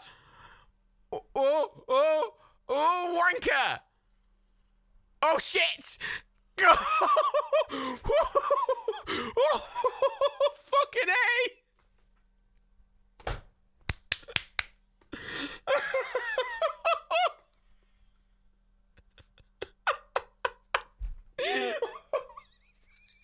So good. It's so good. He uses his own fucking power against him. Oh, so good. Oh my god. Yes. I'm just gonna take another 5 sips for the entire scene just to get with fatality, Mortal Kombat. I just cover everything really. Oh my god, we're doing. Oh my god, we're doing good. Oh my god, it's just constant. Oh my god, it just doesn't let up. It's just for go.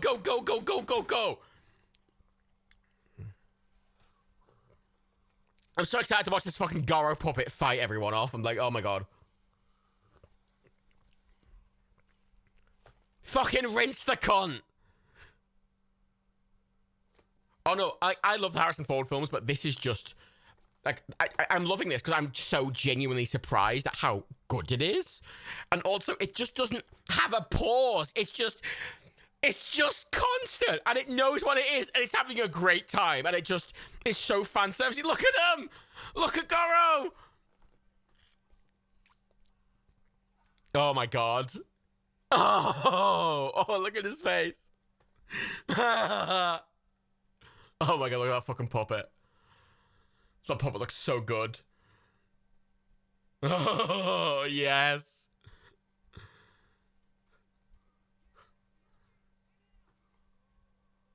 Oh, yeah. They can't do his big wide shots with Goro because he's a fucking big puppet cunt that needs 20 puppeteers, but they're still trying their best with them. And I appreciate it. I can respect it. I appreciate that the only reason they're not showing as big wide shots as the previous ones is purely because of technical limitations. The timestamp we're at is 58 minutes, 11, 12, 13, 14, 58 minutes, 15 seconds. Yeah, fucking scream, Goro, fucking kill the cunt. Yeah, you know, they needed a bit of a rest to press Raiden. They needed a little bit of a quiet point. And this isn't with a main character either, this is with a random cunt. It's just to show off Goro. Fucking kill the cunt, yeah. Oh, yeah. Hit him with your big muscly Goro arms. Oh, that puppet looks so good. Oh my god, yes. Yes. Yes, go. Oh, yes. Fatality him. Do it. Rip his face off. Oh, fuck. Oh, fuck. Oh, fuck. Oh, shit. Oh, what's he gonna do? Oh, they're building up to this shit. Oh, finish him. Oh, shit. Oh, shit. Oh, shit. Oh. Oh. Is that it? Oh, he's hit him in the face, mate. I thought you were going to rip him in half or something. I mean, I'm still happy. But it's a bit anticlimactic, I'll give it that.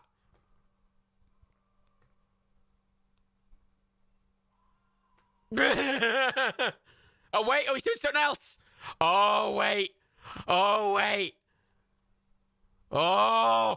Oh. Oh. Rip him in half, Goro. Do it. Do it. Do it. Do it. Do it. Fucking do it. Fucking do it.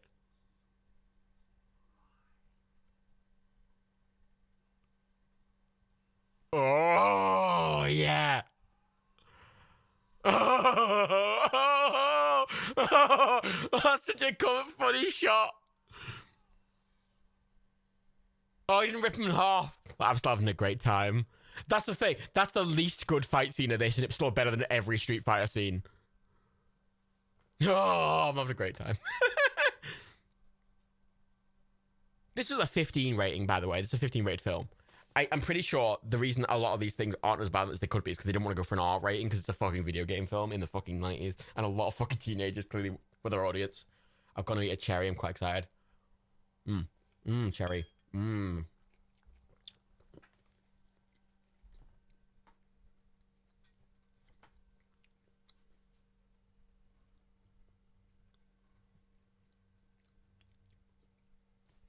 What's the deal with the Throne guy?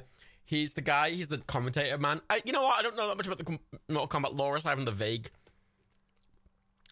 context surrounding it. There's some. I don't know. Fuck it. He's the commentator. He sucks people off. I don't know. Fuck it. I don't care.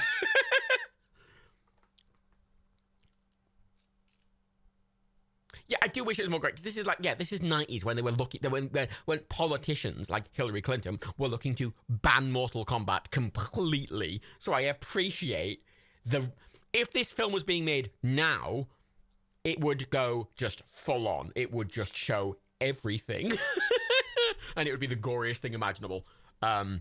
Which I'm hoping that 2021 Mortal Kombat film is that. I don't think it will be because it's modern day and fucking films of shit. But oh my god, I'm actually gonna look up who's directing this film. Simon Quaid is directing it.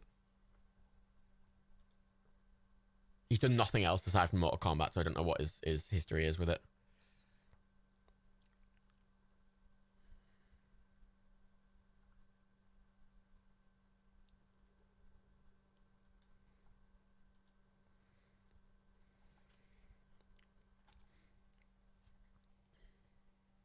The dude that brought us the Resident Evil franchise made this. Oh my god.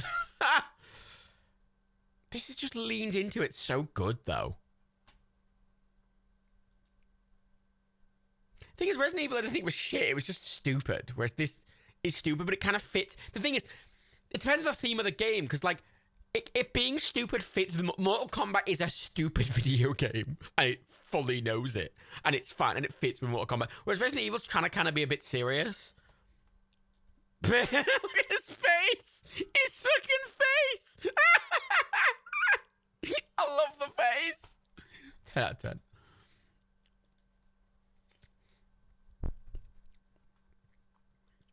I've got bad news, everyone.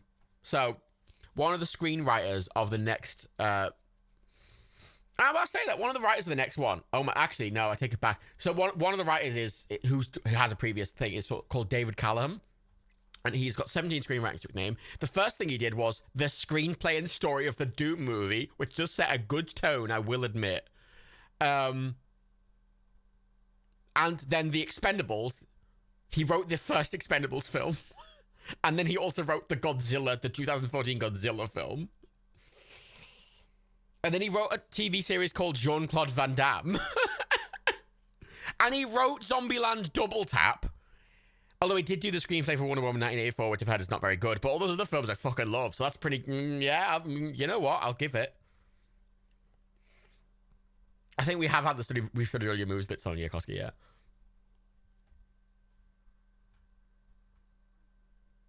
Who else wrote this? There's 4 more credits on the screenwriting. Yeah, the screenplay's by, yeah, a random dude and Greg Russo, who has done a lot of films that are perfect for this, frankly.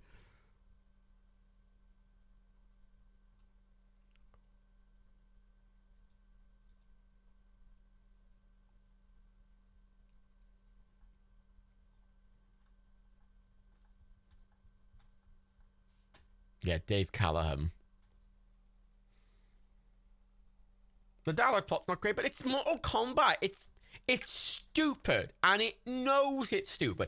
It's not giving... The thing is, it's not giving the plot that much time. It's a filler, right? It's pacing it, which is fine. It's fine. Because the combat scenes are so great that... It's good. It knows what it is, and I think because it knows what it is, it's so much fun. It's not trying to be serious. It's trying to be silly, and it's leaning into it fully, and I'm loving it.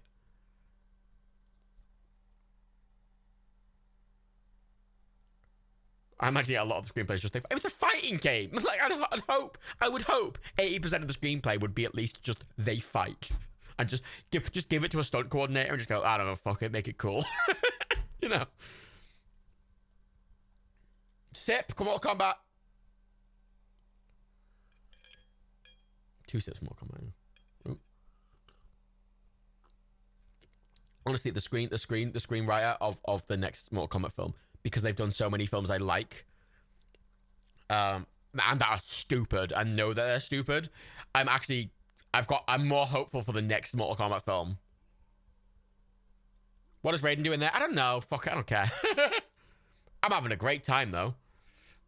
There's Goro, big boy.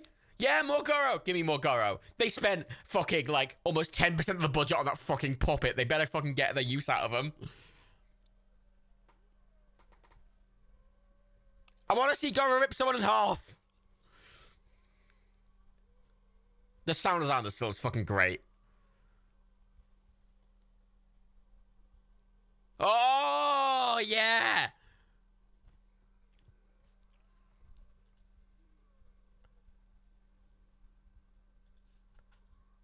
Oh. Oh. Don't make us... Oh, he's going to be mad that you hurt his glasses, mate.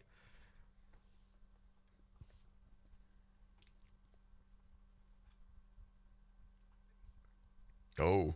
Oh. Oh. I mean... Johnny Cage is definitely going to win this. But also, I hope fucking Goro gets a lot of good hits on. Oh! Oh, right in the fucking big Goro. That's such a fucking Johnny Cage move. Just a fucking low blow immediately. He's running away. Oh, it's such a Johnny Cage thing.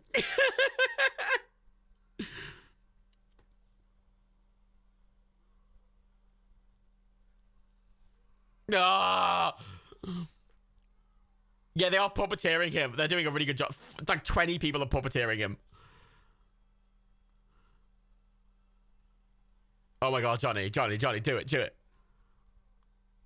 I'm glad it's not Jean-Claude Van Damme. I think Jean-Claude Van Damme would have been great at it, but I think he would have been distracting. Oh, it's a bit of awkward green screening. It's fine. Awkward is not bad. Oh, it's a big boy. It's a big boy. Oh, he looks... That puppet is fucking... God, you know what? That puppet does look like it is genuinely worth $1 million. Cool. Yeah, the acting for Cage, I think, is fine. I like him being, like, someone I don't recognize.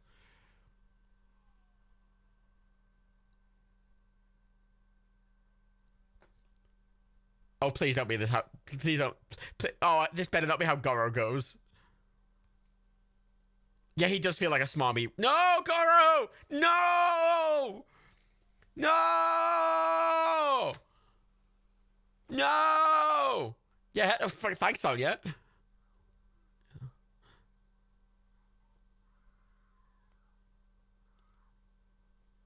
Still got a big smile on my face. I feel like it's a wrestling thing. You know, it made 122 million USD in the box office. Apparently, fucking, I'm glad it did. It's me insane. I'm glad it made $100 million. Sip, more combat. Bit of an oh shit, shit. Oh, bad CG. Sit for bad CG. That's bad CG.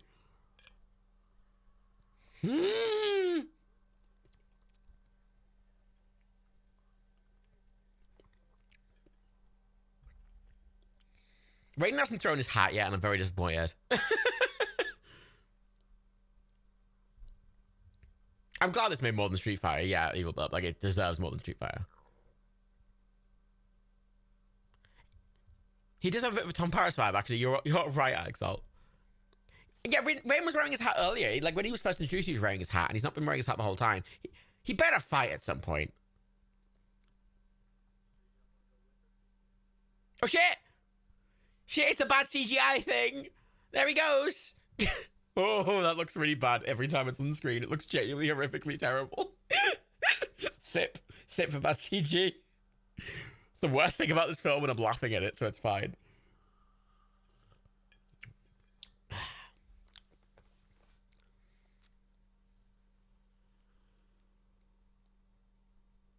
Yeah, you know what though? It's me insane. It's good though that they're trying to show as little off as CGI as they could, because that is appropriate. Like, if you know your CGI is not very good looking, you want to obscure it as much as possible, which they are trying to do. I'm not faulting the filmmakers. Like, the technology at the time, that's probably the best they could do, with the technology and the budget and the time they had. Oh, look at that set.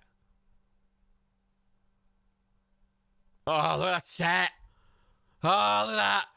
Oh, it's a big skull castle. Like, in 95, yeah, this is fucking the tits.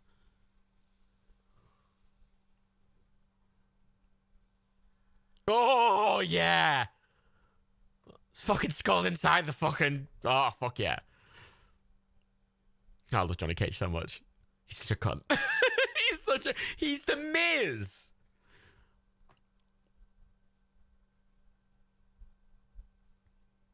Bro. Dude, oh, that's fine.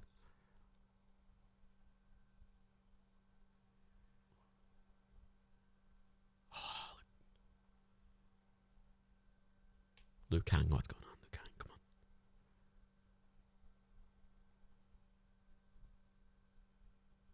on. Oh. Oh, shit! He's fighting the big CGI monster! Get him! Get him, Liu Kang! You fucking tell that CGI what for. Oh, shit! Oh, shit! Oh, he's being eaten by a big skull! Oh, fuck! Oh, that looks really bad! Oh, that looks so bad! Oh, it looks really bad! Oh, 10 out of 10. I'm taking 2 sips for that bad CGI. Uh-oh. Still going. Uh-oh. Oh, my God! Oh, shit! Sub-Zero! Oh, fuck! No, it's Reptile! Oh, yeah, it's Green Cunt! Yeah! Fucking Green Cunt! I thought he's blue for a second there. Wanker! Oh, fuck yeah! God, the music's so good.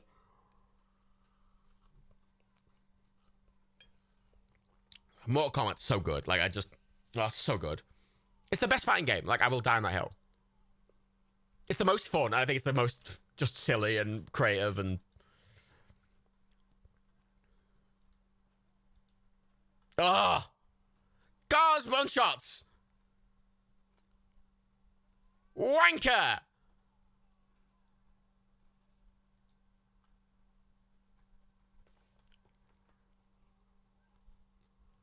Oh, God, look at that! That's genuinely really good choreography! Oh, look at that! Oh! Mortal Kombat 11's really good.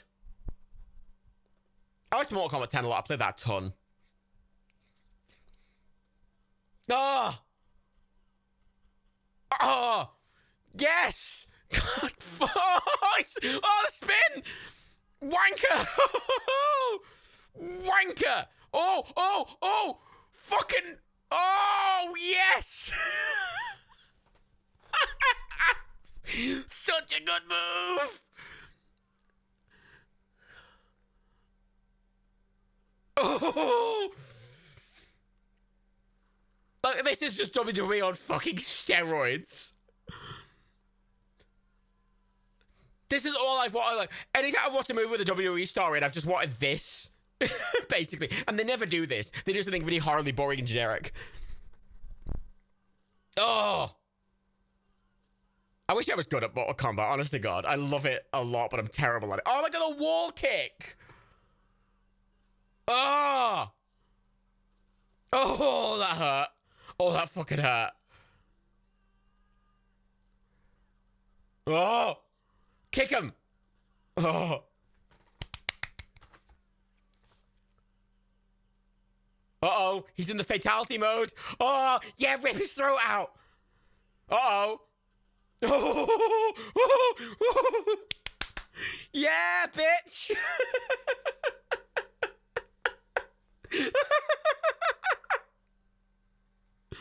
Oh, shit. Oh, once. I really like that. Oh, shit. Uh-oh. He's back. Uh-oh. Oh, shit. Oh. Yuck. That's fatality. I'm going to say that's fatality. 2 sips. Actually, I'm just going to take a bunch of sips for the fact all this fighting as well. Just going to catch up. I finished my drink. Wait, no, I haven't. I've got more drink. I made way more drink than I needed in the fucking mixer. There we go. It's watered down a bit, but it's fine. It's very watered down, actually. It's fine. God, look at that set. That looks so good. Oh.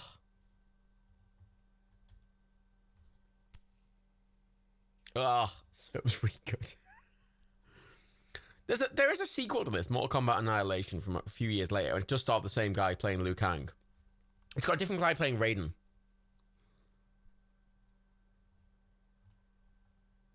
It has a really bad Metacritic score. It's got 11 on Metacritic compared to this one, which has 58. So I can't imagine the sequel is very good if it's got an 11. Yeah, Katana's same actor as well. Yeah, that's a good point. But wow, it's number 79 on the bottom rated movies of all time on IMDb. Oh, that's bad. 79, fucking hell. Hello. Oh, that's some bad blue screen. Eesh. Is it on Prime? Oh, I kind of want to watch it if it's on Prime. Batman and Robin is considered slightly worse than it, but I have fun with Batman and Robin. It's fucking stupid. It's slightly better than The Room, apparently. And Spy Kids 4. It's on the same... Emoji Movie is apparently quite bad. Disaster Movie is the worst movie of all time, according to IMDb charts. Disaster Movie. It's not the worst on Metacritic, though. The sequel picks up exactly where this one ends from the exact scene? What? The sequel's really low budget. Is it? What was the budget on the sequel? 30 million estimated. The budget on the sequel was fucking more than this one, apparently. But its worldwide gross was only 50 million, comparatively to this one, which is 120 million.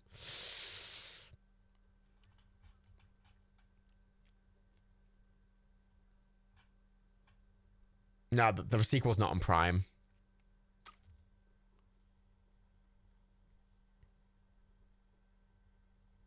So that's the movie is fucking garbage. Like, Evil Buck, when did you, how old were you when you watched Disaster Movie? There's a lot of films that I remember watching as a child, that I remember liking as a child, and I've watched and I go, oh no.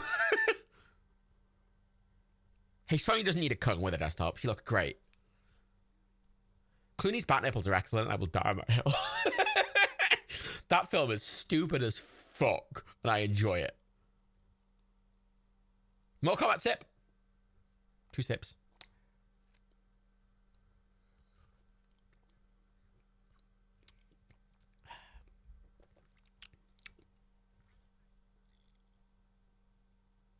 Oh shit!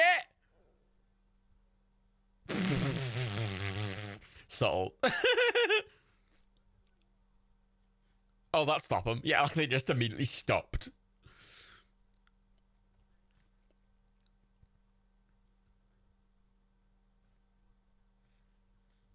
Sip, more combat again.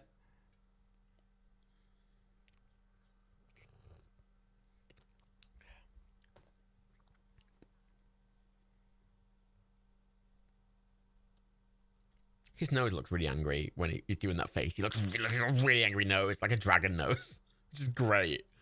He looks so angry all the time.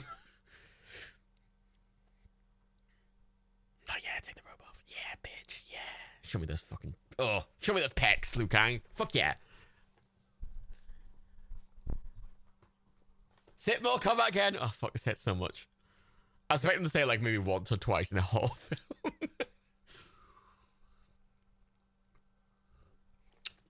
I'm gonna have another cherry. Got 3 cherries on my fucking skewer. I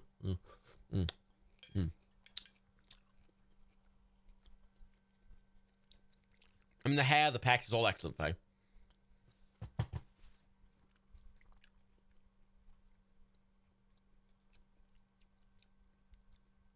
Robin Shaw was his name. Yeah, his name. He was in Death Race.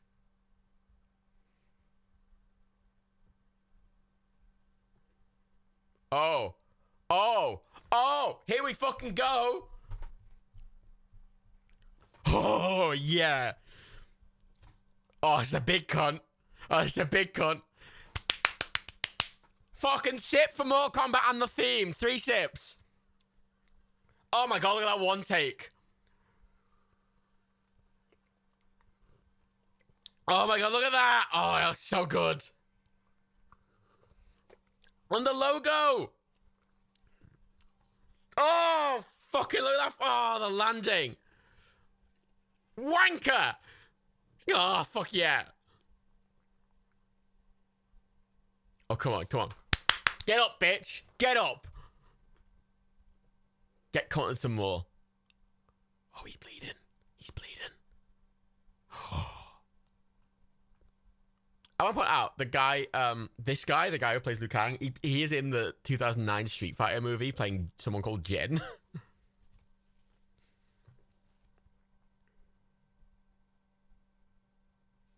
Oh. Oh, oh shit. Oh shit. Oh shit.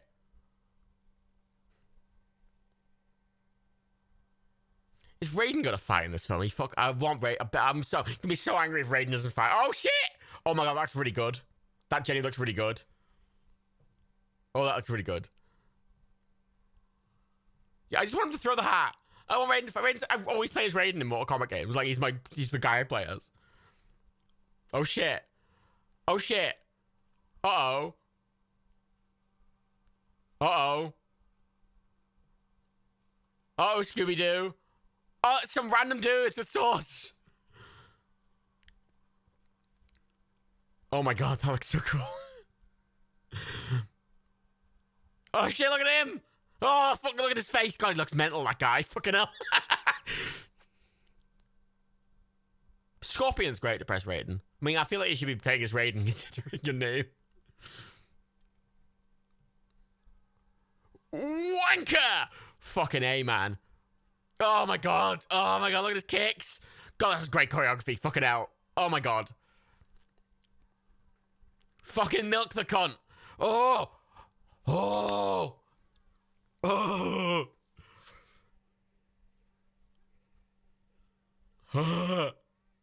This is cheating Blast because his realm, he can do what the fuck he wants. Oh, oh, oh, oh, yeah, the flip. Oh. Yeah, boy. So good. This is just genuinely really clever, good choreography. Oh, there he is. There he is. Oh, shit, he can. Oh, shit.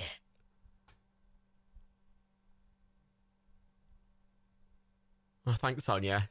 Helpful as always. Oh, shit. Yeah, I like his little jog.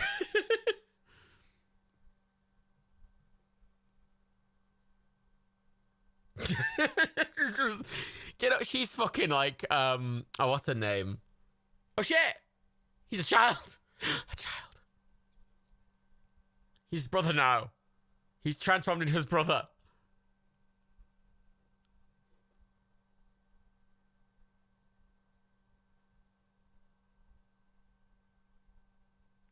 Manipulative cunt.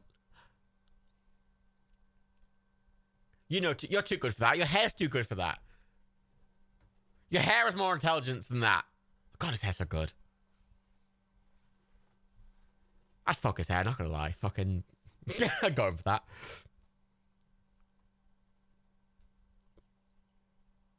Oh shit. Oh shit, it's the sword floor. This is a better sword floor than fucking Street Fighter. Look, it's slicing up through the fucking foil. Oh, look at that.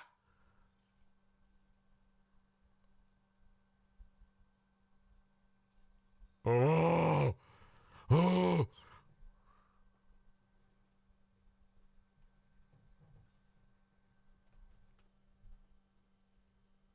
God, those fucking shoulder muscles. I bet his shoulder length hair is somehow longer than mine, significantly longer than shoulder length hair, because his neck's like really long. that was a good morph, actually. That looked really good.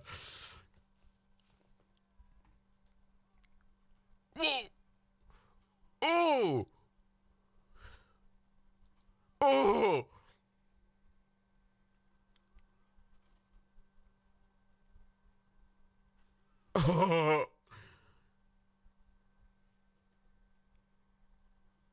No, not his hair! Leave his hair alone right now.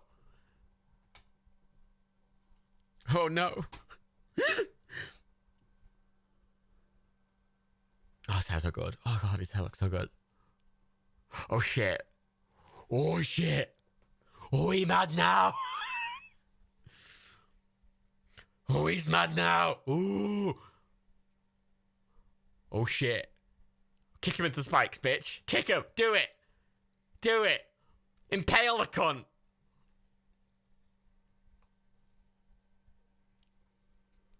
Oh, shit. Oh, shit. Damn, another cherry. Oh my God, my last cherry. Oh, no, it dropped off my skewer and into the alcohol. Oh, no, it's going to be covered in alcohol now. Oh, no. Oh.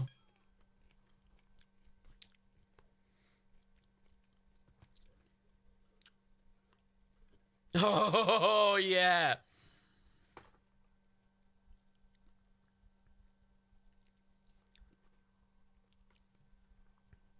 It's a good line. I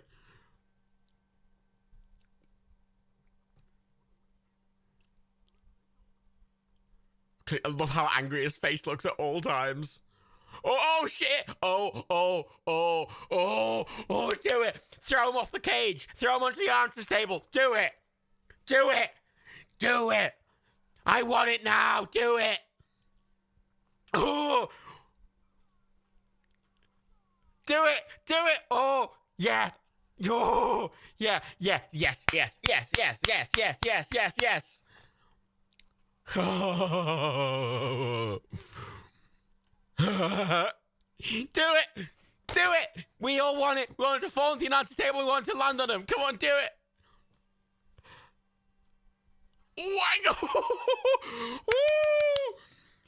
Oh, shit! Wanker! Yeah. It's not over yet, though.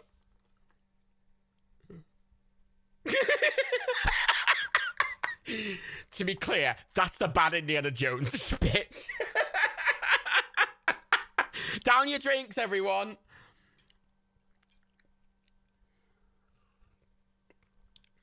Yeah.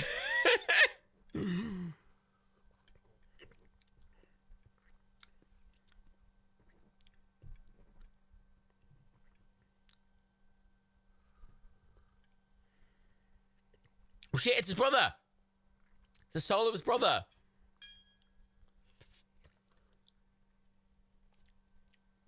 A bit stupid for him to put those spikes down there. It was a bit of a fucking thing for him, wasn't it?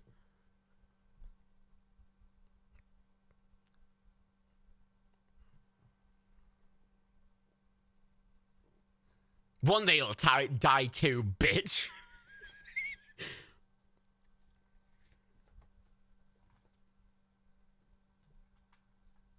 Okay, bye. Shao Kahn's not on this now. That's the next. He's in the next film, though, Shao Kahn. The guy doing a fucking T-pose.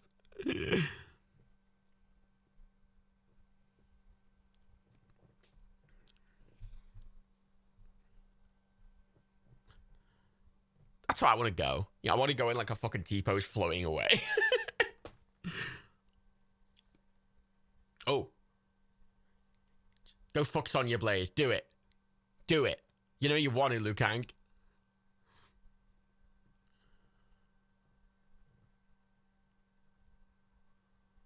I didn't see Raiden didn't fight anyone 0 out of 10. Oh, it's Katana. Wait, was the other one was Sonya? It's fine.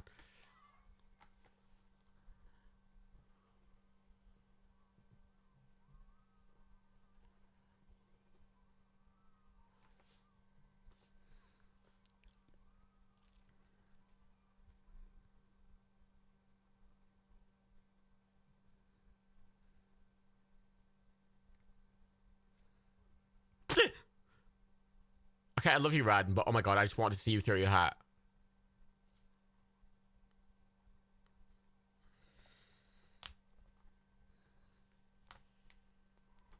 Oh shit! It's Palpatine! He's here! Oh no! Fuck! Oh, fucking hell! Oh dear! Oh fuck! Oh shit! Oh no! No! No! Come back! God damn you! Oh fuck! That was great. Oh, so good. Oh, I want more. I want more. Like, it's the best movie. It's left me wanting more. Fuck yes. Oh, fuck me. Yeah, we got no hat throw, which is... Oh my god. It was genuinely really fucking good. Yeah, that sequel seems genuinely shit. And also it's not on Prime. Okay, chat. Fucking... Gotta get a vibe check over that, because I'm gonna rate this on fucking movie, on Letterboxd right now. And I want to know what your thing out of 5 is. And you can do half stars. What would your rating be for this film?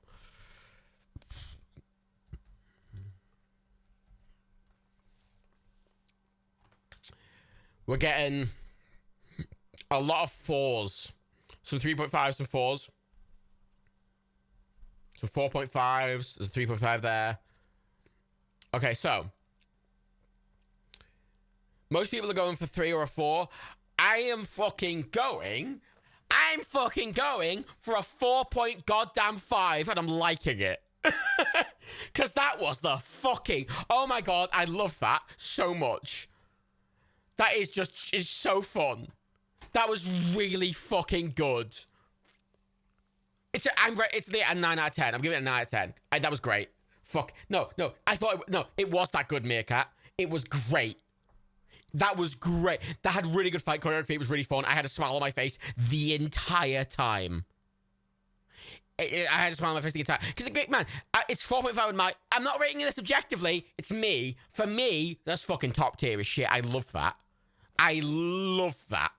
Absolutely love that. I think that's objectively a really fun film. I think that's great fun. Like, the minimum I'd give it's a 4. Like, it's a 4, 4.5. I'm giving it a 4.5. I might lower that to a 4. But either way, it's... Like, I don't know much about the plot, but you know what? That was just a really great. You know what that was? That was a really amazing WrestleMania, right? Like, yeah, as Faye says, it's true to its premise. It's really fun. The choreography is really good. It was really ambitious. The CGI, while very ambitious, was pretty okay for its time, and its budget was only $18 million in '95. And it fully goes into it just leans into the full video game. It goes, fuck it, we had a great time. Like, I love that. The plot didn't need to be. The thing is, a film doesn't need to be like complicated to be good. John Wick, right, which is a film that everyone loves, it's about a man just killing people because his dog got killed. It has no plot. It's just a good time, right? Like, I just love that. I love that. I thought it was really good. I thought it was really fun. I don't know what this bit of the plot, this bit is. Yeah, I love that. Genuinely, I just smile face the whole time. Yeah, as Kowski says, this feels like the only video game movie that actually committed to its original source material properly. Like, because other builds tried to change stuff, and this is just went, it's a video game movie, fuck it. Anyway, fuck it, it's a video game movie. I'm having a great time. Excellent. Excellent. I thought that was great. I would, like, watch that more. Like, that was so fun. I don't think, I thought that was genuinely excellent. It doesn't have to be, the thing is that frustrates me about movie reviews, is something doesn't have to be high concept or high, it doesn't have to be high art to be excellent. Right? A film can be stupid and really good fun and be still excellent. And that's kind of how I rate films. I'm not trying to rate stuff on, like, because, like, you know, I feel like, let me look at my ratings. Highest first, average rating. No, my rate. Fuck you. Your rating, highest first on Letterboxd. So, like, my highest rated show is, my highest rated thing is, like, Chernobyl, The Lion King, you know, Soul, Hamilton, Spider-Verse, 1917, North, The Cavalier of the Wind, Castle in the Sky, The Fugitive, Airplane, Batman 1989, Aladdin, The Green Mile, the fucking Last Crusade, Blue Planet 2, Planet Earth 2, A Silent Voice, Death of Stalin, Ghostbusters, Terminator 2, Good Will Hunting. You know, they're like a lot of them are high art film, but then I have a film. One of my 5-star films is Hot Fuzz, which is a stupid film, and it's excellent. Like, it's not high art. It's not envelope pushing high art classic. It's just excellent. Die Hard is excellent. Shaun of the Dead is excellent. John Wick, excellent. You know, like, I'm a fan. I'm someone who's a fan of I'm someone who's a fan of The Matrix 2. Because The Matrix Reloaded, it's kind of a crap film, but it just, because most of it's in The Matrix and it's Neo with his powers, it's just a load of fun action scenes and I have a great time watching it.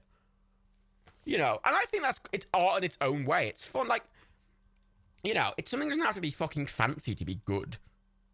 You know, on my 4.5-star rating, I have Mission Impossible 1. I have the 2012 Dread movie. I have Face Off. Face Off is a 4.5-star film. If Face Off's a goddamn 4.5-star film, fucking Mortal Kombat's a 4.5-star film.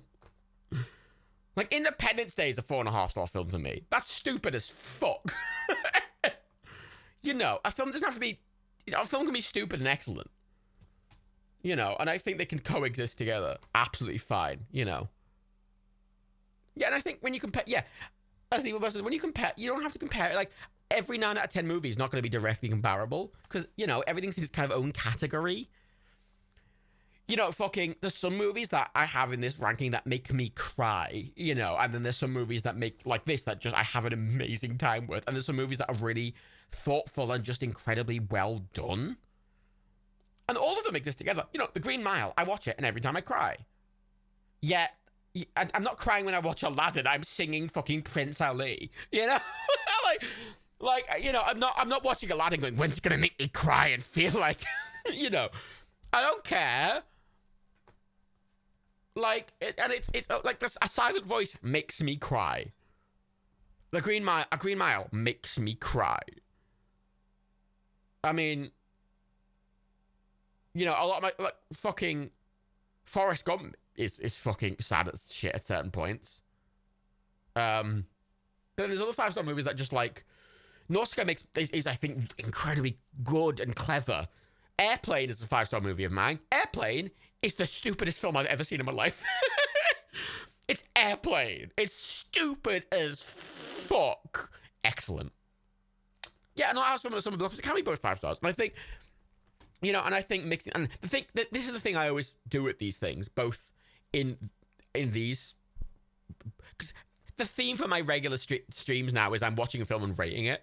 I'm playing a game and rating it. But as my attitude towards rating things is I'm taking sort of an objective view into account, but like 85% of the rating is based on, do I really like it or not? Right? And do I think it's fun? And do I think people will enjoy it? And do I think I enjoy it? And yeah. Like there's some films I like. Hang on, I'm gonna look at, hang on. Let me, I'm gonna hide films I don't like. Hang on. Hide liked films. What's my lowest rated liked film? Yeah, I want to see my lowest rated liked film. My lowest rated liked film is the Street Fighter film we just watched. Funnily enough. Then after that is Batman vs. Superman, which is a very bad film, which I like a lot. But I don't think other people would like it's a bad film. I just like it because I'm a big Batman cunt. Like The Core's on here. The Core's a shit film, but I really like it. Like, and there's some films that I think are really good that I don't like. And then I don't know, it's kind of like, I'm just gonna rate stuff based on if I like it, kind of thing. It's not fully my subjective opinion, but it is mostly my subjective opinion. You hate it because you're a big Superman because you're... Yeah, that's fair. That's fair. That's the thing. Me rating something high doesn't mean I think everyone should like it. I don't think anyone should like... I think Batman vs. Superman is a terrible film. But I just like it. Because Batman's having a great time. And that scene where Batman goes into the fucking thing and kicks a lot of people in the fucking face when he's saving Martha. Honest to God, if that scene didn't exist in the movie, the film would be a lot lower rated. Oh my God, the excellent... Ha ha ha ha. Yes, Faye. The Core is a film where they drill to the center of the earth and a big robot snake and then put nukes in it. That's stupid as shit. Great fun. I don't know. I think movies can be anything you want. Like, something can be just trash and popcorn movie and be amazing, and something can be like super high art and Oscar winner drama thing and be amazing as well. And I love all of them. Oh, I think Batman v Superman is terrible to Kentish Jan. I'm not defending it. I am not defending Batman v Superman at all. That's why it's rated really lowly on my thing, but I still enjoy watching it. I've watched it. The thing is, I remember when I watched it the first time, I went, I hate this film. But then I've watched it like 7 times. And if I watched a film 7 times, I'd probably like it. I'm not going to watch a film 7 times if I don't like it. Is my attitude sort of thing. And there's some shit films I just enjoy watching, and I will watch them several times. Oh my God, Master Draco, you've mentioned The Master of the Skies. I really like The Master of the Skies. The Master of the Skies is fucking... If none of you have seen The Master of the Skies, right, The Master of the Skies is it's a terrible film. It's terrible. Oh shit, thank you for the resub. It's me insane. The Master of the Skies is... I'm gonna read the... Okay, it's Dana Carvey from fucking Wayne's World, the other one next to fucking the Bowen names. I'm gonna read the description of The Master of the Skies out. It's from 2002. It's got Metacritic over 12. 12. Yeah. So I'm gonna read the description. A sweet-natured Italian waiter named Pistachio Disguisi at his father Fabrizio's restaurant, who happens to be a member of a family with supernatural skills of disguise. Pistachio Disguisi. One of my favorite scenes. Yeah, Brent Spiner's in it. One of my favorite scenes of The Master of the Skies is where they have to infiltrate a place called the Turtle Club. So Dana Carvey's character dresses up like a turtle. Like a mantle, not like a mantle, like a suit, but with a big shell on the back, and he's got all this makeup on, he's completely bald. Am I not turtle enough for the Turtle Club? And like the female lead of the film, I want to say it's Sonia something. is like treating it, the Jennifer Espinotto is like trying to act like he's just got a horrible, and it's terrible, and I love it so much. What's going to give the cobbler? Half a star. I gave it the lowest possible rating I could. Honest to God, I really love the match with this, guys. I think it's a fucking absolutely dumb as fucking rocks film, and I laugh at it every fucking time. Like, I just there's something satisfying about. Am I not? Actually, you know what? I'm gonna show a clip. Fuck it. Wait.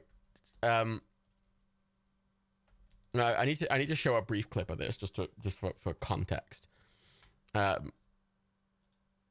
it's not on Prime at the moment, but I'm gonna I'm gonna show a scene of it because I think it's very important. Which one is it? I'm gonna click this one. Right there. So let's. Okay, I need you to all appreciate this. I need you to all appreciate this together. Okay, so. Okay. So I'm not gonna show the whole scene, I don't but mean to keep harping, but the name, the Turtle Club, you know, it's just a name. I think you're taking it a little bit too literally. Turtle? May I help you? Are you a member of the Turtle Club? Well, not exactly. Not exactly, but am I not turtly enough for the Turtle Club? Is he okay? He's fine. He's fine, Turtle. Turtle. He's dreamt of this place ever since he was a child. Turtle. Do you think we can go in for a moment? We'll be out in 5 minutes. Please. All right.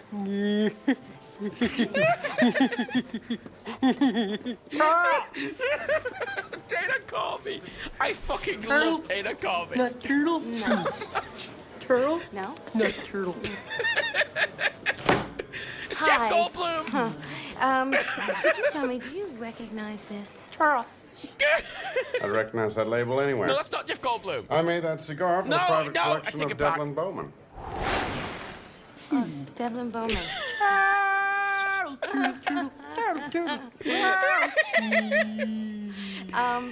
He's just there, being a turtle fine. man. I'm fine, Turtle. Do you think you can give me, address or phone number for Mr. Bowman? What's the end of the Crazy. scene? Because it's very I can't give you important. that information. This is. Oh. No Okay. information. What if harm found its way to you? Terrible, terrible, terrible harm. Would that change your mind? terrible. Perhaps it's time to go into my shell. No. Turtle. No. Shell time coming. You know what? And the name is just fine. Thank you very much. Terrible harm. The kind of He's harm funny. that makes you cry out in the night like a little baby. Hey, baby. Wait, Can it I gets better. buy you a drink? It gets Maybe better. some pond water for your friend? Very funny. Where'd he go?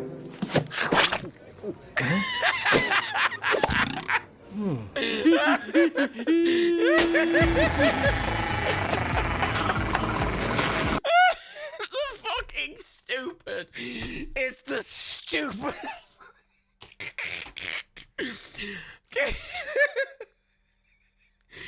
It's basically just Dana Carvey doing ridiculous impressions for 2 hours.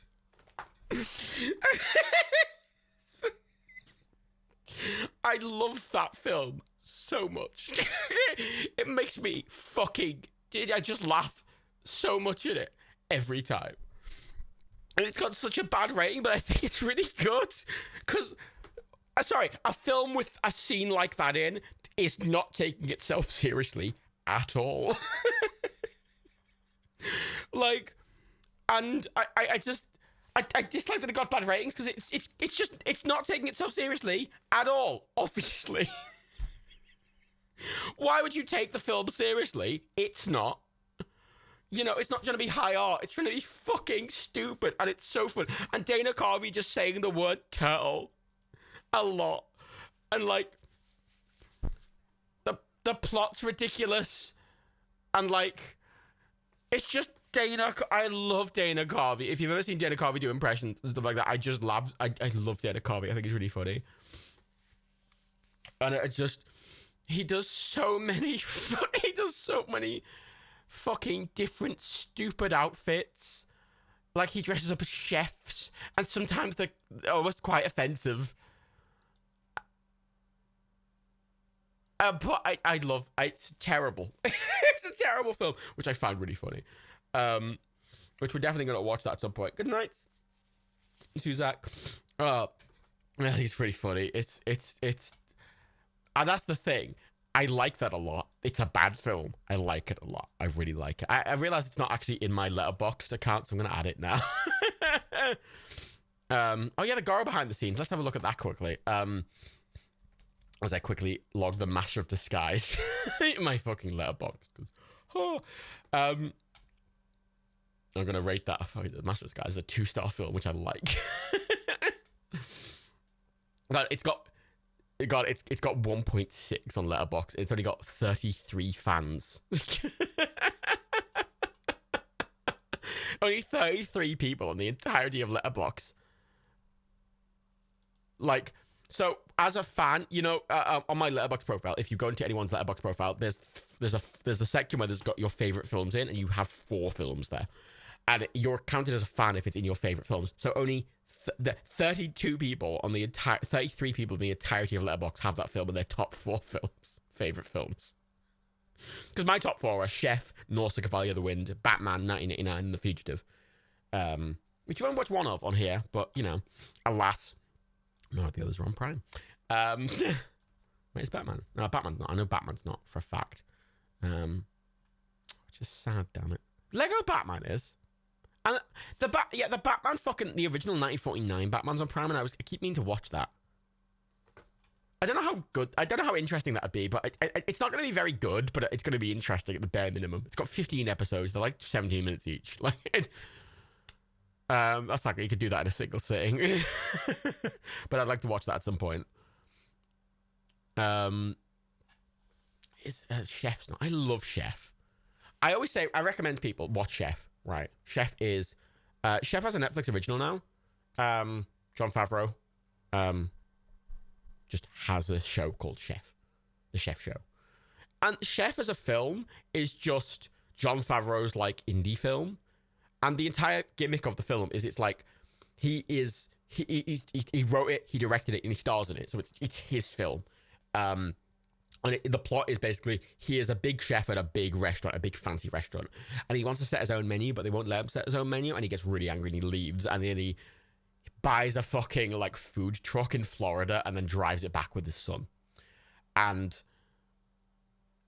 it's sort of an allegory for Jon Favreau, where he's working for big studios and he really wants to make his own film. So he goes off and makes Chef. And it's just about his absolute love of food. And he has a consultant on set. So whenever you see him making food, he is making the food. Like, Jon Favreau's a genius. Like, Jon Favreau is the master behind the fucking Marvel Cinematic Universe. He's the guy who made Iron Man 1. Like, he is the guy who made Iron Man. He's happy in the films, but he directed Iron Man. He made Iron Man. He's the mastermind behind Marvel Cinematic Universe. He's the guy who did The Mandalorian. Like, Jon Favreau is an absolutely incredible creator. And Chef is his indie film. It's his indie darling, right? It is, I am not catering to anyone but myself film. And all the passion comes through. It's just him driving around in a fucking food truck making tacos. Like, and it's a frustrating film because it makes me really hungry. And also, it's a weird film in that he clearly called in every fucking favor he could from friends, because Scarlett Johansson's in it for a bit, and also Robert Downey Jr.'s in it for a scene. And clearly, the film had a budget of like $1 million or something. So he just clearly called in favors. And like, people were just in it because they liked Jon Favreau, not because they were being... as far as I can tell, Robert Downey Jr. and Scarlett Johansson were in it just for like cost. You know, they were just in it because they liked Jon Favreau. Its budget was $11 million, estimated. It's pretty low. For a film in 2014. And it's got fucking... It's got... Dustin Hoffman's in it for a bit. Scarlett Johansson's in it. Robert Downey Jr.'s in it. Oliver Platt's in it. loads of people. It's really good. And I always, whenever I show anyone that fucking film, right, because that film, when it shows Jon Favreau making food, he's actually making the food. It's not prop food. He's making the food. So you can copy what he does and make the food. Because he had a guy on set showing it, like, making so he could do all the hand movements exactly.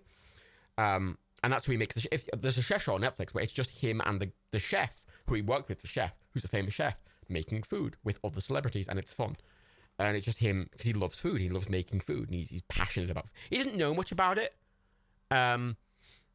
Like, the chef show is very much him going, I like food, but I'm not a food expert. So it's kind of, Roy Choi, thank you, Hipster Chicken. And it's basically Roy teaching him how to make food. And it's kind of, I like it a lot because it's him being really passionate towards something, but he's not very good at it. Right?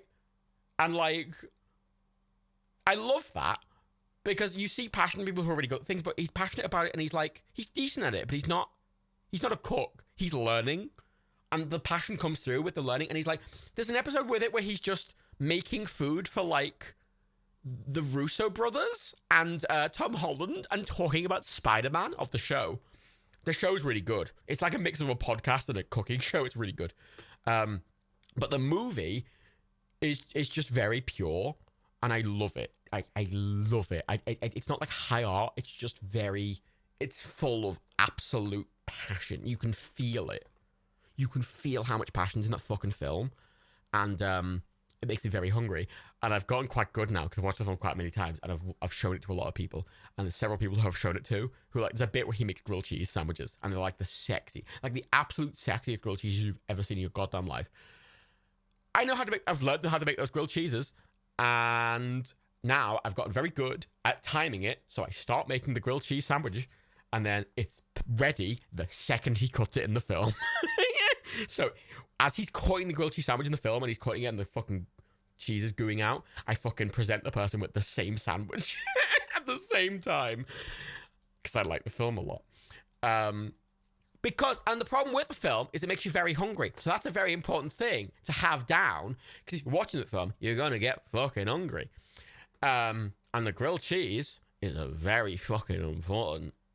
I think that's the best one. I mean, there's a great pastiaioli earlier in the film, which he makes with Scarlett Johansson, which is just like a beautiful oil spaghetti and garlic dish. Really simple, but that's what I like. I like really simple foods done really well, and he makes that. And it's like Scarlett Johansson basically has an orgasm, the whole thing. I like making that one, but the grilled cheese I like making the most because the grilled cheese is the most like visceral food in the film. Like I made that garlic pasta; it's really good. That pastiaioli. There's the main food of the film is this like sandwich because he gets a food truck and he makes these Cuban Habano sandwiches because they have meat in, and I've never made them, but I've always wanted to make a sort of vegetarian allegory of them. Like I've always wanted to make a sort of vegetarian version of them, and I kind of want to try it, but I need a bunch of equipment and the whole thing. The Cabanos look so good. I want to make a vegetarian version, and I don't know what to put in instead of the fucking meat, but I want to do it at some point. They're so good. And he also makes these fucking because basically he lives in California and he has to fly to Florida to I'm gonna describe this exactly. His ex-wife's friend or his ex-wife's former boyfriend, Robert Downey Jr., owns a business and he's got a spare old food truck. So he has to fly to Florida, get the food truck from Robert Downey Jr. Then there's a big scene of him cleaning the food truck with his kid. It's a nice father-son movie as well. It's a nice bonding thing. And it's him driving across from Florida back to California and picking up food recipes along the way. So he's going through fucking Florida and getting Cubanos from Florida. And he's going through New Orleans and he's going through like Texas. And it's just about the food from those places. And it's so good. And yeah, like his kid is like using social media to like make his, and it's a really heartwarming film. I really like it. It's really good. And yet he gets fucked over by social media, like, because the film starts with basically him having an absolute Dustin Hoffman plays is it Dustin Hoffman that plays the critic? No, Dustin Hoffman's the owner of the restaurant. There's a critic that comes to his restaurant and leaves a really bad review and he's really annoyed. and he wants to make a fancy food for him, but then their owner direction is like, no, you can't make fancy food. You have to make the menu. So he makes him a chocolate lava cake, and there's just this bit where he turns up and there's this huge rant about the chocolate lava cake. And it's so good. And Jon Favreau frustrates me because he's a good actor. He's a good actor. Like, I love him as Happy in the Marvel Cinematic Universe. I love him. I think he's really good. And he makes, right, on the chef. So, if any of you watch Binging with Babish, which is the Babish Golden Universe now, he's a really big fan of Chef to the point he has a tattoo of something from Chef on, and he was on the Chef show. And there's a bit in the Chef film where when he's making that garlic aioli for Scarlett Johansson, he gets like what would be like a meat fork, one of those big like 2-pronged cunts that you use to cut like a big chicken or something. You'd have a prong fork and you'd use a big knife on the other one. Imagine it's like a big 2-pronged like big cunt. It's one of those. But in the film, Jon Favreau uses it to make spaghetti nests. Like he rolls spaghetti and the spaghetti is in a bowl and it looks like a nest. And it's a very beautiful, simple way of presenting it in a very fancy way. And it's a big seat, like it's very sexual. And Babish has a tattoo of that fork on his fucking arm. And he did the Chef show, and he's on the Chef show, and also there's an episode of Binging with Babish from the Chef show. But Jon Favreau is on the Chef show, and he learns how much of a fan Babish is. And Jon Favreau just pulled out of a drawer, the actual fork that he used on the film, the exact fork, and gives it to Babish as a gift. And it's the sweetest thing, because Babish is like a massive nerd for I am in a similar way, but Babish is like a big chef, and he gets given it by Jon Favreau, and that sounds like that's the coolest thing. That's the coolest thing. Like he makes the recipes from Chef on the show, and I think it's a Babish episode where he does the chocolate lava cake. And I just love it, and I love the show, and I haven't even watched all the show. It's just, I like things where you can feel the passion in them, and Chef, the film, is just oozing with passion, as is the show. And it's kind of, he's like getting celebrity guests in, but he feels like he's getting celebrity guests in just an excuse for the show to exist when he clearly just wants to cook. And like, he does, the guy who did Spy Kids? What's his name? Robert Rodriguez. He goes to Robert Rodriguez's house for like an episode and makes pizza with him. Because Robert Rodriguez really likes making pizza. So it's just him making pizza with Robert Rodriguez. Imagine comedians in cars getting coffee, but instead of comedians in cars getting coffee, it's filmmakers in kitchens making food. It's like that. They're making food and they're really focusing on the food, but they're also having a nice chat about like filmmaking. It's great. It's excellent. It is excellent, but it's hard to watch if you're not hungry, because you will get hungry watching them. I get hungry watching Chef every time, even though half of it's meat. I'm like, oh fuck, I want a Cubano. Oh fuck yeah. And I absolutely fucking love it. Absolutely love it. It's so good. There's so much passion. I'm actually I want to show a bit of the chocolate lava cake. I'm going to show a bit of the chocolate lava cake scene from Chef, right? Just to sell you on this film. This is like the setup for the film. It's got 30 minutes to set up, 20 minutes, and it's establishing that he's really obsessed with his job, and because of that, he's not very attached to his child, his like kid. And he goes across the country with his kid. This thing, it's a bonding thing. It's really sweet. It's not like obnoxious kid thing, because a lot of kids in films can be really obnoxious, and it's really sweet. Genuinely, it's quite heartwarming, and it's very genuine. See, Scarlett Johansson's just in it, clearly at cost.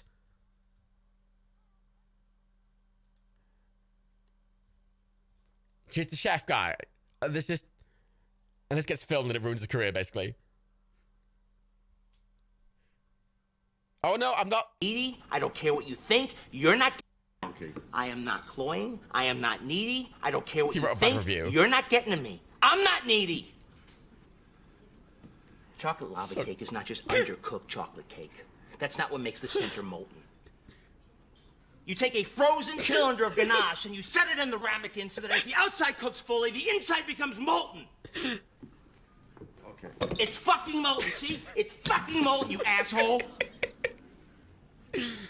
And you don't do anything. What do? You sit and you eat and you vomit those words back to make people laugh. You know how hard I work for this shit? Do you know how my whole staff works? It's quite a good commentary What on reviewers as sacrifice I well. make to make you happy, and then you just smugly just fucking shit on my shit? Okay. It hurts! Yes. It fucking hurts when you write that shit. It hurt you. It does. Oh, It does. poor Jon Favreau. He thought you were gonna close his fucking restaurant down. You asshole.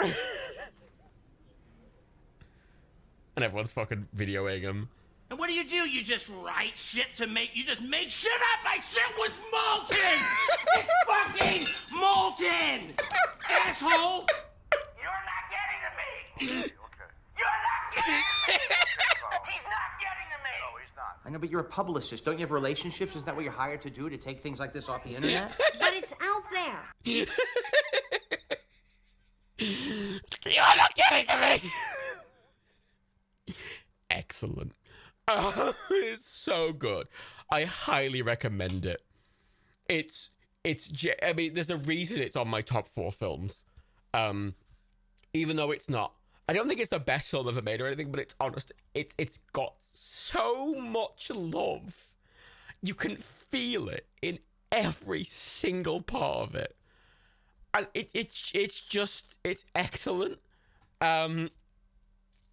And I'm pretty sure, is it on Netflix? Because they've got the Chef show, but I don't know if the Chef film's on Netflix. The Chef show is worth watching, but it's more of like a real life. It's not like a Chef. The Chef film's like fictional, and I think it's really good. Oh, so good. I hope you go out and watch this if you can. Oh yeah, it's not. You can't. It's not anywhere to watch, at least in the UK. You can fucking rent it for like £2 on Amazon. I highly recommend it. Just eat beforehand. Eat beforehand. Actually, let's look. Okay, I'm gonna finish this stream off by showing the grilled cheese. It's on Netflix in the US as fake. Fucking get a VPN. Watch it on Netflix. So okay, I'm gonna show the grilled cheese scene. I'm sorry in advance because you're gonna get hungry. Just FYI. You're gonna get hungry. Sorry.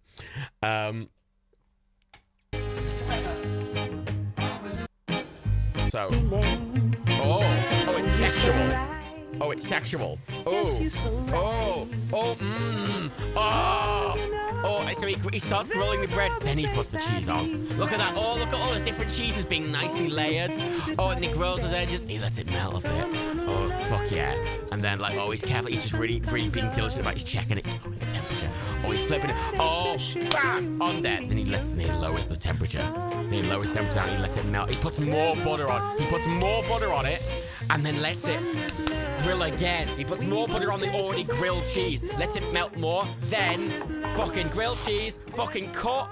I want to fuck it. Cuts off the crust. You know, I don't... Like, literally, it's just him making a grilled cheese for his kid. It's like the most simple thing. And it's sexual. And genuinely, as, again, someone who has made that grilled cheese quite a few times, for people watching this, it's crunchy. If you do it properly, it's crunchy as fuck. And yeah, you do it with a sharp knife. What I do is I make the grilled cheese, right? Because you do it, you sit there and you have it on a lower heat. You want to make it crunchy. So you do it like that. You let the bread grill a lot. Put the cheese on, blam, flip over on a big frying pan. Then you butter the side that's on top and you flip it. You butter the other side.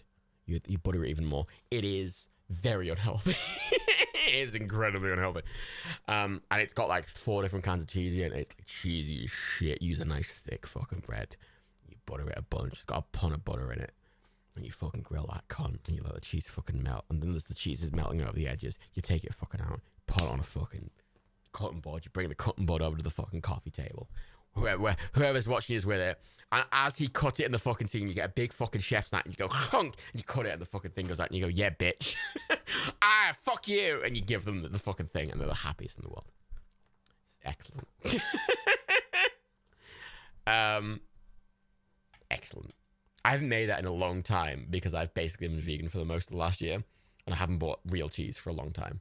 But, oh no, Stuffy, right.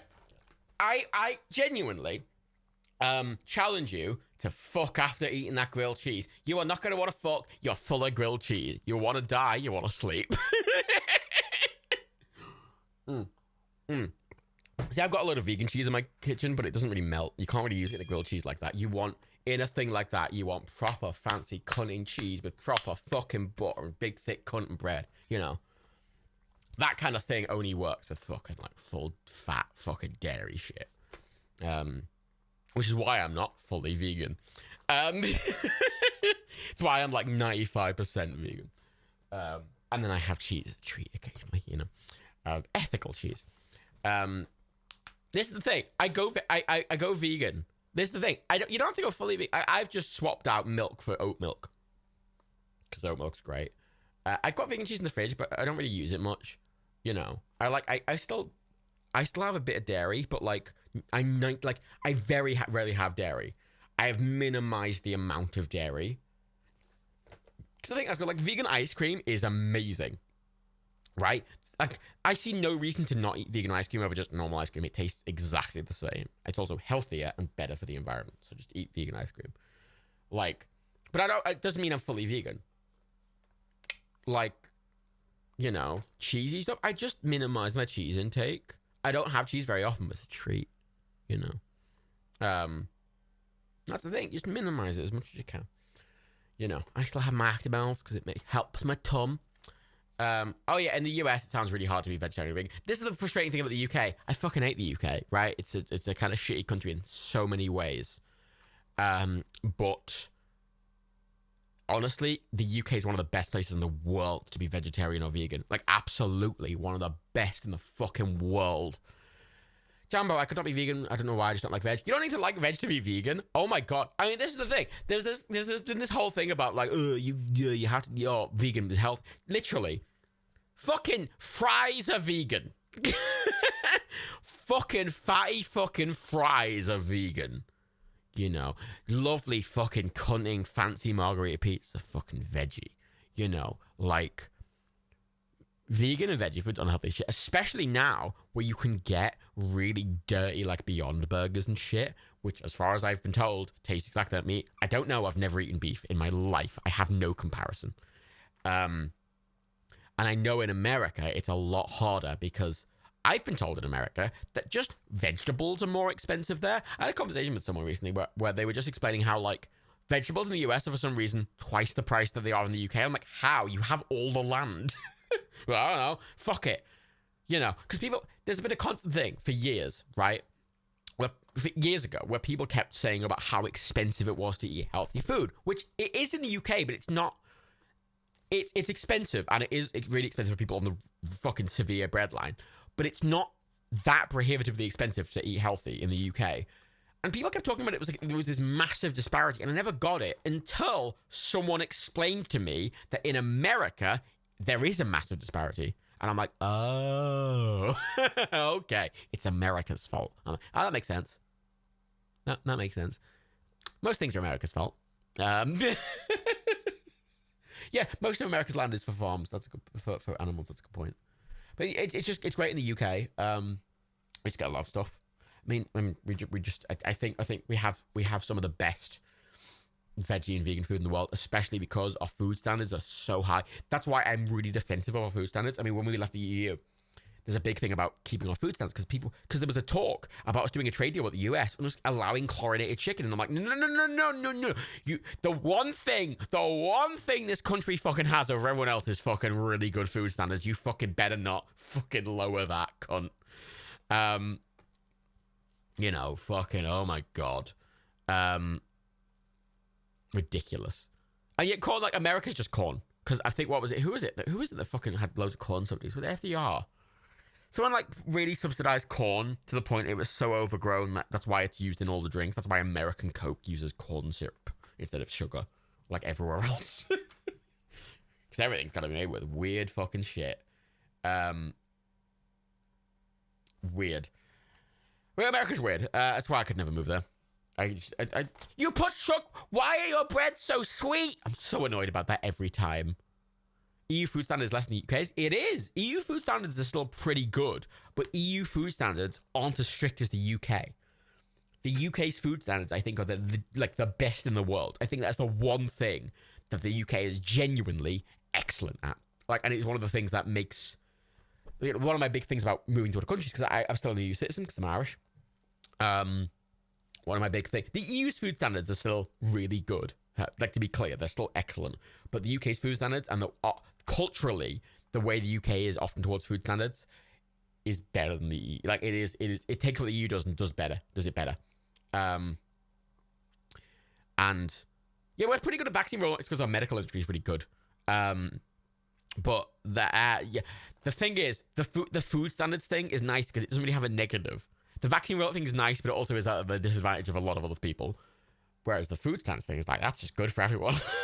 And also, our food's fairly affordable. Like, healthy food in the UK is not as cheap as it should be, but still, like, in America, it's prohibitively expensive. In the UK, it is just, yeah, it's not expensive. It's just not very economical, if that makes sense.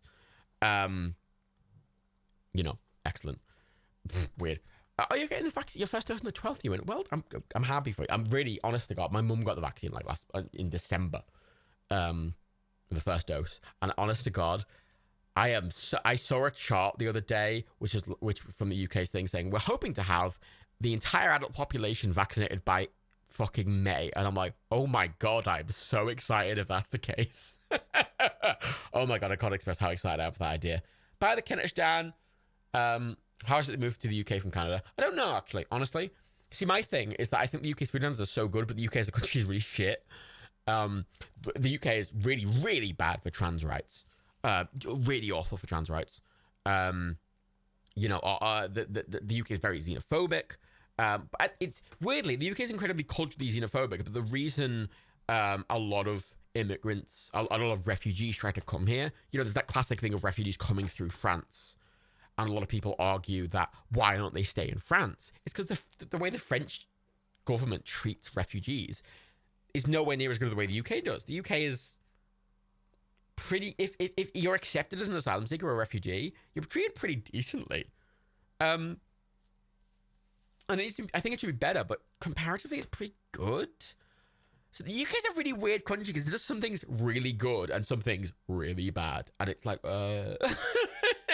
where some countries do a lot of things kind of averagely, whereas the UK, like, it's weird. So I like the UK a lot, but I also dislike it a lot. Yeah, like, Kotsky, your partner has, like, high risk. Like, I mean, Daniel, like, he's high risk, and he isn't prioritized. He has to wait. Which is annoying. Because effectively, me and Rebecca's main worry isn't us getting it, it's Daniel getting it.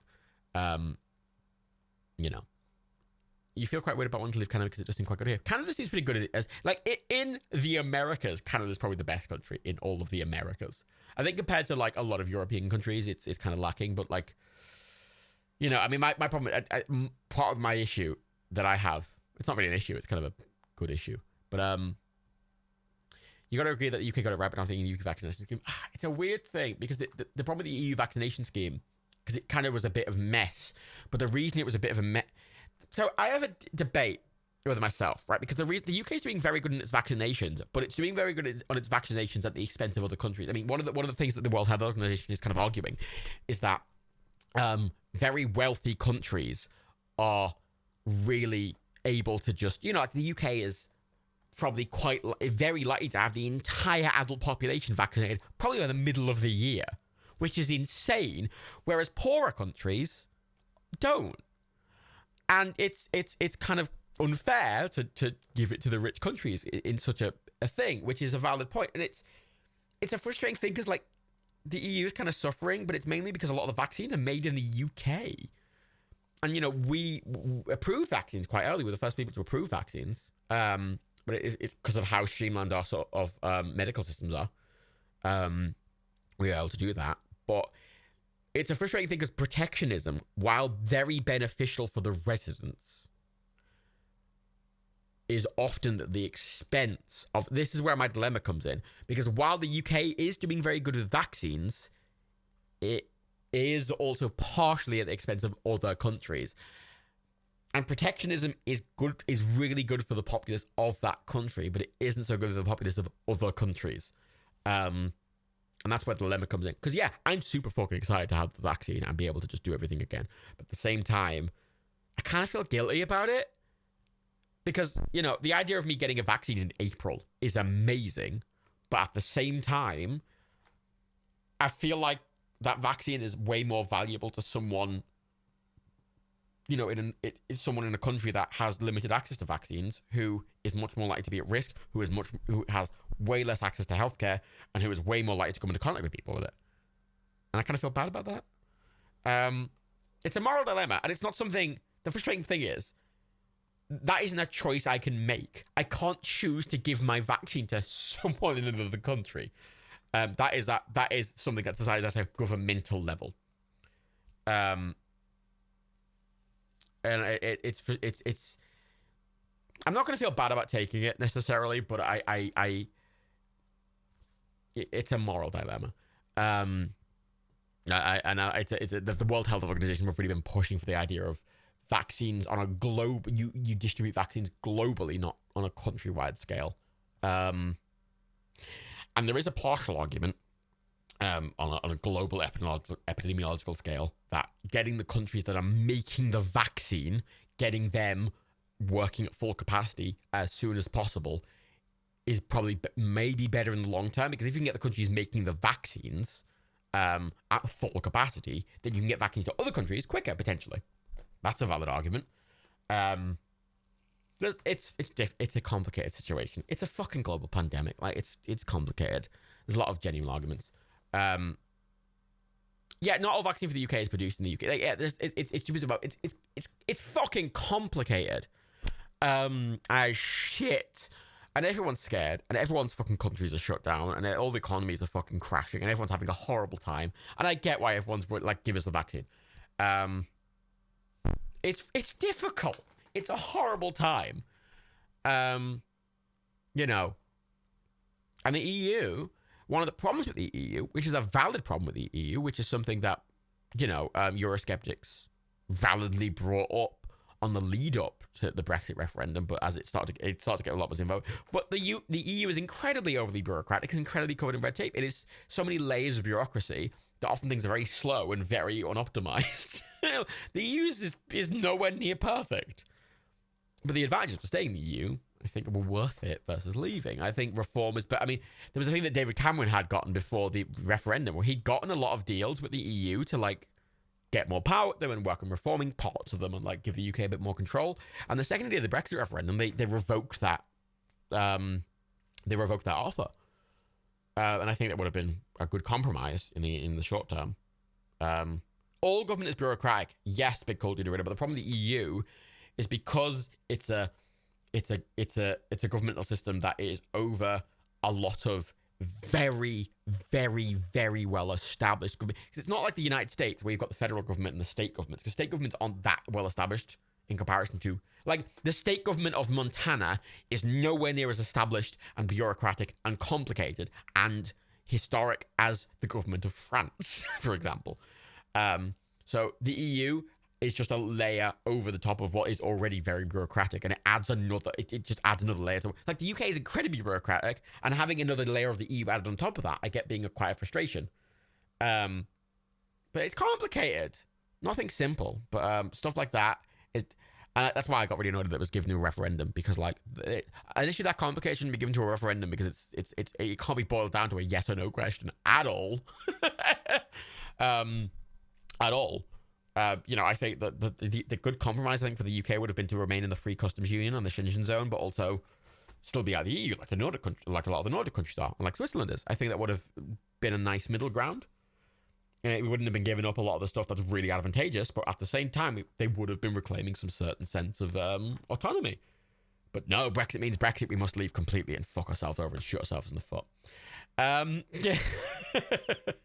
Fuck it. But I have to. Do I reckon Scotland will gain independence? You know, I don't know. You see, it's weird with Scotland because it's frustrating, because I'm against the idea of Scottish independence, but only in the context of I want a global world unification sort of thing. And it's frustrating with Scotland because their attitude is we want to leave the UK to rejoin the EU, which is obviously very valuable. But I'm someone who believes Northern Ireland should be part of the country of Ireland because, practically speaking, it's a small island. You know, there's been that attitude lately where, like, the DUP in Northern Ireland has been complaining that there is a border in the Irish Sea. And as I always say, there's already a border in the Irish Sea. It's called the fucking Irish Sea. It's a fucking big choppy ocean, cunt. Like, there's already a border. It's a big ocean. And it's weird that the priority is linking it to a country across an ocean that's hard to get to, instead of the country that literally people in Northern Ireland have their have the border between Northern Ireland and Republic of Ireland pass through their house. Right? Like, it feels weird to prioritize the ocean over the border people literally have in their house. That's weirdly impractical. And for small island nations, it just doesn't make sense to me to split it up. I feel like Ireland should be just one country and the British Isles should be one unified thing. Because practically speaking, that makes sense. But I appreciate the dilemma with Scotland in that they want to leave to rejoin the EU. And I'm like, that's a valid, completely valid opinion. Yeah, you know, when the Scottish independence referendum was on back in the day, I was personally, I didn't like the idea of Scottish independence, more because of I just think, practically speaking, like geographical features should practically speaking, we're fucking connected by land. It's a small fucking island. like you know, fucking, it makes more sense to just fucking, what, you're gonna put a fucking board, like, it just seems really impractical and annoying for everyone involved. And it's the same with Ireland and Northern Ireland, and that's how their situation is now. I'm like, that just seems worse for people. But the way Westminster treats Scotland is really terrible. And the Scottish independence thing is a really difficult dilemma because there's generally really lots of positives to both sides. You know.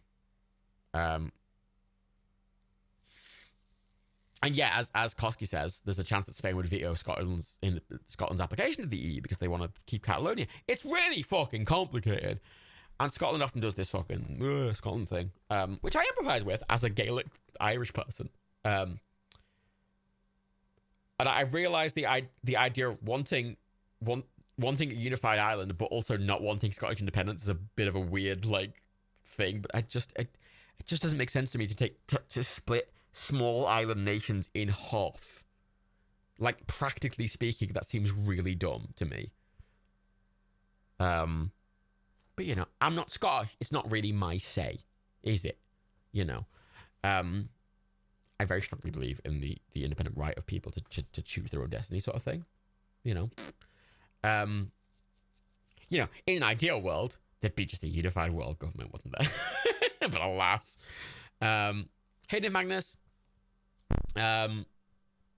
It just seems. I think if country borders, I think, should be more based around geographical limitations.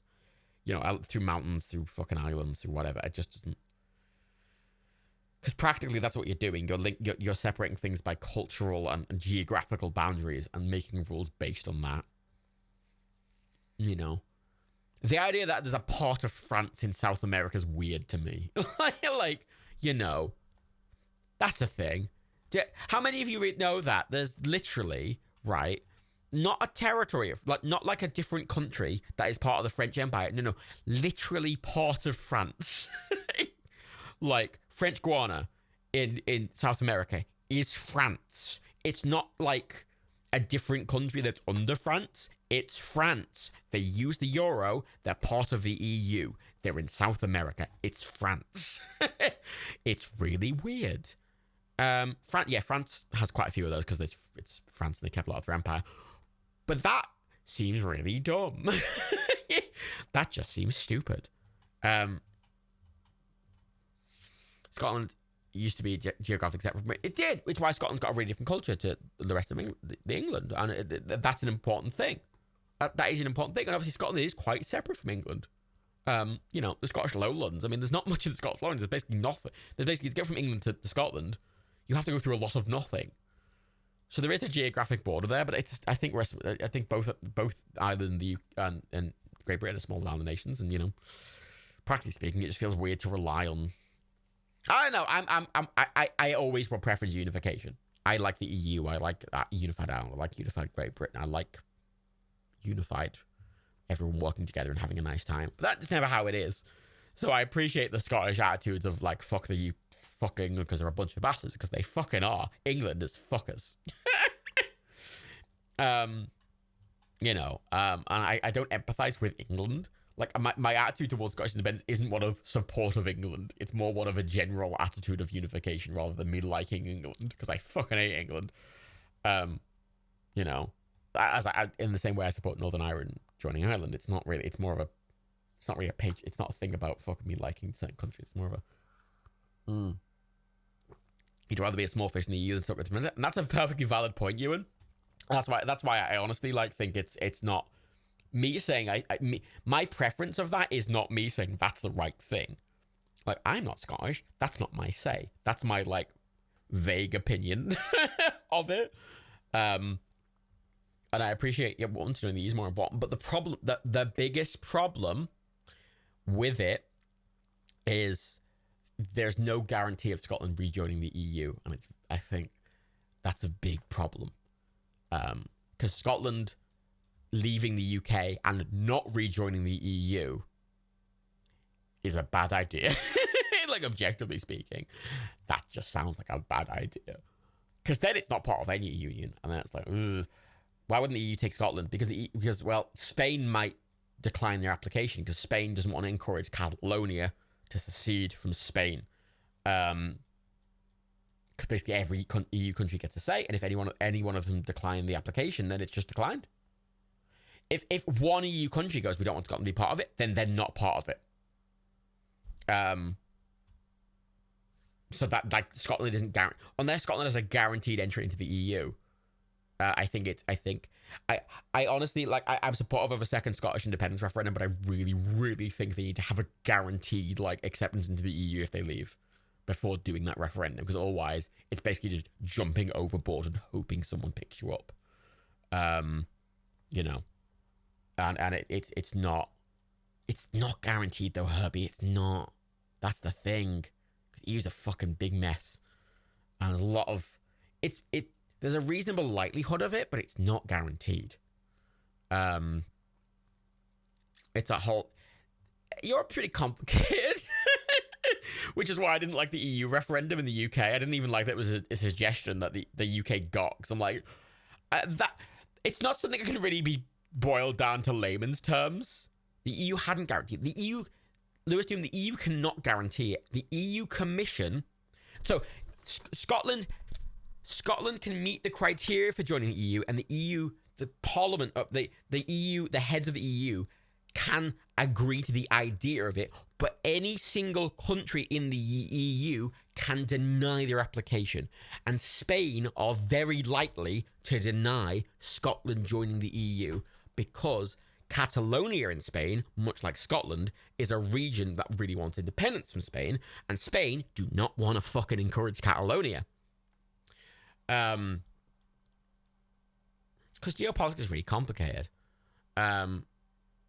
Catalonia had a legal referendum. They did, but still, Spain are Spain.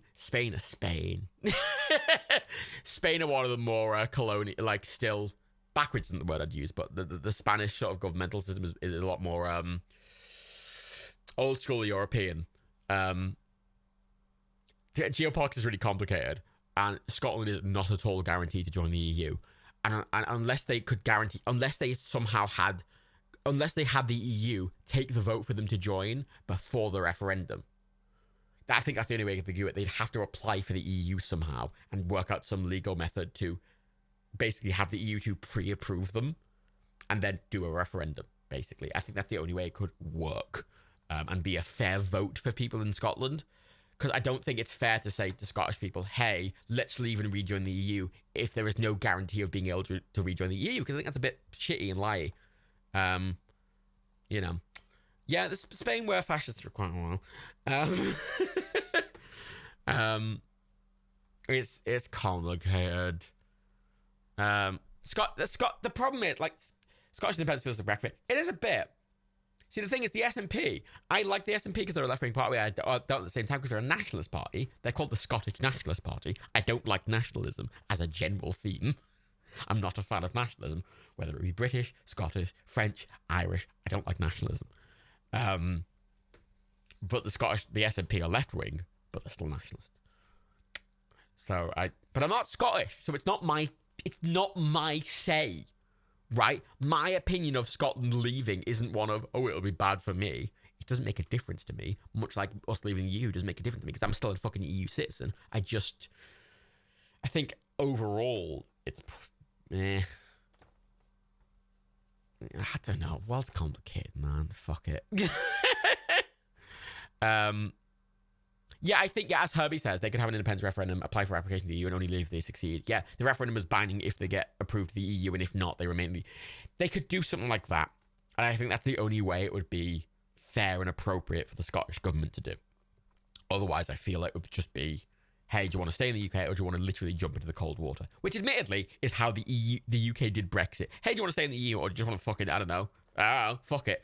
So, Scotland doing that wouldn't surprise me, because that's literally exactly what the UK did. What do you think about the UK paying for the Scottish kid going to uni for free? It's fine. I think all uni should be free. I have this, a lot of people do this annoying thing where they say, oh, I don't think this person should get a free thing because I didn't get a free thing. I think, no. I think the more fucking inclusion, the better. All uni should be free. Like, my attitude isn't, oh, the Scottish uni being free shit. My attitude is the English universities being not free as shit. You know? Like, that's my problem. I mean, I realised as I grew up, because as an Irish national, I could go to uni for free in Scotland. But you can't as an English national, which is kind of silly. But it's geopolitics, baby! It's shit. Or you should be free. And there's a lot of people I've seen be like, oh, I don't support the idea of cancelling. In the America, for example, a lot of people are like, I don't support the idea of cancelling student debt because I had to pay for it. It's like, so you don't want other people to be better off because you had to go through hardship. That's really shitty. If anything, you should be more supportive of not going through hardship because you had to deal with that yourself. So many people do that. So many people do this attitude of, I had to deal with shit, so other people should as well. Fuck them. Fuck those people so hard. In every way, shape, or form.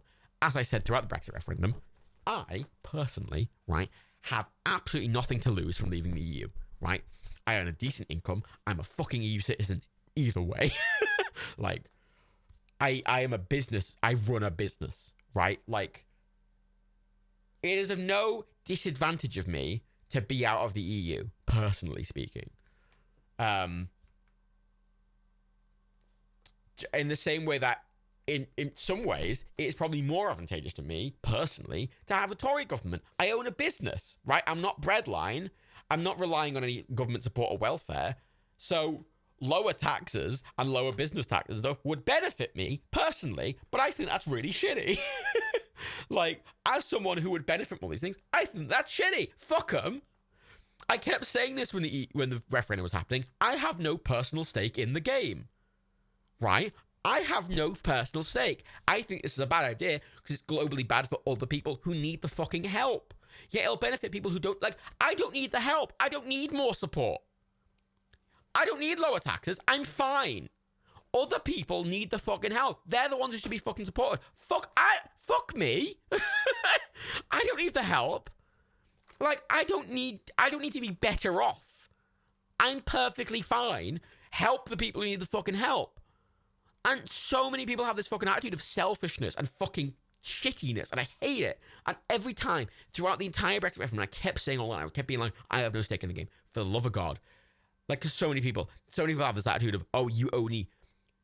people are really fucking... when Corbyn was, like, big, and people were really being shitty to students. Because people were being really shitty to students, saying, oh, they only want it because they don't want to pay anything for uni, or they only want it because it'll benefit them. Which I think is a shitty attitude. But I appreciate the base level of skepticism, right? I appreciate that base level of, oh, I'm suspicious of X thing because it is beneficial to the people supporting X thing. Even if I think it's bullshit. Because I think the benefit, like, oh, free university, yeah, it's just good for everyone, fuck it. But I understand that vague cynicism. So I was very clear going into it, like, hey, I benefit in no way. If anything, I lose out doing this, but I think it's better for everyone because I have empathy and I don't want to be a shithead. I kept really pressing that as I have no stake in the game, for the love of God. Please don't take my opinion as, oh, you'll only actively will not benefit from it. It is just the moral thing to do. Which is kind of shitty. It's ridiculous. I don't own Nerdcubed, Pendleton. I manage Nerdcubed. I run Nerdcubed. Daniel owns Nerdcubed. There's a key thing to remember in companies that I didn't learn until I was a bit older. There's two types of companies. There's shareholders and there's executives. So a shareholder, for example, in something like Nerdcube, which is a limited company, which means it's not publicly traded or anything, it's just owned by a person and it is detached from the person. So, for example, if Nerdcube were to get into, say, lots of debt and explode, it wouldn't impact me or Daniel because it's limited. It's physically limited. It's in a bubble. It exists as its own entity. But Daniel owns Nerdcube. Dan and his dad own Nerdcube. Daniel owns most of Nerdcube. And the board, which is made up of the owners, are the ones responsible for choosing who the directors are. And the directors are the people who run the company. And I'm chief executive officer. I'm chief operating officer. Practically, I should be CEO, which is the full director, but Dan likes the title. Practically, I run the company. So I'm in charge of the company, whereas Dan owns the company. If that makes sense. It makes sense in a context. I think that makes sense. Yeah, I don't own a business. I run a business. I'm in charge of several businesses. But yeah, I think it's an important context because it's still the same. I think it basically makes the same amount of sense. I mean, yeah, I'm not paid in dividends, which is a different thing. But I still run a business, right? Like lower business tax still benefits me as a business runner, as the manager of a business. But it's fuck it. I'm fine. Like, you know, I'm not struggling. Like, you know, on Labour, like as Koski says, yeah, Labour's always been a shit party, frankly. I don't like Labour. Labour's a fucking always it's framed as this working class party, but it seems to be run by these fucking like elitist cunts. Like it's as Koski says, it's run by a sir.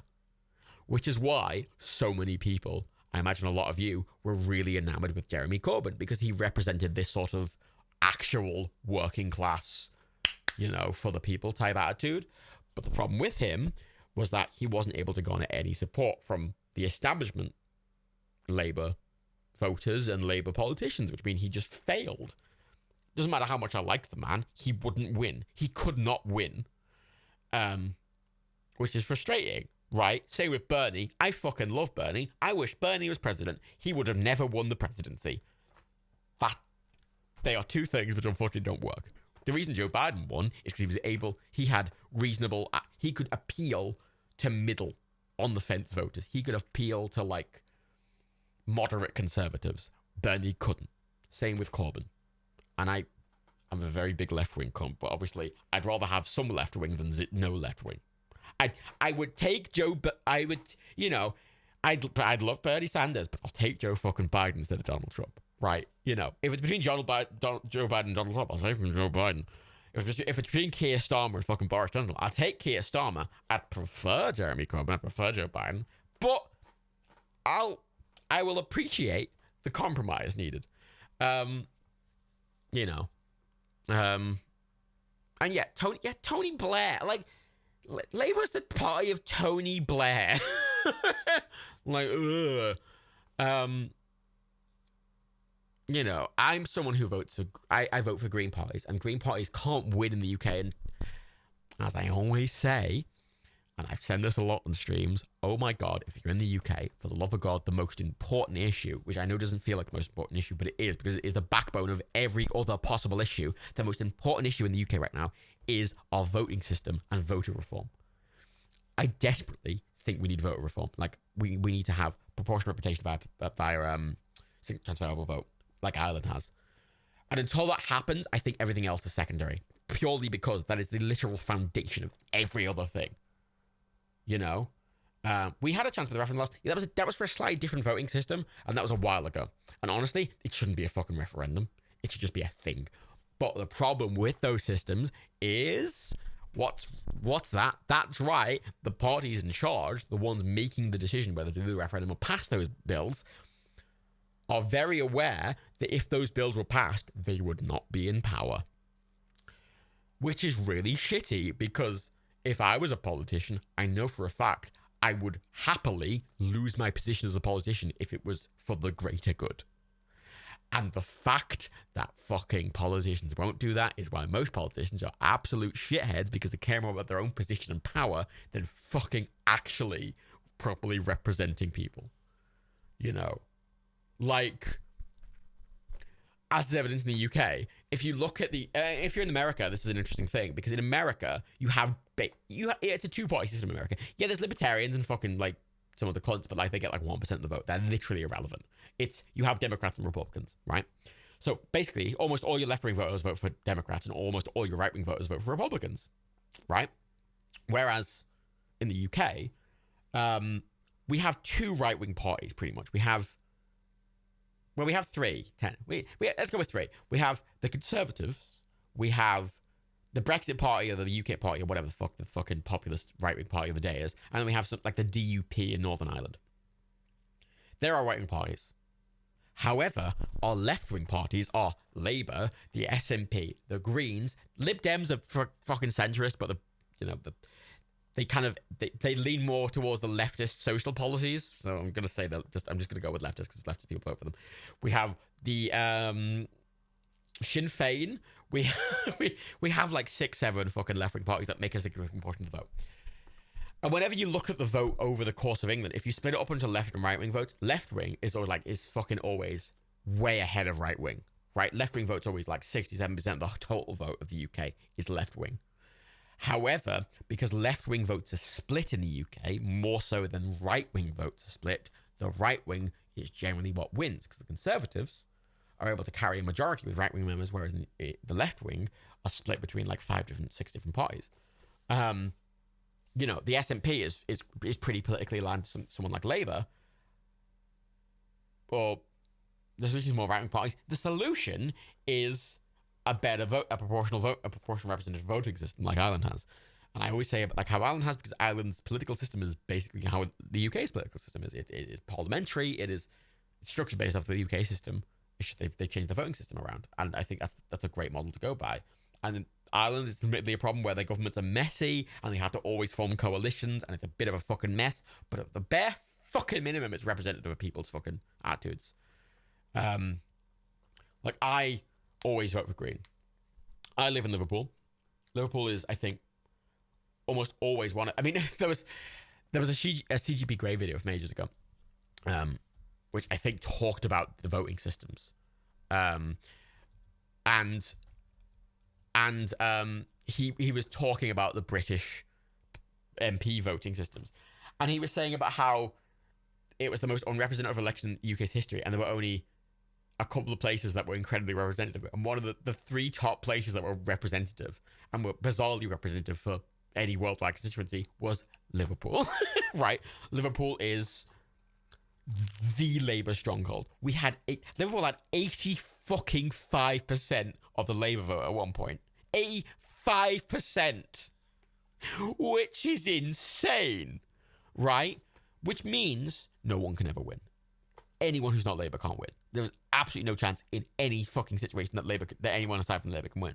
And I'll take Labour over a lot of other people, but like, I will always vote for Green Party members, even if they can't win, purely just to on a local level. I need to point out, I don't think the Greens would be good at being Prime Minister, but the Greens aren't going to be Prime Minister. I just want there to be Green MPs, because I think Green MPs, local representatives, are really good, but I don't think the Greens would be very good at running the country. But this is the thing, in a proportional representative democracy, that works.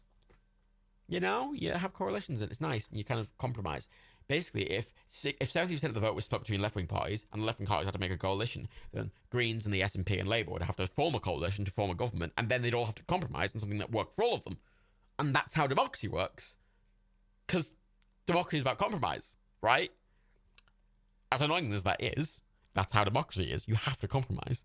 Anything else is fucking a dictatorship, right? It's all well and good to be like, I want this thing.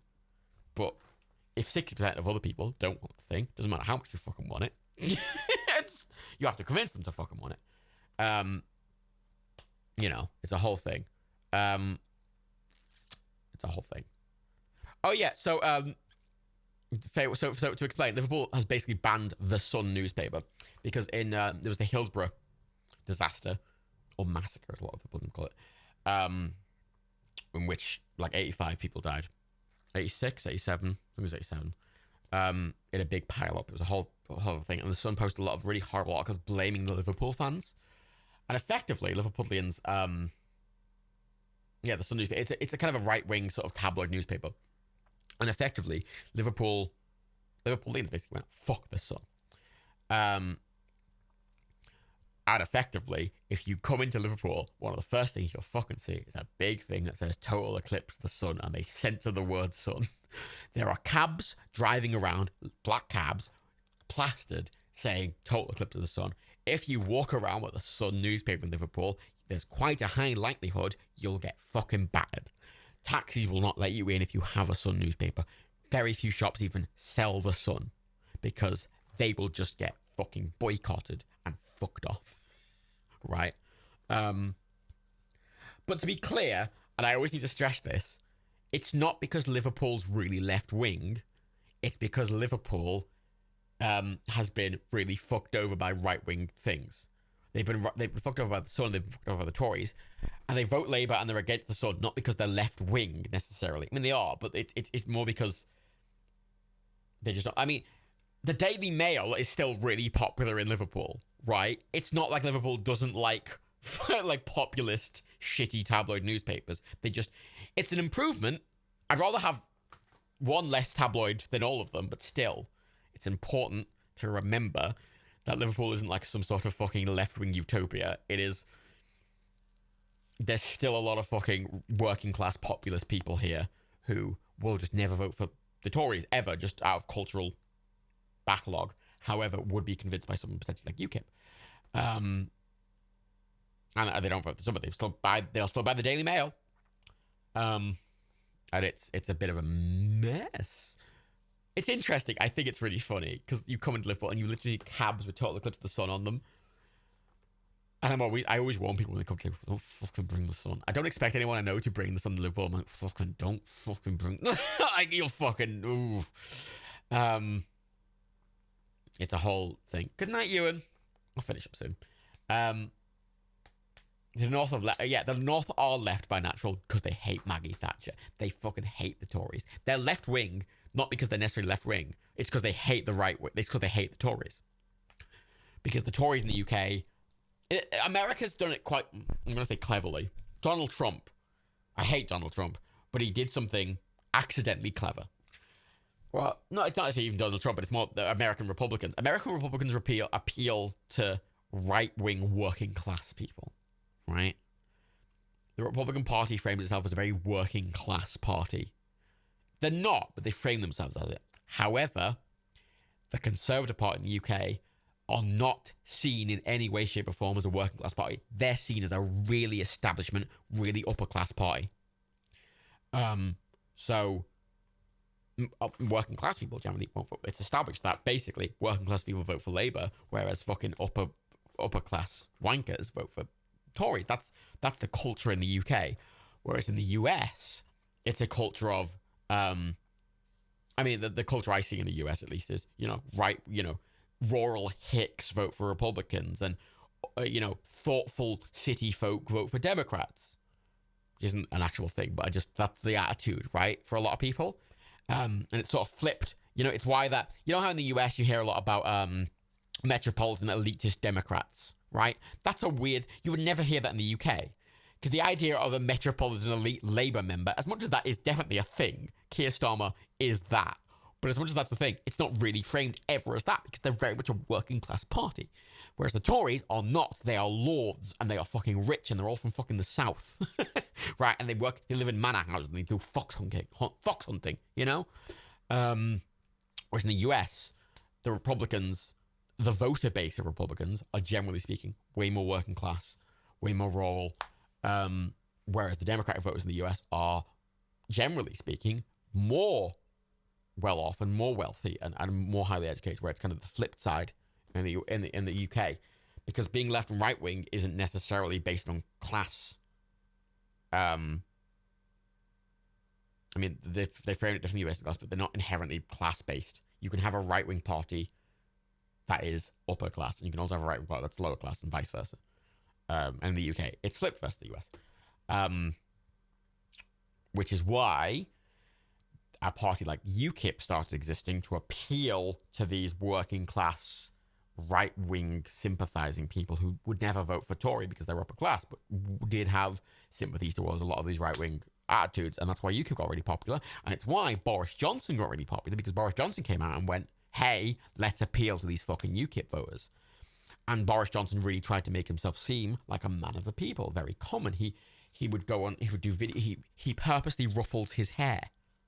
Right? All those things you see of Boris Johnson looking like a twat is very purposeful. He ruffles his hair.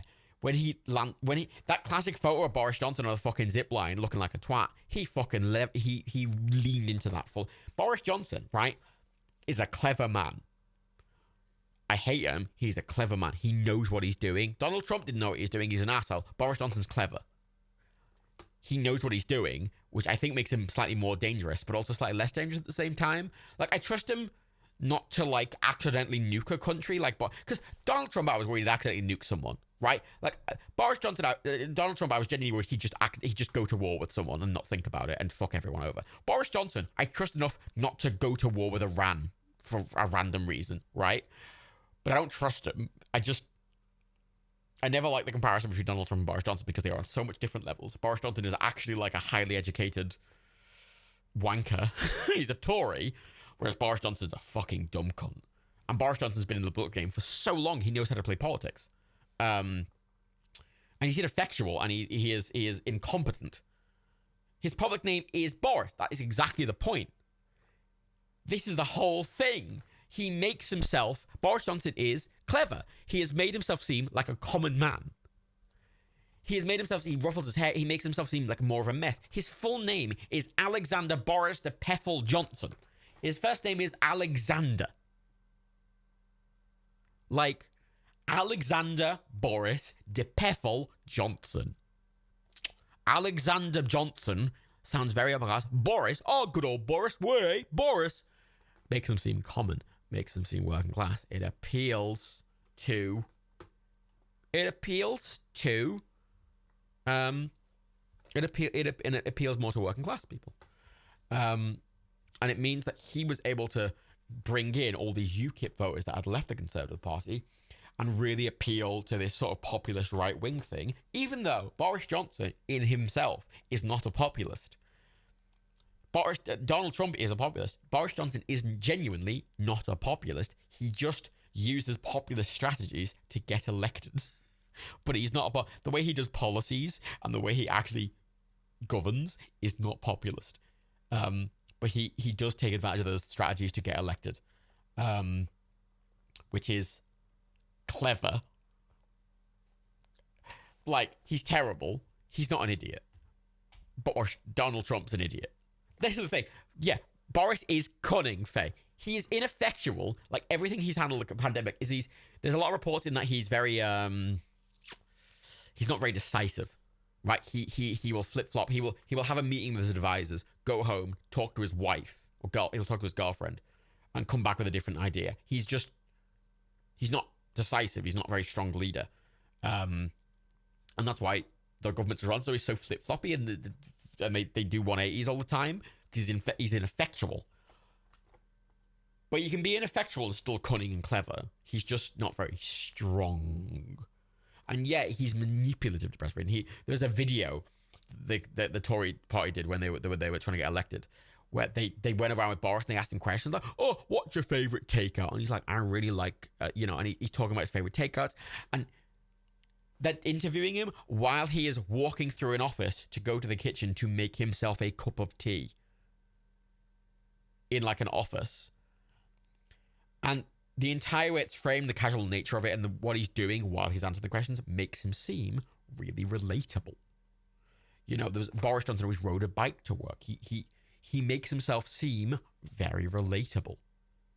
And it's genuinely really clever. He's very good. Boris Johnson is very good at playing the political game. Genuinely, he's very good at it. And it's frustrating because I obviously hate Boris Johnson, but he's good at a lot of things. I just hate him, and I don't like what he's good at. Whereas Donald Trump was just terrible in every single way. And yeah, he was born in New York, which technically speaking, makes him eligible to be US president, technically. I don't see him doing that, but technically speaking, if you're born in the United States, you can be president. You can't be president if you're not born in the United States. There's a lot of other requirements, but like, if you're not born in the United States, you can't be president. If you're born in the United States, there's a lot of other things you can do to be technically legally eligible to be president. Could you imagine? Could you imagine Boris Johnson moving to America, like running as a fuck? Granted, remember this, kids, right? The Conservative Party in the UK, even Boris Johnson, if they were in the US, they would be Democrats. The British right wing is still the American left wing because the American right wing is fucking insane. Like, if Boris Johnson was the American president, he'd probably be doing a lot of quite similar things to Joe Biden. Like, not to the same degree, but it probably wouldn't be far off. Like remember this. The British, at least the Tories, are Democrats in America. Like, the Republicans in America they're fucking UKIP. They're the BNP over here. They're the fringe. We have a couple of fringe ultra right-wing parties that are really niche and really horrible. They're fringe. That's what American conservatism is. Whereas in the UK, everyone's more left-wing. So even our right-wing party, our main right-wing party in the US would still be considered left-wing. Insane. Insane. Yet religion in America is really weird. The idea that American senators and stuff are sworn in on the Bible is really strange to me. Also, the idea that, like, people stand up and swear their allegiance to the American flag is really weird. It's really weird. Trans rights in the UK are incredible. Yeah, big culture arena. It's in certain elements, trans rights in the UK are better, but in a lot of ways they're worse than the US. Trans rights in the UK, the attitudes towards trans people in the UK are worse than they are in the US. The problem in the UK's attitudes towards a lot of things is they're subtle. Trans people are covered under the Equal Rights Act. However, trans people are incredibly discriminated on in the UK still. And their access to medical treatment is really difficult.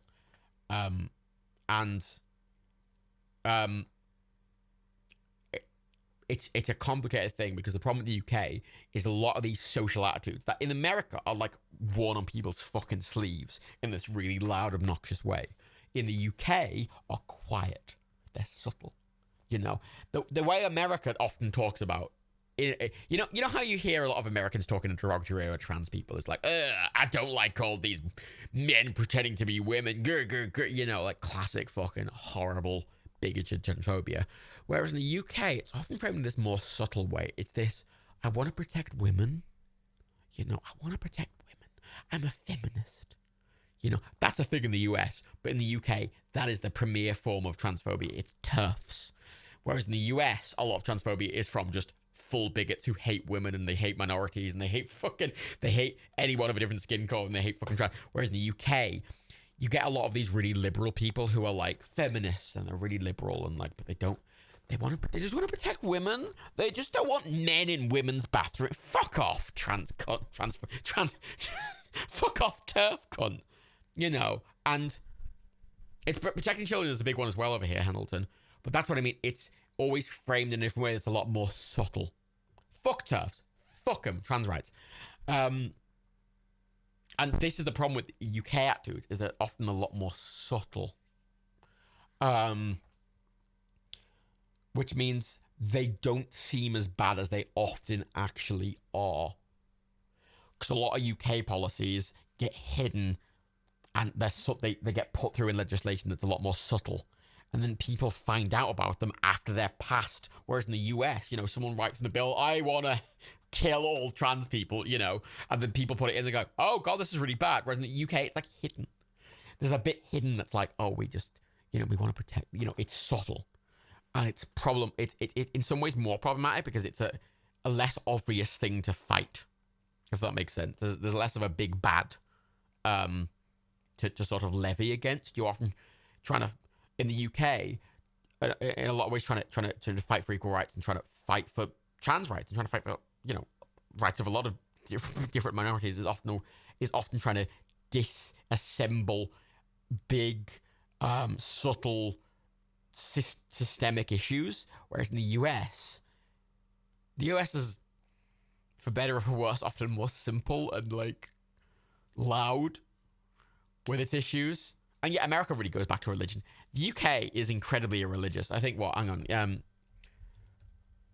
mean, like, you know, there's Protestantism is a thing in the UK, but it's the religion of like an MP or a prime minister's never brought up.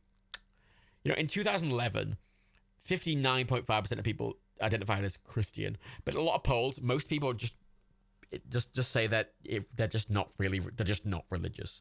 Not atheists, just not religious. And that's the vast majority of people in the UK are just not religious now. And it's just not considered a big thing here to be a religious person. Whereas in the US, it's like, yeah, fucking put your hand in your heart, swear allegiance to the fucking flag, hand on the fucking Bible, swear you fucking... You know, I saw... You know, Marjorie fucking Taylor Greene, big old cunt, was complaining that some Muslim members of the House swear allegiance on the Quran instead of the Christian Bible. And was saying, oh, you have to swear allegiance on the Christian. I was like, hang on. Sorry, the idea that you have to swear allegiance on a religious book in the first place is really weird. Let alone that you're specifying it has to be the Bible. Like, their argument is like, oh, we don't want all this Sharia law. It's like, hang on a minute. Maybe we should be working to just remove religion from the politics space entirely, because why is that relevant? What? Yeah, it did start as a thing to stick it to the Ruskies, didn't it? The whole hand your heart, hooray America, you know, hand on the cross, fucking fuck the Ruskies, fuck the communists, anything that's any slightly socialist is bad, and communist, you know. Oh, if you support universal healthcare, you're a communist. Ignore all the other really capitalist countries that have universal healthcare, like the UK. You know, no one is calling the UK a socialist country, but we have universal healthcare. You know, every time anything's brought up about universal health in the US, everyone's like, but Venezuela. It's like, no one's asking for Venezuela. No one's asking for... People are asking for basic universal healthcare like the UK has. Like, really basic. Yeah, like, people are asking for... I mean, some people are asking for full communism or socialism. Some people ask for that, but that's like a fringe opinion. Most people are asking for basic socialist policies like universal healthcare and like, can we not give guns to just anyone, please? Thank you. You know, can we make it so people just don't die because they don't have money? Can we make it maybe so people don't... I've heard stories in the US. I've heard stories of people who visited the US from the UK who... I mean, I had a story of someone who went to the US, was out with friends, fainted. They were from the UK. They fainted. They were on the floor, a bit dazed. An ambulance turned up, took them to hospital, checked them out, said they were fine to leave, and then gave them a bill for $4,000. And they were like, I didn't consent to being even taken to the hospital. And they were like, I don't care. Give us $4,000. Your travel insurance doesn't cover it. You're in debt now. Fuck you. Because that's America. America. Well, that's America. That's America. They do that all the fucking time. That's a subtle example. But like, as Faye, yeah, I like the attitude of a lot of people going, what? $4,000 in Faye's going, yeah, 4,000 is cheap. America. Yeah, America. You get charged for an ambulance. If you fucking get stabbed in America, right? If you get stabbed and someone calls an ambulance for you and the ambulance comes and picks you up when you're unconscious, bleeding out, you will get charged for the ambulance coming to pick you up. What? What? Insane. And literally, most people in the US are being like, hey, can we not do that? Because that's terrible. Like, that's immoral at like the highest level. Most people aren't even asking for like this full. Most people just don't want to get put in debt for being stabbed. That people are like, oh, maybe you should get insurance. Like a lot of people can't afford insurance, and most insurance often doesn't cover predetermined conditions. Insurance is usually ludicrously expensive. It's like, no, but so some people have the choice between either getting in debt by paying for health insurance, or don't buy health insurance and then get in an accident one day or need life-saving medical treatment and then being put in, you know, more debt. Like in the UK, what our fucking student loans are about.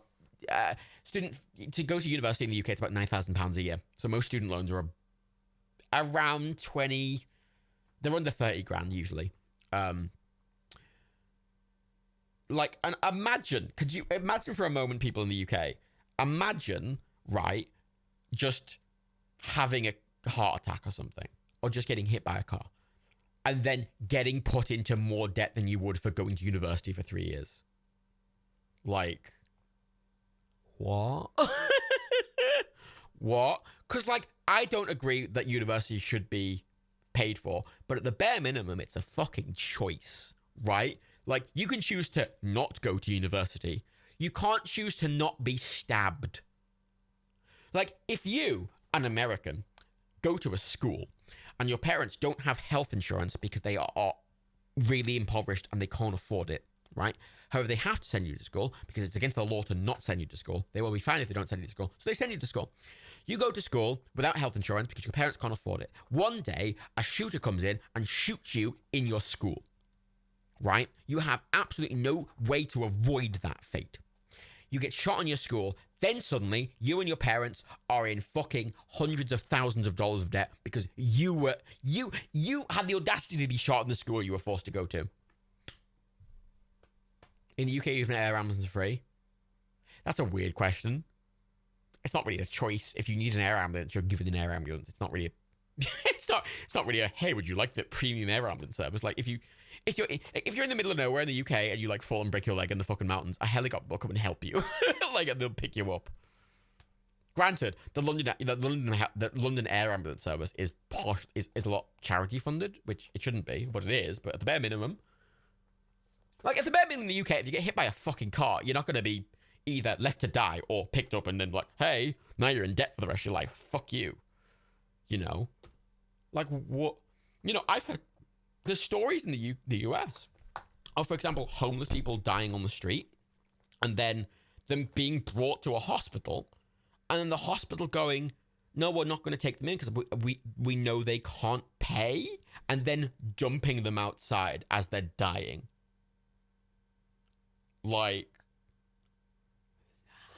how fucking how morally bankrupt of a country do you have to be to have that attitude towards people? Like, that is dystopian.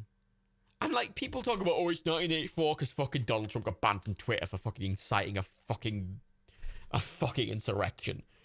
And it's like, maybe you should be more bothered about the fact that like children are being shot and killed, and even if they're surviving, a lot of them are being put in literally a life's worth of debt, and they can't control that. Yeah, like, you know, I don't agree with the university loans, but the bare fucking minimum, you're not forced to go to university. Like, at the bare minimum, you are not held at gunpoint for money. You know, I've heard stories of people in the US who are being held up, right? Who are being held up by a mugger or whatever the fuck, right? And they have the choice between, is it worth, do I give up all my worldly possessions right? Or do I get stabbed and accept the incredible debt I will be in at the hospital? Why is that a choice? And some people have a third option there. Some people have the option between, do I give up on worldly possessions? Do I become in a life's worth of debt out of the hospital? Or do I call the police and possibly get shot by the police because I'm black? And they might think I have a gun because my hand's in my pocket. Like, literally, America disgusts, like, absolutely disgusts me as a country. In so many, like, disgusting. The UK, I think, has so many problems, but in every single way, I think it's better than the US. Like, the US is terrifying. I don't want to go there. Years ago, I remember thinking, I'd love to live in somewhere like New York for 6 months or something. You know, I'm someone who would love to live in a lot of cities in the world for, like, 6 months just to, like, get a feel for the culture and, you know, just, you know. So, not like a long holiday. Like, I want to go there and, like, do my job for 6 months. But, like, live in the city and kind of get a feel for it. But the US, no. I don't really want to do that. I think, yeah, when you are a kid, stuff and more, like, it is like, yeah, the US is a capitalist. That's the frustrating thing, isn't it? Because the US always talks about capitalism and socialism, like this is fucking opposite ends of the spectrum. It's like, no, sorry. There's not one end which is pure white capitalism and the other end which is pure black socialism. Like, most countries are kind of grey. Whereas the US operates in this ridiculous extreme of like, oh, it's one or the other end. It's like, hang on. There's this idea of the US as well, like, we can't get rid of private healthcare. It's like, sorry. In the UK, the NHS covers you, right? Regardless, they just cover you. Like, if you need life-saving healthcare, they'll cover you. However, you could still get private insurance and still go to private hospitals. Like, if you have the money, you can pay for premium healthcare, right? I've been to them before because my dad worked for a company which included that once. And also, I've been referred by NHS staff because when the NHS are often backlogged, they refer you to private hospitals and they basically pay for it. And I've been to the private hospitals and often I've gone to them and it's basically like they have shorter waiting times and you go in and they have this lovely waiting room, big old chairs, and they give you a coffee, you know, and they're lovely. And you go into this office and you have this very nice man go, hello, and you sit in the fancy chair, you know, it feels very fancy. But even then, I want to point out, I looked into getting that kind of cover, right, for Nerdcube, because it's usually company-wide. And I remember looking into it and it was something like, I remember looking at it going, that seems perfectly reasonable, and it wasn't that expensive. I didn't buy it because I didn't think it was worth it, but I remember looking at that going, that feels like nothing comparatively. Hang on, I'm gonna quickly, hang on, let me quickly check this because I'm curious. Actually, I don't know, I was gonna make a new quote. I can look at my fucking quote in my hang on, do you want to see how much it would have been for healthcare for all of Nerdcube? Let's have a look.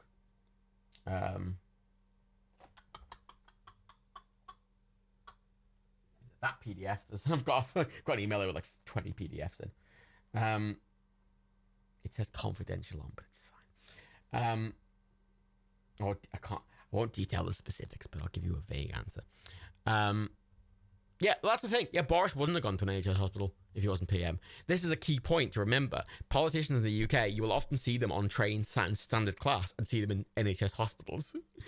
The second they're not in office, they will not doing that. They are in first class, and I will defend first class trains to the teeth because it's like £5 more, you get a meal. Like, fuck it. Like, they don't want to have that optics because they don't want to be seen as upper class because it's, you know. Yeah, as in America, people fly around on private fucking planes, and it's like, everyone's like, yeah, cool. Yeah, Corbyn sat on the floor, although that was a big problem with Corbyn, because he went and sat on the floor and was like, I can't get a seat on the train, and then, like, it was CCTV from the train, it was fucking an empty train. And I was like, I get what you're trying to say, Corbyn, but it's a bad look. So, you really enjoy the Matt Pro, Trump saying the stream's going to end soon, and they're going a lovely public around for the next 2.5 hours. I can't help it, damn it. What do you want me to do? Not rant about politics? That's my entire thing. We're going for 6... Oh, God, I'm almost going 7 hours, Jesus Christ. I was like, I don't know if I'll do the stream tonight. I feel a bit... Maybe I'll only go for 2 hours. And here I am, fucking 7 hours later. I'm trying to get this quote. Can I open the PDF? Ah, there's a PDF. Right. That just says, thank you for getting a quote. Oh, please, for the love of God, which one has the actual quote? Here's a question. For Americans, right? For Americans, how much would you expect health insurance to cost per month? Oh shit, Faye gifted 5 subs. Oh, that's really nice, Faye. It's really kind. Faye's gifted us up to Flamesies, good name, Colonel Knight, Captain Senti, Icy Monster 99, and Fee_Eni. Just Feeny. For the rants. But, I mean, yes, give me money for my socialist rant. Yes! Feed me! I appreciate it. Like, it's very generous. I have no notes down everything. That is a quote which is... How many pages is that? 64 pages. Yeah, Americans, how much would you expect your health insurance to cost per month? Not specifically, just vaguely. Would you be talking $50 a month? Would you be talking $100 a month? $20 a month? Like, you know, vaguely. What ballpark you in? You know, what ballpark you lying? You know, because like these Booper ones, right? Right. Oh, fucking hell, which one is it? Oh wait, I think it's the one that says quote. maybe it'll be that one. Let them load. It's preparing. I remember being like, I was looking at it going, that seems perfectly reasonable. You think the Americans are asleep? If anything, the people left should be making the Americans, surely. It's not even midnight in America. Like, if anything, it's the British people who are asleep. Oh, Faye, please tell us the average. Actually, wait, no, Faye, wait. You know what, I'll read this one out. I'll read this one out. So for the top tier from Nerdcube, which I think, when did I get this? This was a couple of years ago, so it might be when it was the 6 of us. Can't remember.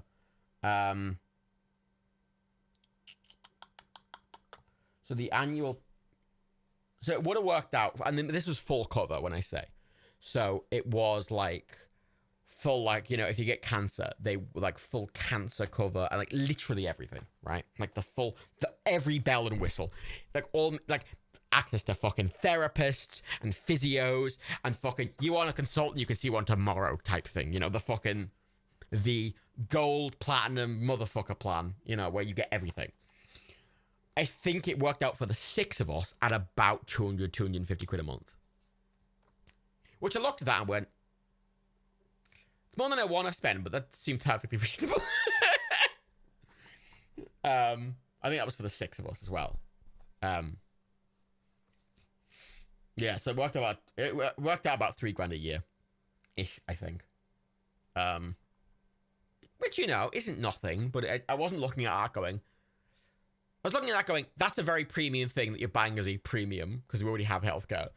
It's very much like a, hey, you know, do you want to see consultancies yet? And also, do you want free dentistry and eyesight care and fucking, you get all your fucking glasses for free and dentistry for free. And also, you fucking, if you get cancer, you get that for free and you get therapists and shit for free. Like, that was for the premium package. And that's the thing. I looked at that and went, $3,000 a year feels like more than I want to pay. But at the same time, I wasn't looking at that going, that looks extortionate. I was looking at that going, that's more than I want to pay for something we don't need. You know, I didn't think it was something we'd use, so I didn't buy it. So for Americans, like, Dan seems to be the type against healthcare, though. I mean, no, so the reason I looked into it, actually, was because we all get therapy. And those kind of plans cover therapy. And oftentimes as well, for some of the stuff, like the thing that Dan has, for example, when you have specialized conditions like that are subtle, oftentimes when you go, one of the problems with the NHS is for subtle things that aren't life-threatening, you're really under-prioritized to the point of sometimes you're like, hey, I need help with this thing, and they're like, okay, here's a referral, and you get an appointment for 8 months' time. Like, and you're like, oh, okay. And the attitude generally is, if something's just an inconvenience to your life, they will under-prioritize you, which is kind of fair, which is completely fair. They should obviously prioritize people who are life-threatening and, you know, need the help to, like, live. But if it is affecting your job and the way you work, it can be very, like, annoying. And if it's an idea that, hey, because, like, therapy, you know, therapy is like 40, 50 quid a session. And if you're getting it weekly, that fucking adds up. So if you can get it covered under insurance, it's going to have to be cheaper. And that's why I was looking into it. That's why I looked into it, because I figured, well, if we're all getting therapy, it might actually be cheaper overall for us just to get it through insurance. That's why I looked into it. And also, it's kind of, it would be nice for people, since we work from home, and since Dan has specialized health conditions and stuff, we're often very busy, it would be nice to have that easier access to stuff. We didn't get it in the end, but, you know, it was why I looked into it, but I didn't think it was worth it. And it's a quality of life thing, rather than something you need. And that's the thing about it, which I don't mind that. Because I appreciate if it's worth it to you as a convenience, paying for it feels fair, right? Like, if you have enough money and something's just an inconvenience to you, it doesn't feel, to me, it doesn't feel that shitty to pay for that. Because it's a premium, right? Like, it's not taking anything away from anyone. It's just an extra thing. Whereas in America, it's not an extra thing. It is necessary to exist and live and not die. Like, yeah, and the NHS does have issues where it's emergency only. The NHS are underfunded in a lot of places. And oftentimes in emergency clinics, you will, I mean, I remember I've been in emergency clinics a lot with family members, and I remember being there with my dad once, and he was like lying there. And I kept going, hey, can we get him some painkillers? Because he's like broken his like hip in like 5 places. And they were like, yeah, sure. And then they disappeared. And then I didn't hear it. Like, I didn't see any healthcare staff for literally like an hour. And I was like, then I went to look for someone. It was like 4 a.m. And then I had to wander around for ages to find a single nurse. It was like, hey. It was like, oh yeah, sorry, we can't get you things because there's no doctor here. I was like, what do you mean there's no doctor here? It's like, well, we have one doctor on the ward usually, and that's who like can authorize prescriptions, but he's not here. What do you mean he's not here? He's just not here. I'm like, oh, okay. Like, it's not perfect. Obviously, it needs at all. But I'd take that over American system where it's like, oh yeah, just down the street, fuck you. Like, okay. Yeah, holiday in the US. Like, what? The US doesn't get maternity leave by default? I found that out recently. That's weird. What? Like, that's a necessary thing for UK employers. If you're employed full-time, you have to be given family leave and also, like, 30 days of leave. I think the minimum, like, actual leave, like, for just normal, fully paid leave is, like, 20 days or something. And then sick days is, like, X amount of time for full paid. And then after a certain amount of time, the government start paying you. And it's a whole... It's given. Maternity leave is not mandatory in the US. It's not mandatory. What? I assumed it was mandatory, but just low. It's not mandatory. What? Fuck me. The average cost of monthly health insurance premium is $500 a month. Fuck off. Oh my God. You know what's worse about that as well? Because I've looked into the budgets, right? In the US, right, people pay per capita in taxes more for healthcare than British people do. And British people get universal healthcare for that, where Americans somehow pay more in taxes for healthcare, yet get nothing. What? Holiday pay isn't mandatory in the US? What the fuck? Literally, the US is a fucking dystopian hellhole, and I will die in my hell. And literally, the only reason so many people in the US people don't see it is because they're never taught about how the other countries. There's a standard US thing. I see it in a lot of... I've seen this fucking gag done on, like, fucking comedy shows, like fucking Conan and shit, where they, like, go out into the street with a fucking map and, like, hey, can you point to France? And, like, not, like, loads of, like, 60% of people just can't point to France on a map. Like, how can you not point to France? Like, what? What?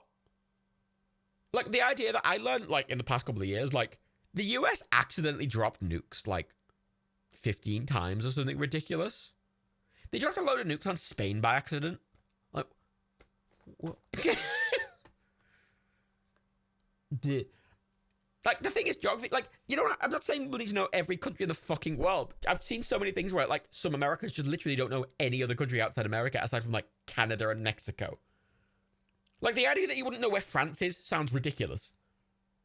Like, I can't point to every fucking country on a map, but I could probably do 70% of them. And yeah, it is brainwashing, Faye. It's ridiculous. The Saluting the Frag is completely brainwashing. It's insane. And it's so normal. And I feel like so many American kids just don't see, like, what the rest of the world's like, ever. Like, I've seen so many things where, like, it's a classic joke in a lot of European countries that Americans just are loud and they come over and they just treat places like they're literal theme parks. Like, there's jokes that people treat, like, London and Paris and, like, places as like, it's a theme park.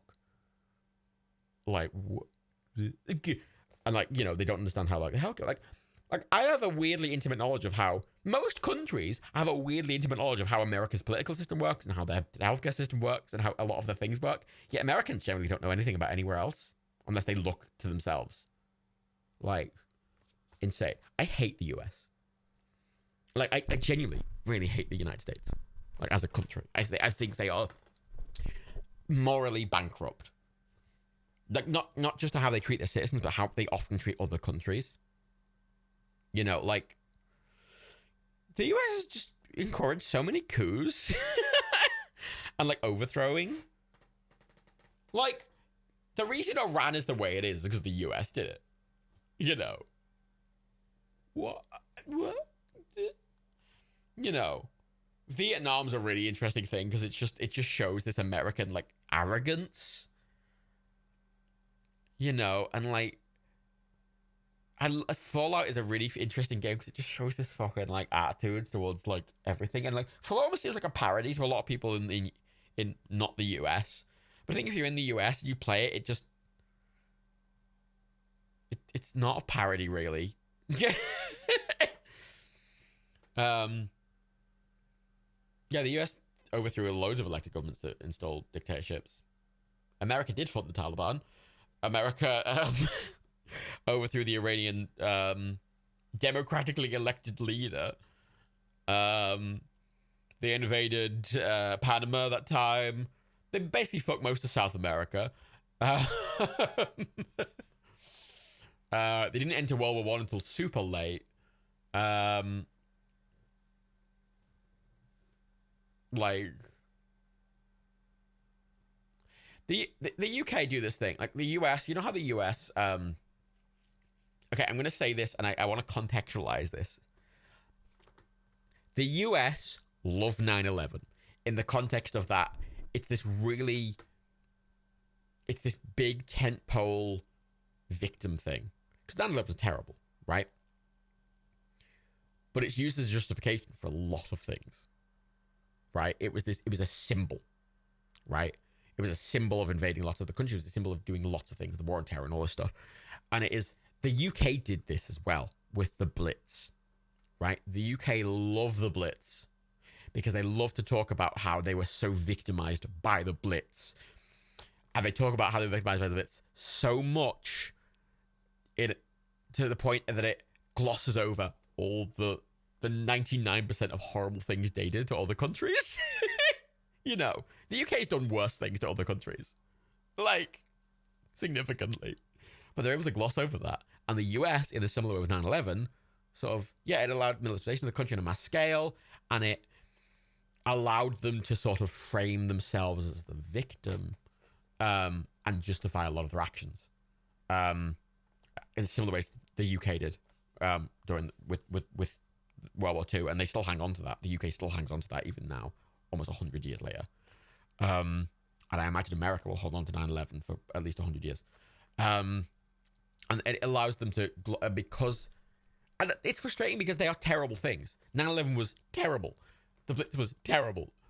But they use it as this, like, oh, we're the victims, really? And it's like, hang on a minute. That's terrible. But acting like you've always been the victim when you have literally been the worldwide bully forever. Imagine, like, the bully being a bully forever, and then they get punched once, and then they cry, and they go run to the teacher, and like, I'm bully. It's like, come on. And because they're the most powerful things, they're able to frame it as like, oh, they're the victims. I'm like, uh-huh. Military recruiters set up shop in schools? What the fuck, Faye? They lie. Oh, fucking hell. God, America's so fucked. Yeah, that's a weird thing in America. It's weird in America that you can enlist to kill people in other countries and literally agree to die for your country, but you're not allowed to drink. Like, drinking is deemed too bad for Americans in 21. However, going to war is fine. Okay. All right. Sure, all right. That's a weird prioritization. Okay. They list Paul children by to the finances. They sure do. Like, it's ridiculous. It's just such a... I mean, didn't they ban Kinder Eggs because they had fucking toys in them? They were like, oh, they might choke on the toys. And I'm like, what? Well, Americans got to fucking, like, take an entire Kinder Egg and just swallow it whole. God, I can imagine someone fucking doing that as well. But I love the idea that in America, alcohol and Kinder Eggs are more dangerous to children than guns. They're considered more dangerous to children than guns. Right? Guns are fine. You can be shot in a school. You can be shot in a foreign country. Don't give a shit. Fucking you want to drink a beer? How dare you? Like, fuck off. Oh, fucking America. Ugh. It's really annoying. Like, I have... So, there's two places I really want to visit in the world to go to museums, and it's America and Russia. I fucking hate both things. Like... Yeah, America puts shit in the food and they don't put it in the packaging. They don't declare stuff. That it's ridiculous. And like America, just what? How? I'm really annoyed because like I desperately, one of the things I really want to do is I want to go to DC on my own for like a week, right? And then just spend a week going through all of the Smithsonian museums, basically, like one by one. Because some of the best museums in the world in America and the UK. I wonder where they got all the things for those from. Do you wonder why the most powerful countries in the world have all the cool museums? Because they fucking either, like America, made so many things for their military complex that they just have a huge amount of military equipment just in museums, you know? Like, I want to go to the fucking Air Force Museum in DC because they have like a billion cool planes, but all of them were made because of the wars. Or they stole them.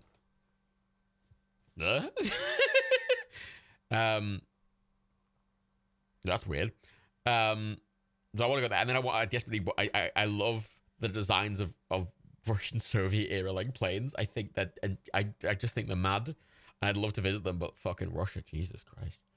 I mean, there's the whole thing lately where fucking Putin arrested the opposition leader, and they've arrested him. There's riots going on there now. Is the UK student loans that list? In the UK, student loans, you don't have to pay them off until you hit a certain income level. That's not a thing in the US, I don't think. Hating the UK is the most American thing. Hating America is the most UK thing ever. Yeah, well, it's kind of easy to hate on on America. The thing that America often doesn't realize is that the entire world is laughing at them. Not Americans, but like as a country. Like, you know how everyone spoke about Donald Trump as being an embarrassment to the world? That was true. And like, there was a couple of countries that really liked Donald Trump, but like, Bolsonaro loved Donald Trump. You know, fucking Netanyahu loved Donald Trump. Modi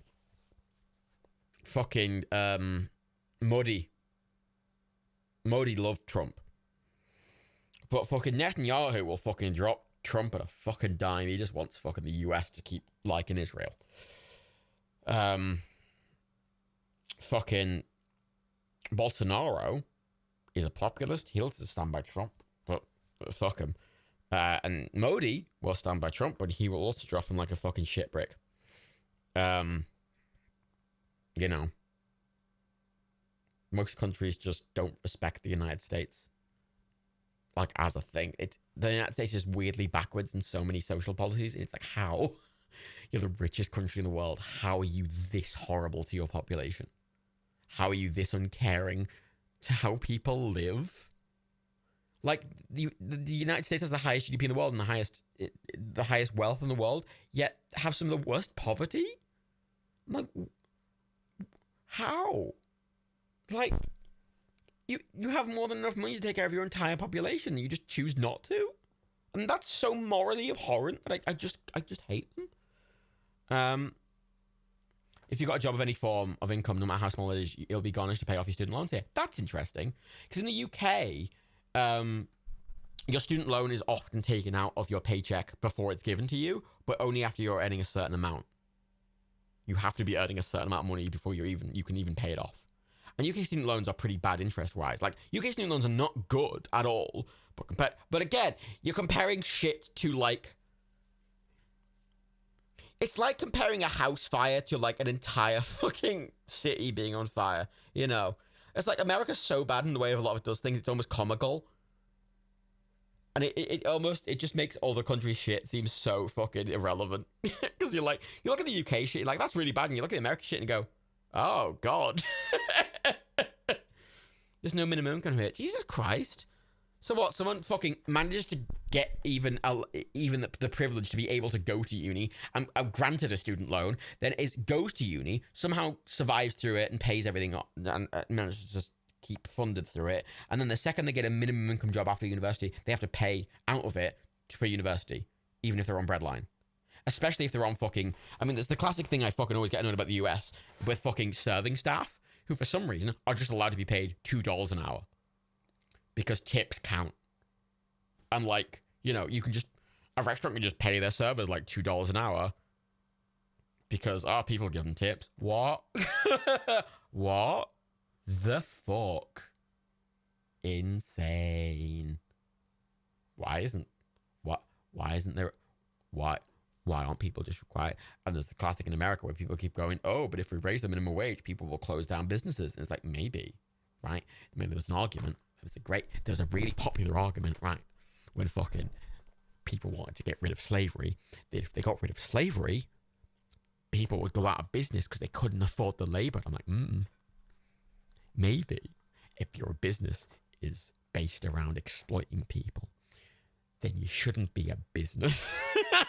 Maybe, right? Maybe you shouldn't be worried about protecting the business owner. Maybe you should be worried about protecting the people who are being exploited by the business owners. You know, if a business can't afford to pay its employees a living wage, yeah, it's a bad business. Maybe shouldn't be a business. And yeah, it's shitty if a business has to go out of business. But frankly, there's a basic minimum level of, you know, you can't exploit people. If your business is based on exploitation, it shouldn't be a business. You know, ridiculous. Yeah, God, US prison system's insane. I don't get this. The US prison, like the US, right? Hang on, let's say, wait, I've got to look this up because the stats are ludicrous, right?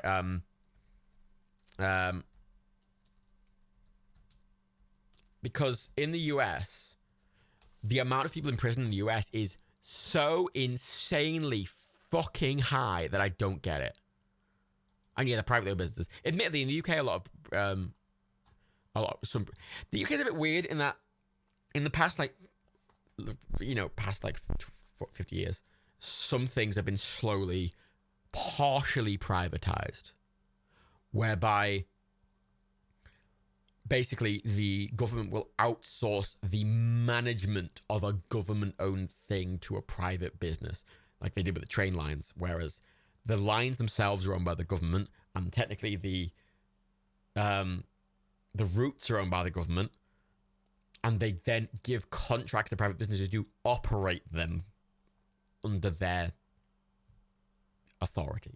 And the government has the power to strip them and take them back into their own ownership. And they kind of outsource things. I don't like that, but the bare fucking minimum, at least it's regulated. And I know they've been doing that with some prisons. But in the US, yeah, they're just full. The prisons, US prisons are just full businesses, and it's like, there's no oversight. I'm like, what? I need to look at prison population. Because it's something like per capita. Prison. Because it's something ridiculous in the US. Hang on, prison population per 100,000 people. So yeah, the US is number one per capita with prison population. Per 100,000 people in the United States, there are 655 people incarcerated in prison. In the United States, 2.1 million people are in prison. And I'm going to go over the per capita, right, incarceration rates, because America's number one per capita at 655,000. 655 per 100,000. Number 2 is El Salvador. Number 3 is Turkmenistan. Number 4 is the Virgin Islands, also part of the USA. 5, Rwanda. 6, Cuba. 7, the Maldives. 8, Thailand. 9, the Northern Mariana Islands, also the US. And then 10, the Virgin Islands, part of the United Kingdom. Like, if we scroll down, where's the UK? Where's the United Kingdom? So the United Kingdom, England, Wales have 140 people per capita incarcerated versus 655 in the US. So in the US, 6 times more people are in prison than the UK per capita, per 100,000 people. 6 times. In the United States, you are 4 times as likely to get murdered as you are in the United Kingdom. 4 times. 4. By simply being in the United States, you are 4 times as likely to be murdered as you are in the UK. What? Yeah, Turkmenistan's a literal dictatorship. Thailand is a fucking communist dictatorship. Like, well, it's not a dictatorship, it's a fucking full communist regime. Like, Cuba's Cuba. Rwanda's incredibly impoverished.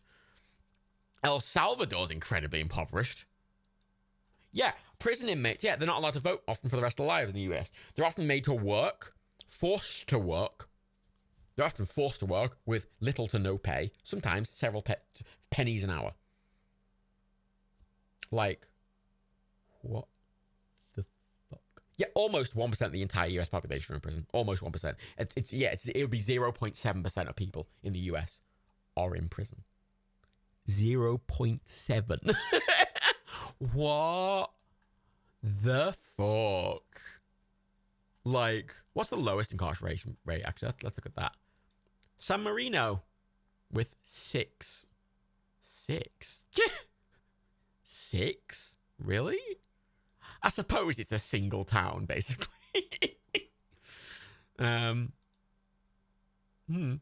Liechtenstein's really low at 31. But also Liechtenstein is basically just a town, effectively. Yeah, their population is 40,000. I don't really... What about the Vatican? I don't know if they're listed here. Does the Vatican have a prison system? Because I think they defer their stuff to the I know they have national guards, but they don't have... I think they defer their prison stuff to the Italians. And there's not actually... The citizens of the Vatican, there's only like a couple, isn't there? It's a whole thing. Yeah, the US prison population is... So here's the thing, right? If I sort by per 100,000 people, if I sort by per capita, the US is number 1 at 655. Number 2 is El Salvador at 565. Like, literally, significantly lower. If I sort by total, like just total people in prison, the US is still number 1. US's total prison population is 2.1 million people. Number 2 is China at 1.7 million people. However, China's population is 3 times that of the United States. Number 3 is Brazil, also a massive cunting country. Number 4 is Russia, a country that will incarcerate people for fucking being gay. Then number 5 is India, a country with a population of 1 billion people. Then Thailand, Turkey, Indonesia, Iran. Then the Philippines, Mexico, South Africa, Vietnam, Colombia, Ethiopia, Egypt, Argentina, Myanmar, Peru, Bangladesh, Morocco, and then at number 22, we finally get to the United Kingdom, which is the highest in, I suppose, the more economically developed countries.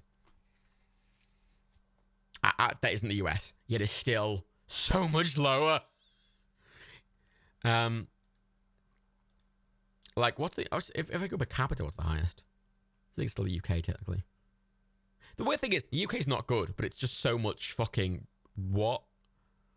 Where's the UK in this list?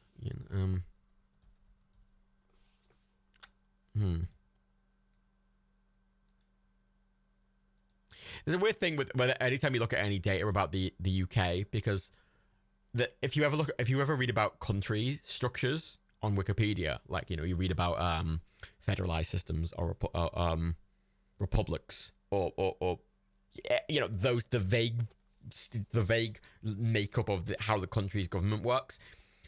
The UK's got its like own fucking section. The UK needs its own fucking section because it's its own weird thing. The UK is just this weird, like, it's a country, but it's also made up of 4 other countries that are also countries, but they're not countries, but they definitely are countries. Like, the UK works like the US does, yet, you know, Massachusetts isn't a country. Scotland's a country. Wales is a country. England's a country. Northern Ireland's a country.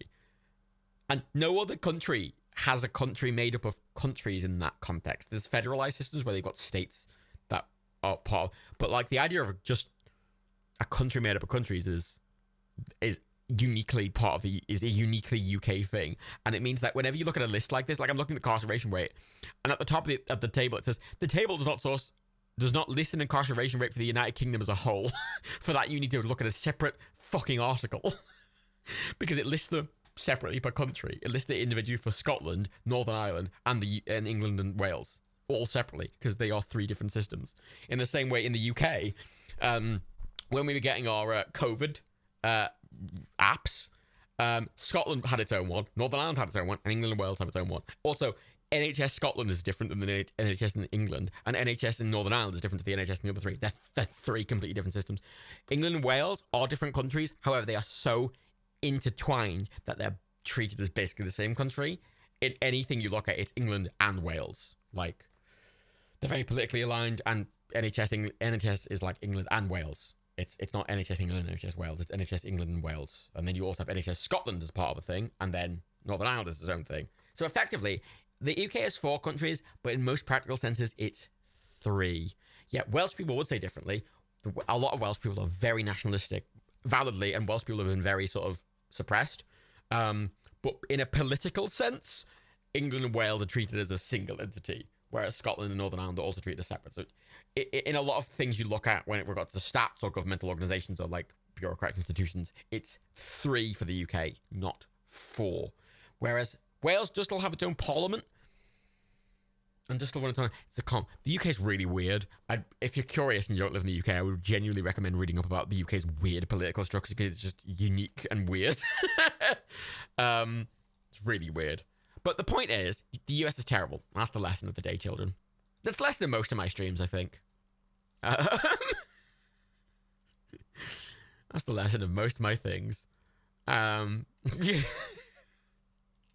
What's the lowest prison population in the world? That's a question. San Marino. You know how many people are in prison in San Marino? Which, granted, is like, I think, one of the smallest countries in the world. Because it has a population of 33,000. The entire prison population of the country of San Marino is 2. 2 people. There are 2 people in total. I'm assuming in an apartment. What do you do if you have 2 people? You don't build a prison for 2 people. What do they do with them? What do you do with 2 prisoners? Like, I know the population's like fucking only 33,000, so it's like barely a town. But like, what do you do with 2 people? Like, what do you with 2 people? I guess you just have a single police station with some cells in. Like, but I enjoy it that their incarceration rate, they're the only country in the world that their incarceration rate per 100,000 is a bigger number than the total prison population. Because the incarceration rate per 100,000 people is 6, but they don't have nearly 100,000 people in the country, so the total prison population is only 2. So, because like the next one is the Faroe Islands, which is part of Denmark, which incarceration rate per 100,000 is 12, and their prison population in total is 6. Because, you know, but what? 2? Insane. Liechtenstein's got 12 people in prison. Fuck. There was just a single fucking police station in Liechtenstein with just 11 people. 12 people. That's 12! The Isle of Man has 100 people, for fuck's sake. Oh, that's a point. The Isle of Man exists. That's a point about the UK you've got to remember. Not only is the UK the 4 countries, but it also includes technically Guernsey, Jersey, and the Isle of Man, which are crown dependencies, and also the Gibraltar, because the Isle of Man's a self-governing body, which is technically its own country, but is also the UK, but it's not part of the 4 countries that make up the UK, but it's still its own. UK's weird, man. Fucking Manx is fucking weird. We're watching. I'm gonna do one of these at some point. We're gonna do. I forgot this fucking name. There's a film. Gibraltar's. Gibraltar's still its own thing. It's technically, the thing is that often these crown dependencies are rolled into the administrative regions of other things, but they're still their own thing. Like Gibraltar is it's England.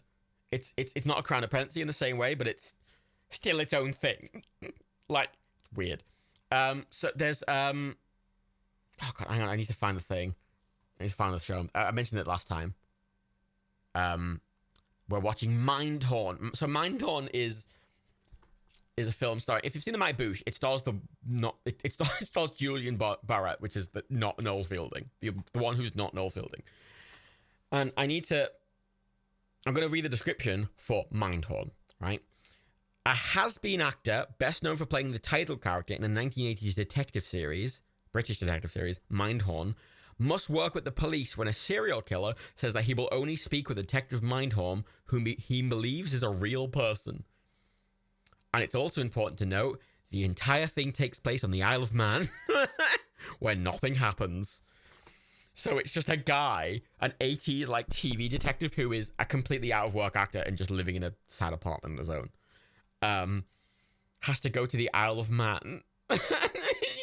It's just him doing this detective thing in the Isle of Man and then trying to do things and then literally nothing happening because it's the Isle of Man and nothing happens. The Isle of Man, I need to be clear, the Isle of Man's public rail system has little steam trains. The Isle of Man's actual rail network uses small steam trains. Like, they're not full-size trains, they're little steam trains like you'd get at an amusement park. But that's their actual transport network, are little steam trains. Because they're very quaint, the Isle of Man, and I've been there a lot. Because there's a boat, there's a boat that goes towards the Isle of Man. The Isle of Man's lovely, actually. They've got a lovely little train thing. They've got these lovely little trams. They have this lovely little mountain. They're nice. I went there for like day trips a lot when I was younger. They're just this nice little island. It's pleasant. They got some trams. They got some steam trains. There's trams that go up a mountain. You go to the top of the mountain and go, ooh, it's nice. And you leave. Oh, yeah. And they have the Isle of Man TT. Yeah, that you can go all around the little motorcycles, basically. But if you like steam trains and you like trams, then yeah. Doesn't even have 3D. Oh, it does have Street View. Oh, it's got Street View over the whole of Manx. That's nice. It's kind of it's very British feeling, but it's also its own thing. It's very Manx. Manx is its own thing. Isle of Man's weird. I recommend visiting if you ever get a chance. After the pandemic, right, I'm making a point to visit more places. And I want to go back to the Isle of Man. I haven't been for ages, but I recommend after the pandemic, if you want somewhere to go that is close, that you can go cheaply, that's a bit different. I genuinely recommend the Isle of Man because it's like, if you're in the UK, it's pretty easy to get there. If you're in Ireland, it's pretty easy to get there. It's pretty cheap. It's really cheap to stay. You know, you go for a weekend. You can do everything there in a weekend. You know, it's cheap. It's nice. It's a good time. Manx.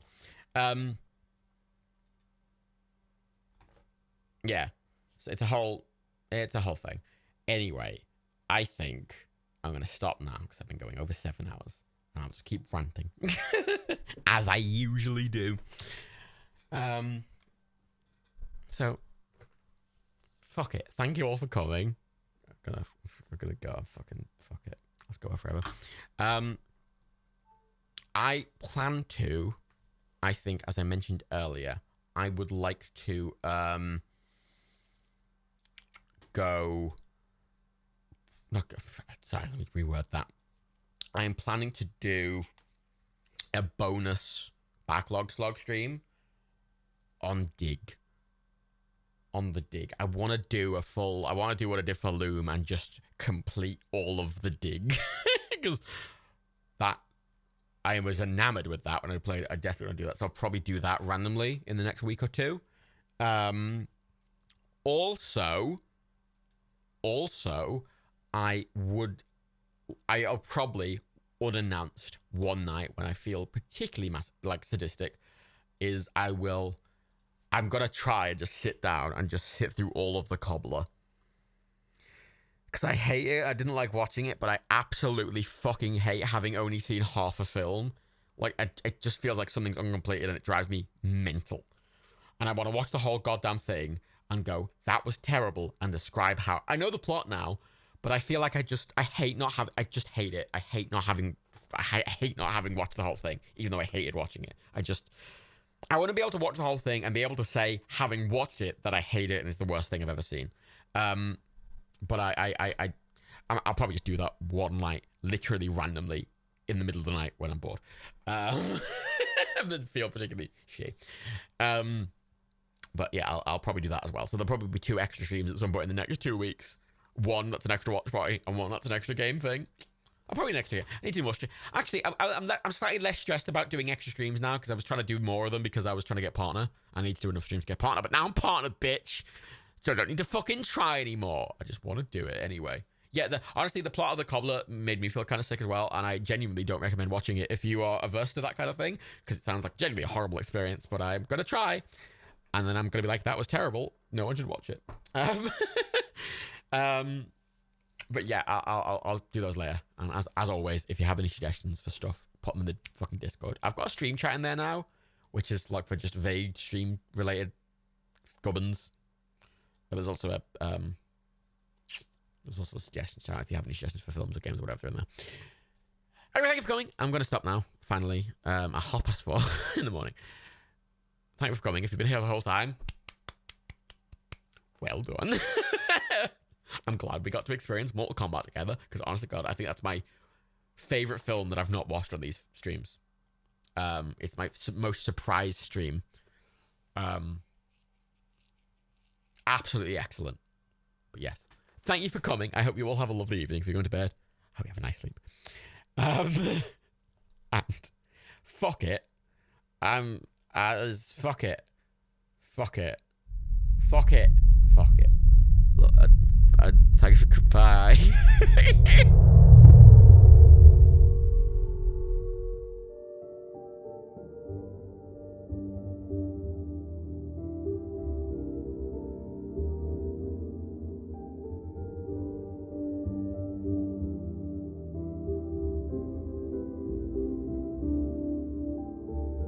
Yeah, fuck America.